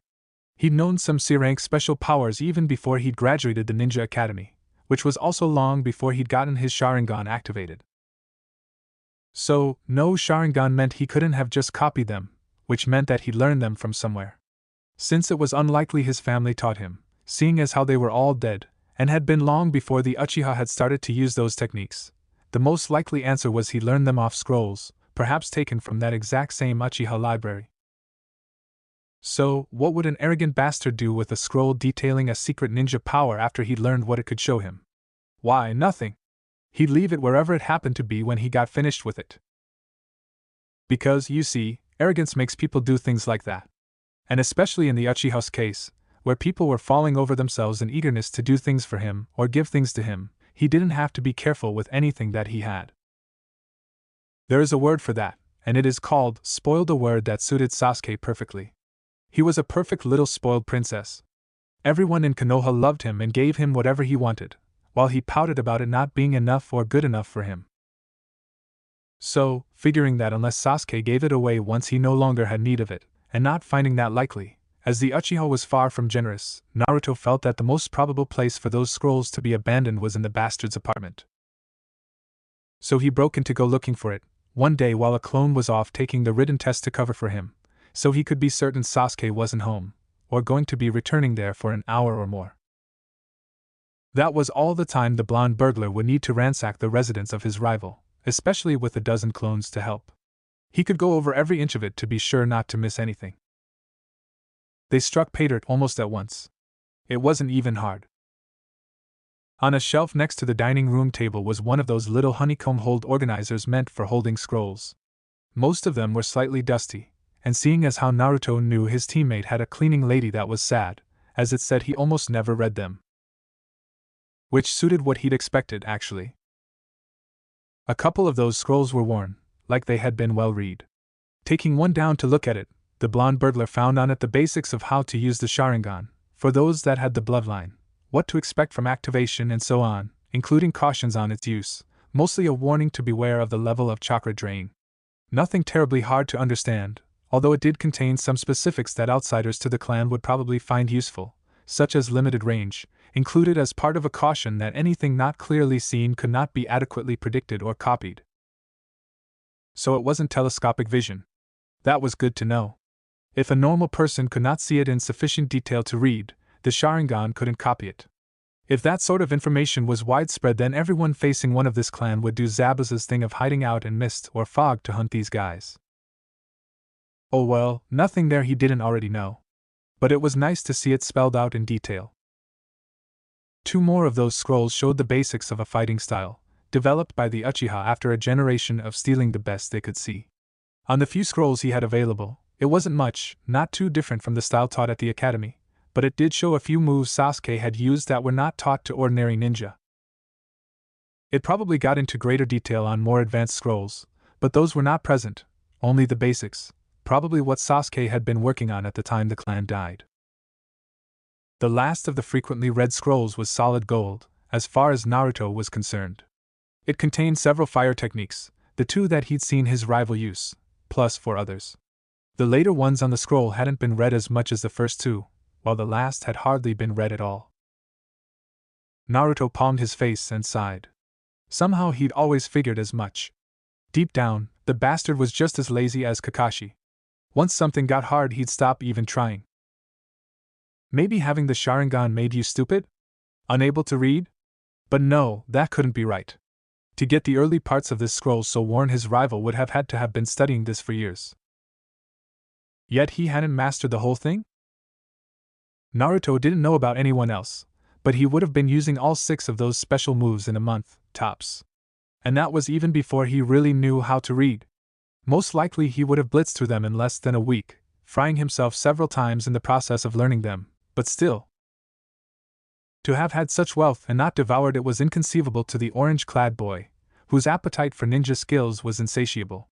And that fire scroll was just one of many. The next scroll Naruto pulled down from that shelf was a new edition by the look of it, yet still several months old.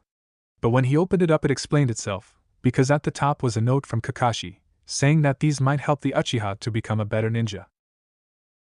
On it were 3 earth techniques, one for making a wall of earth spring up out of the ground to protect you from opponents, and the 2 Kakashi had used to defeat Sasuke during the Genin test, one that allowed a user to hide underground, even moving a short distance through dirt, and the other where you dragged your victim down into the earth until only their head stuck out.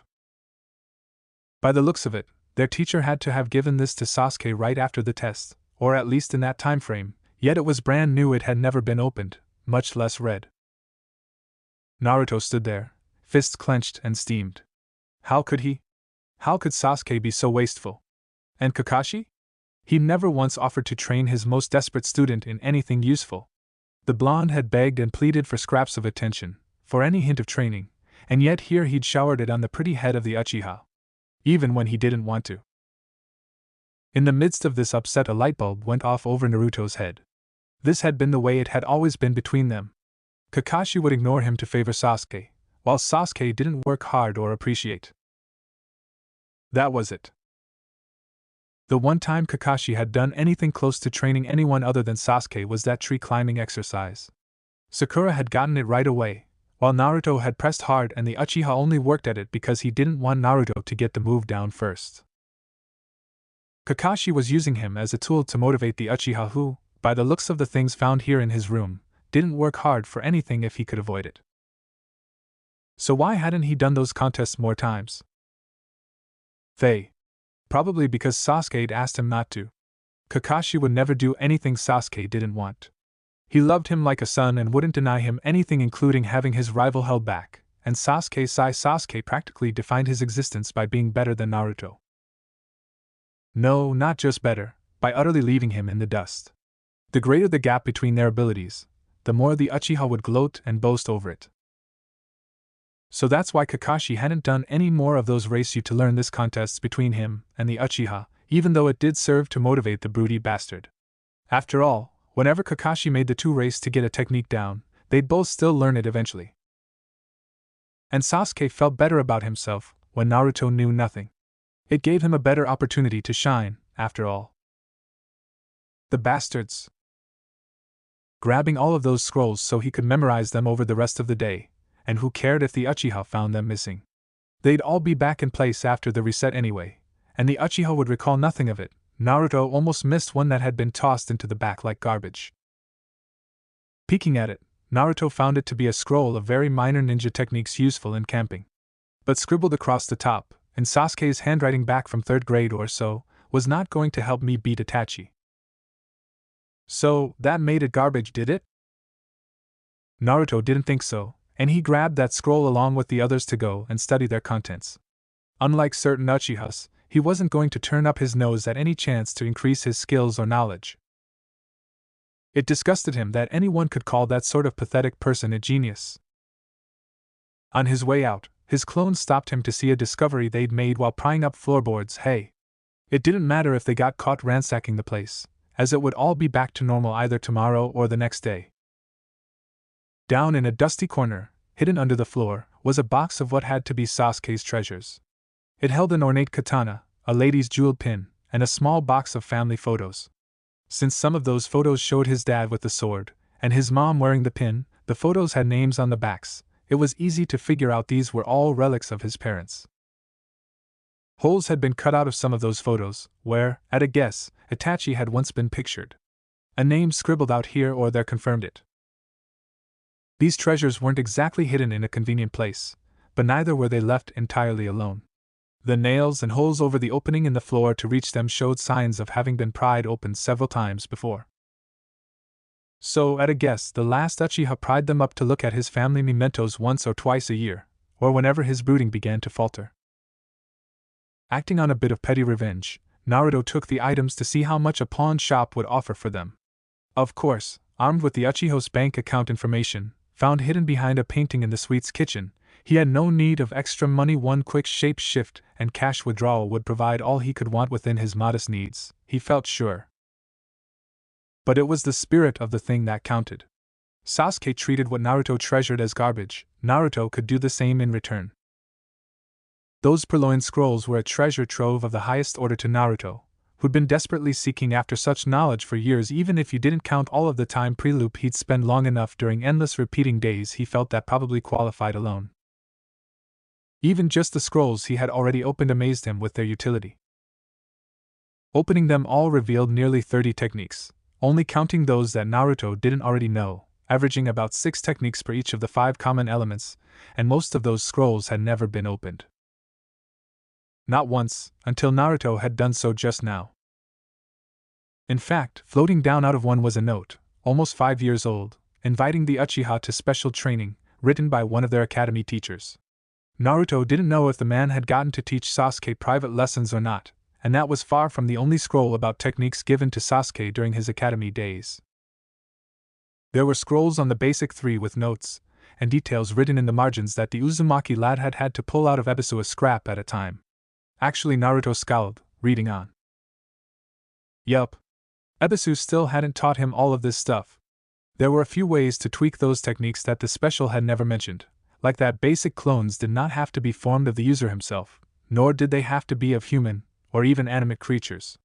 The note told a story of a special case when an illusion of a deer, frightened away by an enemy's approach, had convinced a squad of ninja during one war that the victim they were seeking was not present, else he would have spooked the deer himself, when he was the one laying wounded under a bush who'd created the deer clone. And there were multiple anecdotes of enemy ninjas scrambling for dropped weapons only to find, as their hands closed upon hilts, that the obvious ones they'd been seeking were simple illusions, and useless to them. Transformation and body switch had been put to similarly imaginative uses, all listed out here as suggestions for the Uchiha by generous professors. And for the most part, he never once even looked at the scrolls. Actually, looking at the dates, Naruto had to suppress another grimace of disgust, as these teachers had been trying to get Sasuke to learn the at least a year in advance of the other students being introduced to them. A genius? Oh, you bet. I mean, look at how fast he'd learned whatever. Well, yeah, that was easy to do when you had a year lead in on everyone else learning them. Sasuke would have had to have a head like a block of wood not to have gotten them quickly or early. And somehow Naruto did not suspect those teachers had given up when he hadn't read their scrolls. All of the extra credit stuff was included that Naruto had never gotten invited to learn, too. There were techniques taught as rewards to talented students to help motivate them in classes, things like how to detonate exploding tags from a short distance, basic stealth and wire work, how to form tags into defensive traps automatically triggered by an enemy crossing the circle, and more. Body flicker, yup, everything he knew except the shadow clone and his own creations had been given to the Uchiha long ago, most of them with master suggestions on how to really use the techniques to their full potential. And yes, the 3 basic chakra control exercises were all here, spelled out in detail. One of them was even a gift from Kakashi. Naruto the boy had to stifle a sigh and wipe away a tear. He would have done anything for that level of support, for even half the assistance the Uchiha had received. But then he had to stifle a miserable laugh, too, as all of that put together, and what did Sasuke use? Sasuke knew roughly 2 techniques, outside of the basic academy ones. 2. Here on these scrolls before him were listed nearly 30. A Chunin would have been happy to have that kind of technique arsenal. And here Sasuke could have had that as a freaking academy student. If only he'd listened to those who would have gladly taught him. It made him want to cry. All that support, and the Uchiha hadn't even wanted it. He'd certainly never come close to making the best use of it.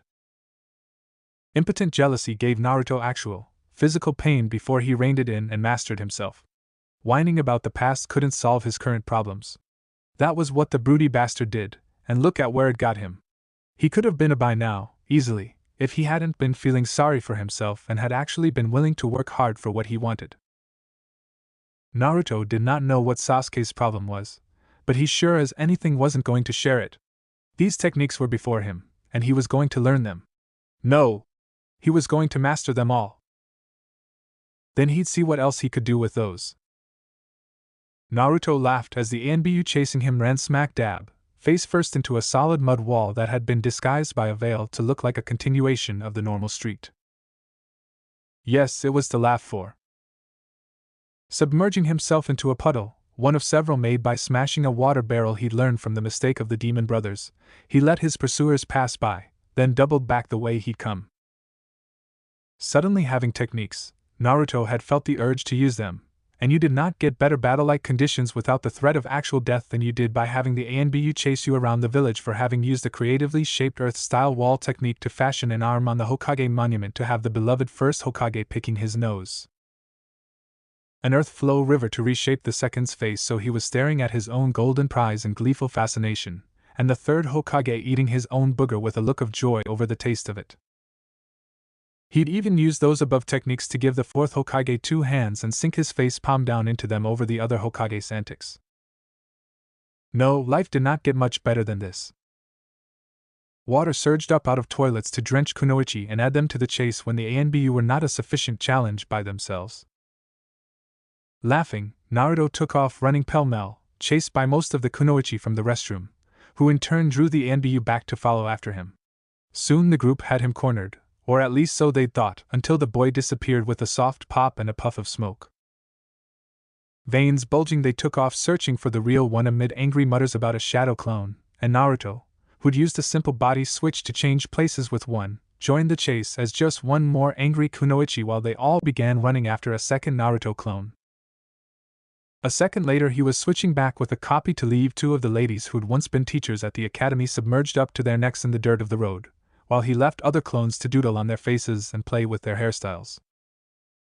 By the time the massive chase group returned from their false hunt, Those women had freakish hairstyles and were covered in scribbles down to their exposed necks, and this time Naruto was back among them, this time in disguise as Kakashi, and suggesting they all go and search the training grounds where Naruto had previously set up multiple pie traps.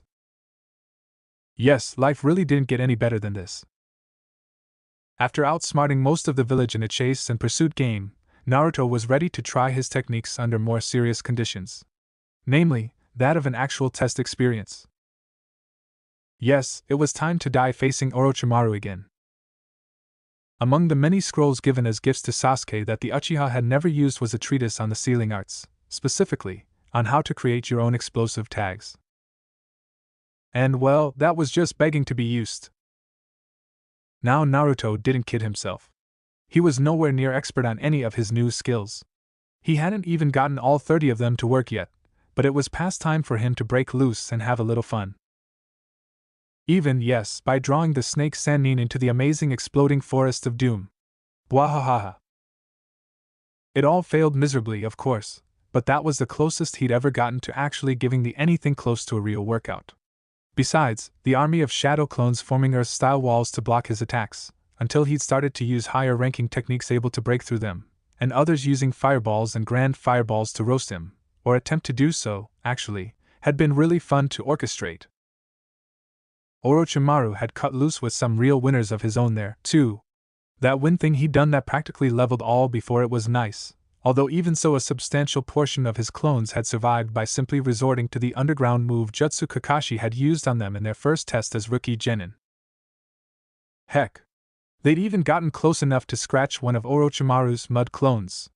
Naruto considered that a major achievement. Of course, they'd leveled several acres of forest to do it, but still, those exploding tags had been useful after all. He'd even pressed the guy hard enough to earn the right to be skewered on his sword. The had never even bothered to pull it out before.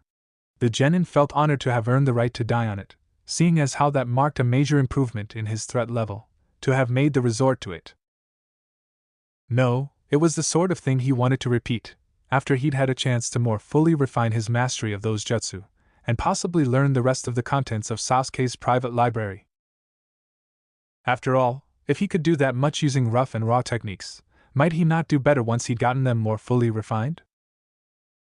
It was the sort of thing he had to know. Naruto was high, walking on clouds. He had finally done it. He had learned some awesome techniques. Okay, he may still rank as a genin, but he felt more fully every day. Why? Well, consider. Iruka was focused on book learning, and now Naruto was just as well educated, if he didn't have a bit of an edge on his old teacher. So, in that one way he was qualified for the new rank. His medical skills were fey. Best not to mention them.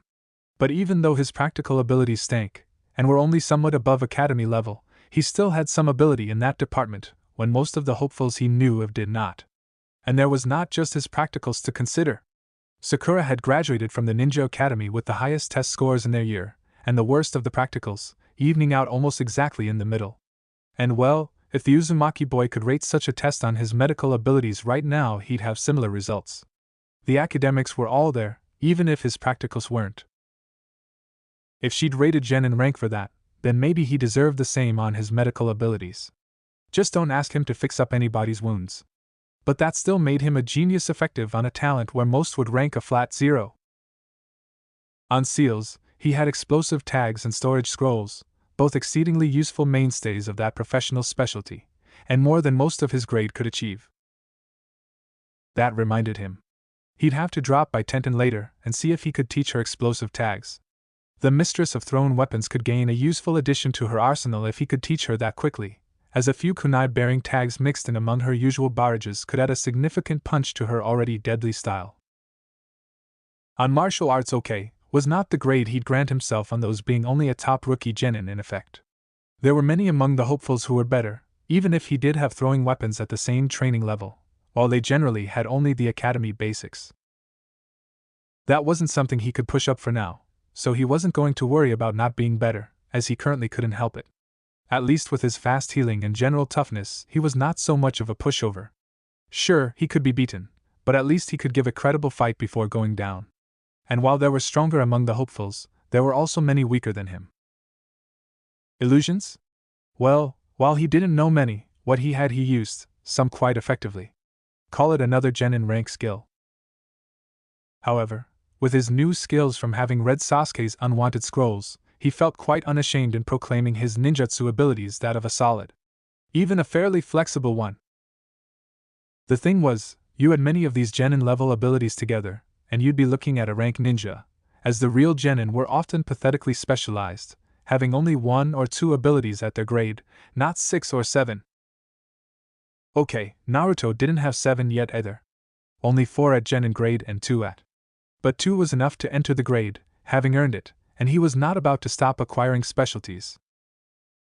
There was, for example, the extremely useful and yet previously neglected Arc of Stealth. A priceless ability for ninja, and yet somehow left out of his academy education. Odd that.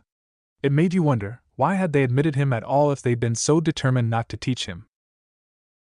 But still, no use crying over spilled milk. There was a remedy for that. He had access to Sasuke's scrolls whenever he wanted them, and among them were the instruction manuals for the courses he'd missed, stealth among them. Stealth specialists were highly useful to ninja villages, as those were the ones you relied on for certain things you didn't trust to other ninja. A combat specialist was useful for combating the enemy, but not so much for crossing his lines or delivering messages reliably. Also, spying came into that field, which made the youth recall what Ibiki had said at the end of countless written tests. So far those examinations were not about seeing what kind of knowledge they'd crammed into their heads. The test questions were purposefully too hard for most to answer. No, the first test of the exam was about their information-gathering abilities. And well, that was another specialty that Naruto had been neglecting. Well, no more.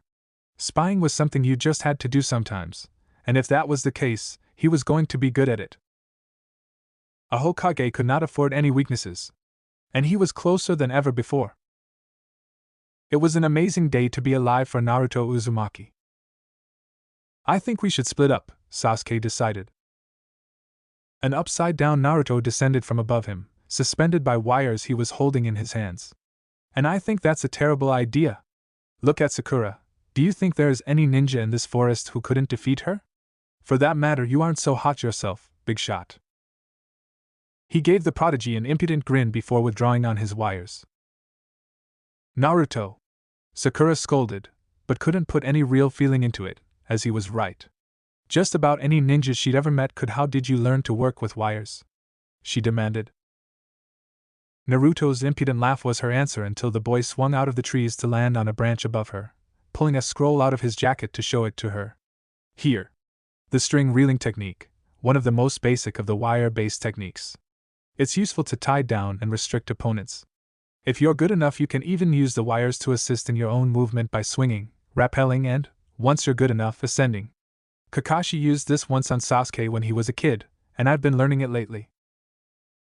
Oh, Sakura sounded humbled by this demonstration, as she'd always based her confidence in her ninja skills on the fact that she'd always been better than Naruto. Now that wasn't seeming to be the case any longer. Naruto's grin widened. Sasuke hadn't so much as noticed the technique scroll as his own, taken from the Uchiha's apartment, and a bundle of discarded newspaper left rolled up in its old dust jacket. And yes, Kakashi had once used the technique to restrain Sasuke when he was a bratty kid, to get him to listen to something. And, as something of an apology, had sent him the scroll with the technique the next day, which the bastard had, to all appearances, been too proud to read. That seemed to be a pattern between them. For Naruto, though, it had been a doorway to whole new abilities, and not inconsiderable ones at that. When Sasuke angrily declared that he couldn't find another team to prey upon with his noisy teammates hanging around, and that they might as well make camp, Naruto strung trip and warning wires all around the place where they were going to be staying. The Uchiha was busy pouting. He'd probably never forgive Naruto for having saved his life from Gara by using an earth flow river to transform Gara's sand to mud the instant before the desert demon was to have messily killed Konoha's pride and joy. He'd even saved Sasuke's balls, which Naruto felt he was being particularly generous in doing. No, having rescued the Uchiha, literally, from the grasp of death had earned him nothing more than increased brooding. Uchihas do not have to be rescued, and Uchihas do not want to be rescued, and the Uchiha had it under control the whole time, so why did you have to interfere? Pathetic. Whatever happened to Kakashi's lecture on teamwork? Oh, right, it only applied to Naruto, who had to support the teacher's favorite no matter how much of a pain he was being. The next repeat after his discovery of those scrolls in Sasuke's apartment had Naruto teaching Gara how to get the maximum amount of blood and pain out of one broody bastard. Now he was thinking that might be due again, sometime soon. Sakura's eyes widened in shock as Naruto sent over 100 clones over the campsite to prepare the immediate area, some digging pits or rigging falling log traps, which she could at least understand, while others concealed small paper tags all across the zone. Her jaw finally fell wide open as the genin she'd always dismissed as useless fortified the entire area with traps and things she couldn't even understand. Finally, when what she guessed was the original hopped down into a shallow yet wide pit in the center of this maze of death and raised a number of earth walls, then applied another technique that allowed one to control earth and stone to shape the whole thing into a dome, which he then crafted the outer appearance of to appear as simply another rock outcropping, of which there were many in this forest, she sidled over to Sasuke where he was brooding. Sasuke, she whispered, terrified. I think this might not be our Naruto. He seems AIEKK. The kunoichi had been flipped by her hair and pinned to the ground, a kunai held an inch from her eye by a grim-faced Naruto, who then immediately released her, sheathing the weapon. There. If I'd wanted you dead, you'd be dead. And I saved Sasuke earlier, which means you both owe me your lives. Now shut up and let me work. If you knew anything about me, you know that I have enemies who want me dead. This is a perfect opportunity for them, and I don't trust them to waste it. So get inside, the shelter's built. You'll be safe there, at least I think so. Naruto doesn't know any earth jutsu. Sakura backed away from him, trembling. Naruto rolled his eyes. Okay, he'd failed that act like myself role pretty badly, but his attention was hardly on them, anyway. They were hardly the issue. No, he could tell something major was going to come stalking them soon, and in this forest at this time something major meant Orochimaru. That meant he had to get the prey victims inside and undercover soon. Yes, I do. And you know why? Because I know how to read. He slapped her in the face with the scroll on earth techniques, and while she was fumbling with that, grabbed her arm and force marched her into the hidden entrance of the concealed stone pillbox he'd constructed, 2 more clones bringing in the wire-bound Uchiha seconds later. The entrance was sealed with a resounding boom, felt by all inside, leaving them in total blackness, which got illuminated a moment later by a ball of white something held in Naruto's upraised hand. A camping jutsu, a very minor lightning technique, one used to provide light to read by so ninja could read notes, or maps or things. I found it in a scroll I got from Hinata, he lied to Sakura before she could suspect him further. The kunoichi nodded, still terrified and unconvinced. Naruto, what does Kakashi say is most important? She tested him. Teamwork, but then he goes and shows that he doesn't believe what he says by leaving us all to wait for him, while he wastes hours each morning, an action which says he's got no respect or liking for us. Already a couple of clones had taken stacks of wood and laid a campfire, which another Naruto lit by snapping his fingers to create a flame on the end of one, which he then applied to the wood. Another camping technique, the original explained. Here is the scroll they're on. He tossed that to her casually. They've got some really useful ones, the one to read by you already saw, and the one for lighting campfires and the like. There's also one for condensing water out of the air to fill your canteen, one using wind to erase tracks behind you, another wind one for dispersing smoke or disguising scents.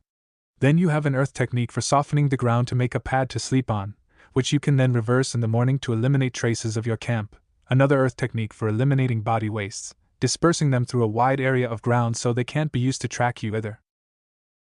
The boy gave a careless shrug. They're all very minor, but make life out in the wild safer and more comfortable.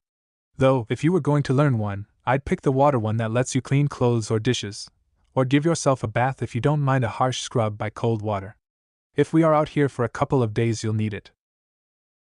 There came a resounding boom from outside that was not caused by any of Naruto's copies, and he looked out toward the walls. But I don't think we'll have the time. If that's who I think it is, then we're all going to die.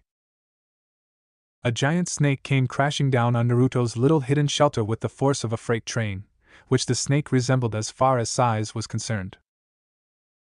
Orochimaru had noted the extensive trap network, and was amused.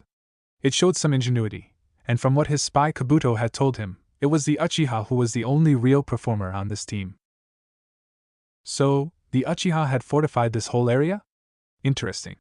But of no concern to thee, and while he could have darted through the network untouched, it was just more fun to knock on their door, so to speak, with a large snake to set the tone for this whole encounter.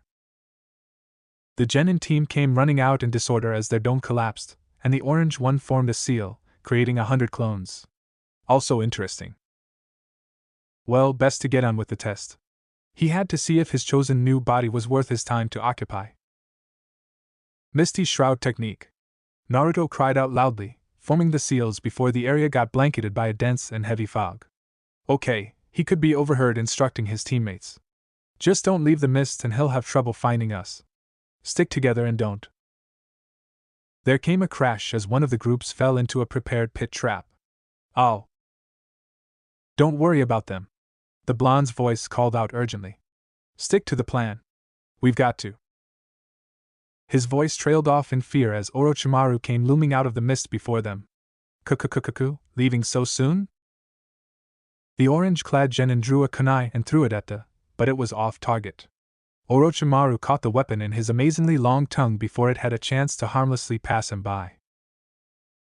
The real Team 7 was racing along an underground tunnel at a full sprinting velocity, 2 clones carrying each member, while both Sasuke and Sakura were tied up in wires so they couldn't struggle around too much. They'd all left the rock shelter together, but the blonde had disguised them all as his copies while summoning his clones, while 3 of his clones had assumed their places and appearances to impersonate the team. Why? Because escape tunnels from the underground shelter were too obvious. He'd tried those before, and they never worked, not even when he had a dozen of them. But no, dig them from one of those pit traps, then fall and cursing loudly. Where are you taking us? Sakura shrieked out through her gag. 10 more seconds to minimum safe distance, Naruto said, almost to himself. What? Her body arched, and she shrieked.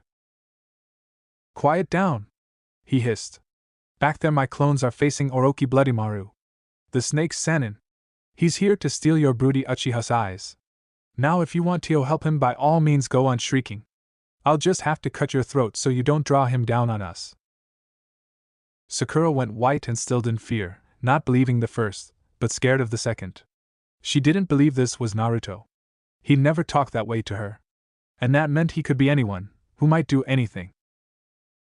No, the kunoichi went very still and quiet indeed. Naruto was shaking his head. Really, going into this, neither himself nor Sakura had the skills to take this test. He wondered what Kakashi was thinking, until he thought of Sasuke. It was probably just an attempt to elevate him as quickly as possible. The Jonin sensei of Team 7 was always pandering to the Uchiha. It probably didn't matter to him that the other 2 had been so out of their depth as to be almost guaranteed to die. It was an opportunity to promote Sasuke. Absently, he just went on grumbling at low volume to more fully answer her previous question. Back there my clones are doing a brilliant job of lowering his expectations before they drop everything they have on him. If only we had more time. What do you need time for? You've already got us. Sasuke whined. Because that wasn't the Misty Shroud technique.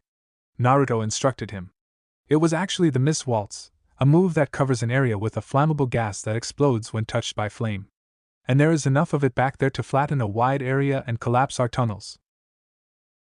Orochimaru reached out with his long and flexible tongue to snag the poorly thrown weapon before it went by. Then his eyeballs crossed as the lightning electrical charge contained in the blade grounded through him, and all hell broke loose at once.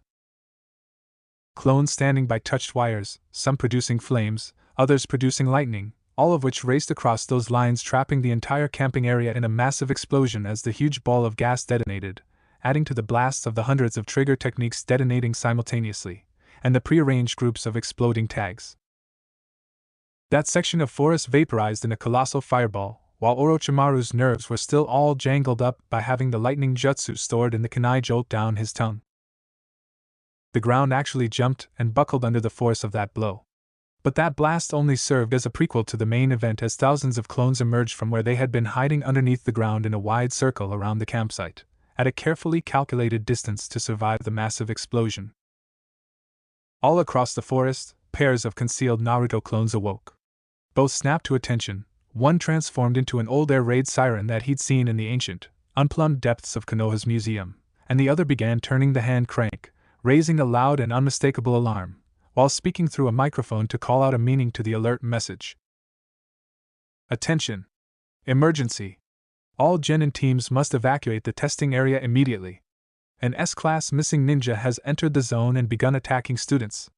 All genin teams are instructed to fall back until reinforcements arrive. Considering that there were hundreds of alarm teams like this one, the alarm began blaring at huge volume across all of the forest at once. Then they began to repeat it. Orochimaru's body flickered out of the expanding fireball, hurt but not seriously injured, only to fall directly into the laps of clones who had been waiting for him, his feet sticking to the branch he'd landed on as they hit him with everything they had. A dozen different dragon flame projection streams struck him all at once, with lightning coursing in from all directions along wires and through the air. How had the kid known where he'd be? The snake's sannin flickered twice more, each time receiving the same instant assaults upon his arrival, before he cleared the area around him with a mass, wide area technique and called Manda, the boss of the snake's summons. Crowds of Naruto came charging at him, each wielding twin whips composed of solid lightning. Others charged forward above their heads, spinning wires about like mad, demented spiders, trying to catch or lead other attacks to him. While elsewhere, hundreds of Narutos standing on tree branches drew back bows and let loose a hailstorm of arrows, each being guided to track and follow their target by more wires. Multiplying himself with his own clones, Orochimaru began to counterattack. Massive explosions and cutting winds sighed through the orange wave, but always some survived and hails of thrown weapons came back in return over the heads of the jutsu-wielding close assault fighters. He raised his arms, flashing through hand seals, and the ground rose up and began churning the assault force into ruins. Then the ground turned to mud beneath his own feet just at the same time as a tremendous cutting force of wind came rushing toward him. Orochimaru flickered, placing himself at what he thought to be a safe distance from the battlefield, only to get caught on arrival by a lightning whip wrapping around his right hand and severing it. Then the tree he was on exploded, already primed with 100 explosive tags. Out of the corner of his eye Orochimaru caught sight of Manda, his boss summon, caught up in a tornado being cut apart by winds and assaulted with a barrage of lightning sustained by close to 600 Narutos standing on the ground maintaining that arm of this assault. Actually injured, they gave a feral grimace before shedding his skin and in the process healing all of those accumulated wounds, restoring his hand. Then he drew his sword. Clones began to die by hundreds and thousands. Before they'd been quite cut down by half, however, through the hail of kunai and arrows, a blizzard web of wires and a constant barrage of all 5 elements out of all sides at once, they heard a tremendous noise and saw an enormous tree bearing down on him. Dozens of orange-clad genins perched upon its limbs as they animated the entire forest giant as one massive puppet. Then a second and a third, then a fourth forest giant strode out of the haze of explosions, all controlled by Naruto clones perched upon them. Kankuro had been very helpful, chatting about his profession, and had let his audience learn far more than he probably would have felt was wise, if he'd been aware that he'd been doing so much of it. The ground shuddered and shook as a 200-foot-tall forest giant slammed a fist down atop the snake Sannin's head. As he reappeared on another part of that battlefield, where 2 of his mud clones had just seconds before become pincushions under the barrage of guided arrows, Orochimaru had to admit, he was actually impressed. That was before the tree he was on exploded again. All of Konoha looked up to see the tower of fiery destruction as that initial trap had gone off. Then the dark forest, black at night, lit up with flash after flash of techniques going off over a wide area. Trees began to explode, one every few seconds, lighting the night as brilliant torches. There was no genuine match there. Something was wrong, as that looked more like a full-on shinobi war. Shaken out of his bed, the Hokage rushed over to his crystal ball, and when he peered within saw the face of his orange-clad little friend battling his former student Orochimaru out in the forest. He left to lead a relief column of reinforcements at once, hundreds of and rushing ahead or forming up behind him as the town's regular genin raced to their guard posts and aid stations. Jiraiya silently joined the group leading the counter-assault. They were not far away before the voice over the sirens began to make sense. Attention! Emergency! All genin teams must evacuate immediately. Orochimaru has entered the forest. Please fall back until reinforcements arrive. Grim-faced, the ninja flowed into the burning forest towards the center of the commotion, where a blazing giant tree puppet fell to smash, wreathed in flames, upon the earth, while another tree behind it exploded, visible even at several kilometers range, as was the twisting serpent caught in a tornado. That snake was all the confirmation anyone even vaguely informed needed. Now Grim faced himself, Jiraiya paused long enough to summon Gamabunta, his own boss, before racing ahead of the pack. The normally recalcitrant summon made no objections at all as it saw the scope of the destruction it had been called for. Naruto dragged himself painfully out of the mud just as the local alarm box got silenced in an awful squawk of abused and presumably destroyed equipment, almost certainly accompanied by the operator clones. Their tunnel had collapsed, but a swift underground move jutsu had saved them. It had not, however, made the save a pleasant one. The area was a scene out of hell, trees ablaze all around them. Smoke filled the air and shards of nearby explosions littered the ground while rains of burning embers drifted down to coat the broken, ash-covered surface. The air was hot and heavy, so Naruto transformed 3 of his escort clones into horses, piling his team onto their backs. Under precautionary illusions as completely unrelated Konoha ninja, they took off racing as fast as they could go toward the borders around the forest. The horses would choke to death on the smoky fog before long, but it would save his own team's lungs not to be forced to breathe it in the great gulping lungs they'd need if they were the ones running. As it was, they were just another anonymous genin team among hopefully scads of those escaping. They got almost half a mile out of the destruction zone before Orochimaru had finished off enough of his clones to start looking around, and saw the team racing purposefully away. They were not the only mounted ones, another team was racing away riding weasels, but they had an unusual drive and determination to make speed that caught the veteran ninja's attention. When he appeared ahead of them, however, the boy on the lead horse formed a seal and another 4,000 damnable clones appeared. What was worse was that fully half of them transformed and began running every which way. Calling up an enormous amount of chakra, Orochimaru summoned up half a dozen of his largest snakes and set them to battling the interminable horde. The area began to fog and he immediately flickered out before it all blew up in one great mushrooming fireball of explosions, only to be met by throwing weapons on wires, guided arrows, and homicidal clones flinging about dozens and hundreds of lightning, fire, earth, wind, and water techniques. But the selection was poor, and knowing what they used, he began to counter it far more effectively, conserving his chakra and getting less distracted. There, out of the hordes of clones who transformed, fallen back, then transformed and charged again, only a few teams had kept running, but he was able to spot the ones most likely to be the real prey. It was not his first, his second, or even his third guess as to which was correct. However, he did soon make a successful intercept, making sure of those others by slaughtering them all in turn. It was long past the time for playing games. Orochimaru had been getting progressively more upset, and now he was downright mad. This had all started as a simple test of the abilities of the Uchiha, and he'd yet to see the genin he'd come to throw so much as a punch. All the time it had been this orange swarm interrupting his plans, while his teammates got carried as cargo towards safety. At this point Sarutobi could not fail to be forewarned of his presence and his plans. So there was nothing left but to nab the Uchiha boy and make haste out of town, hoping that the precious Sharingan eyes were enough to offset whatever weaknesses lay in the body itself. Lunging at the orange obstacle to his plans, Orochimaru succeeded only in sinking his precious blade hilt deep in a stumpy log the boy had switched out with, not even a flicker ahead of time to warn of the technique. The boy was astonishingly good, and under better circumstances the would have felt pleased to pervert the youngster away to join his own village. But now, it was time for him to die. Naruto knew well that he had a ridiculous amount of chakra. It had been huge even before he'd begun the resets, and had only grown larger as he'd gained knowledge.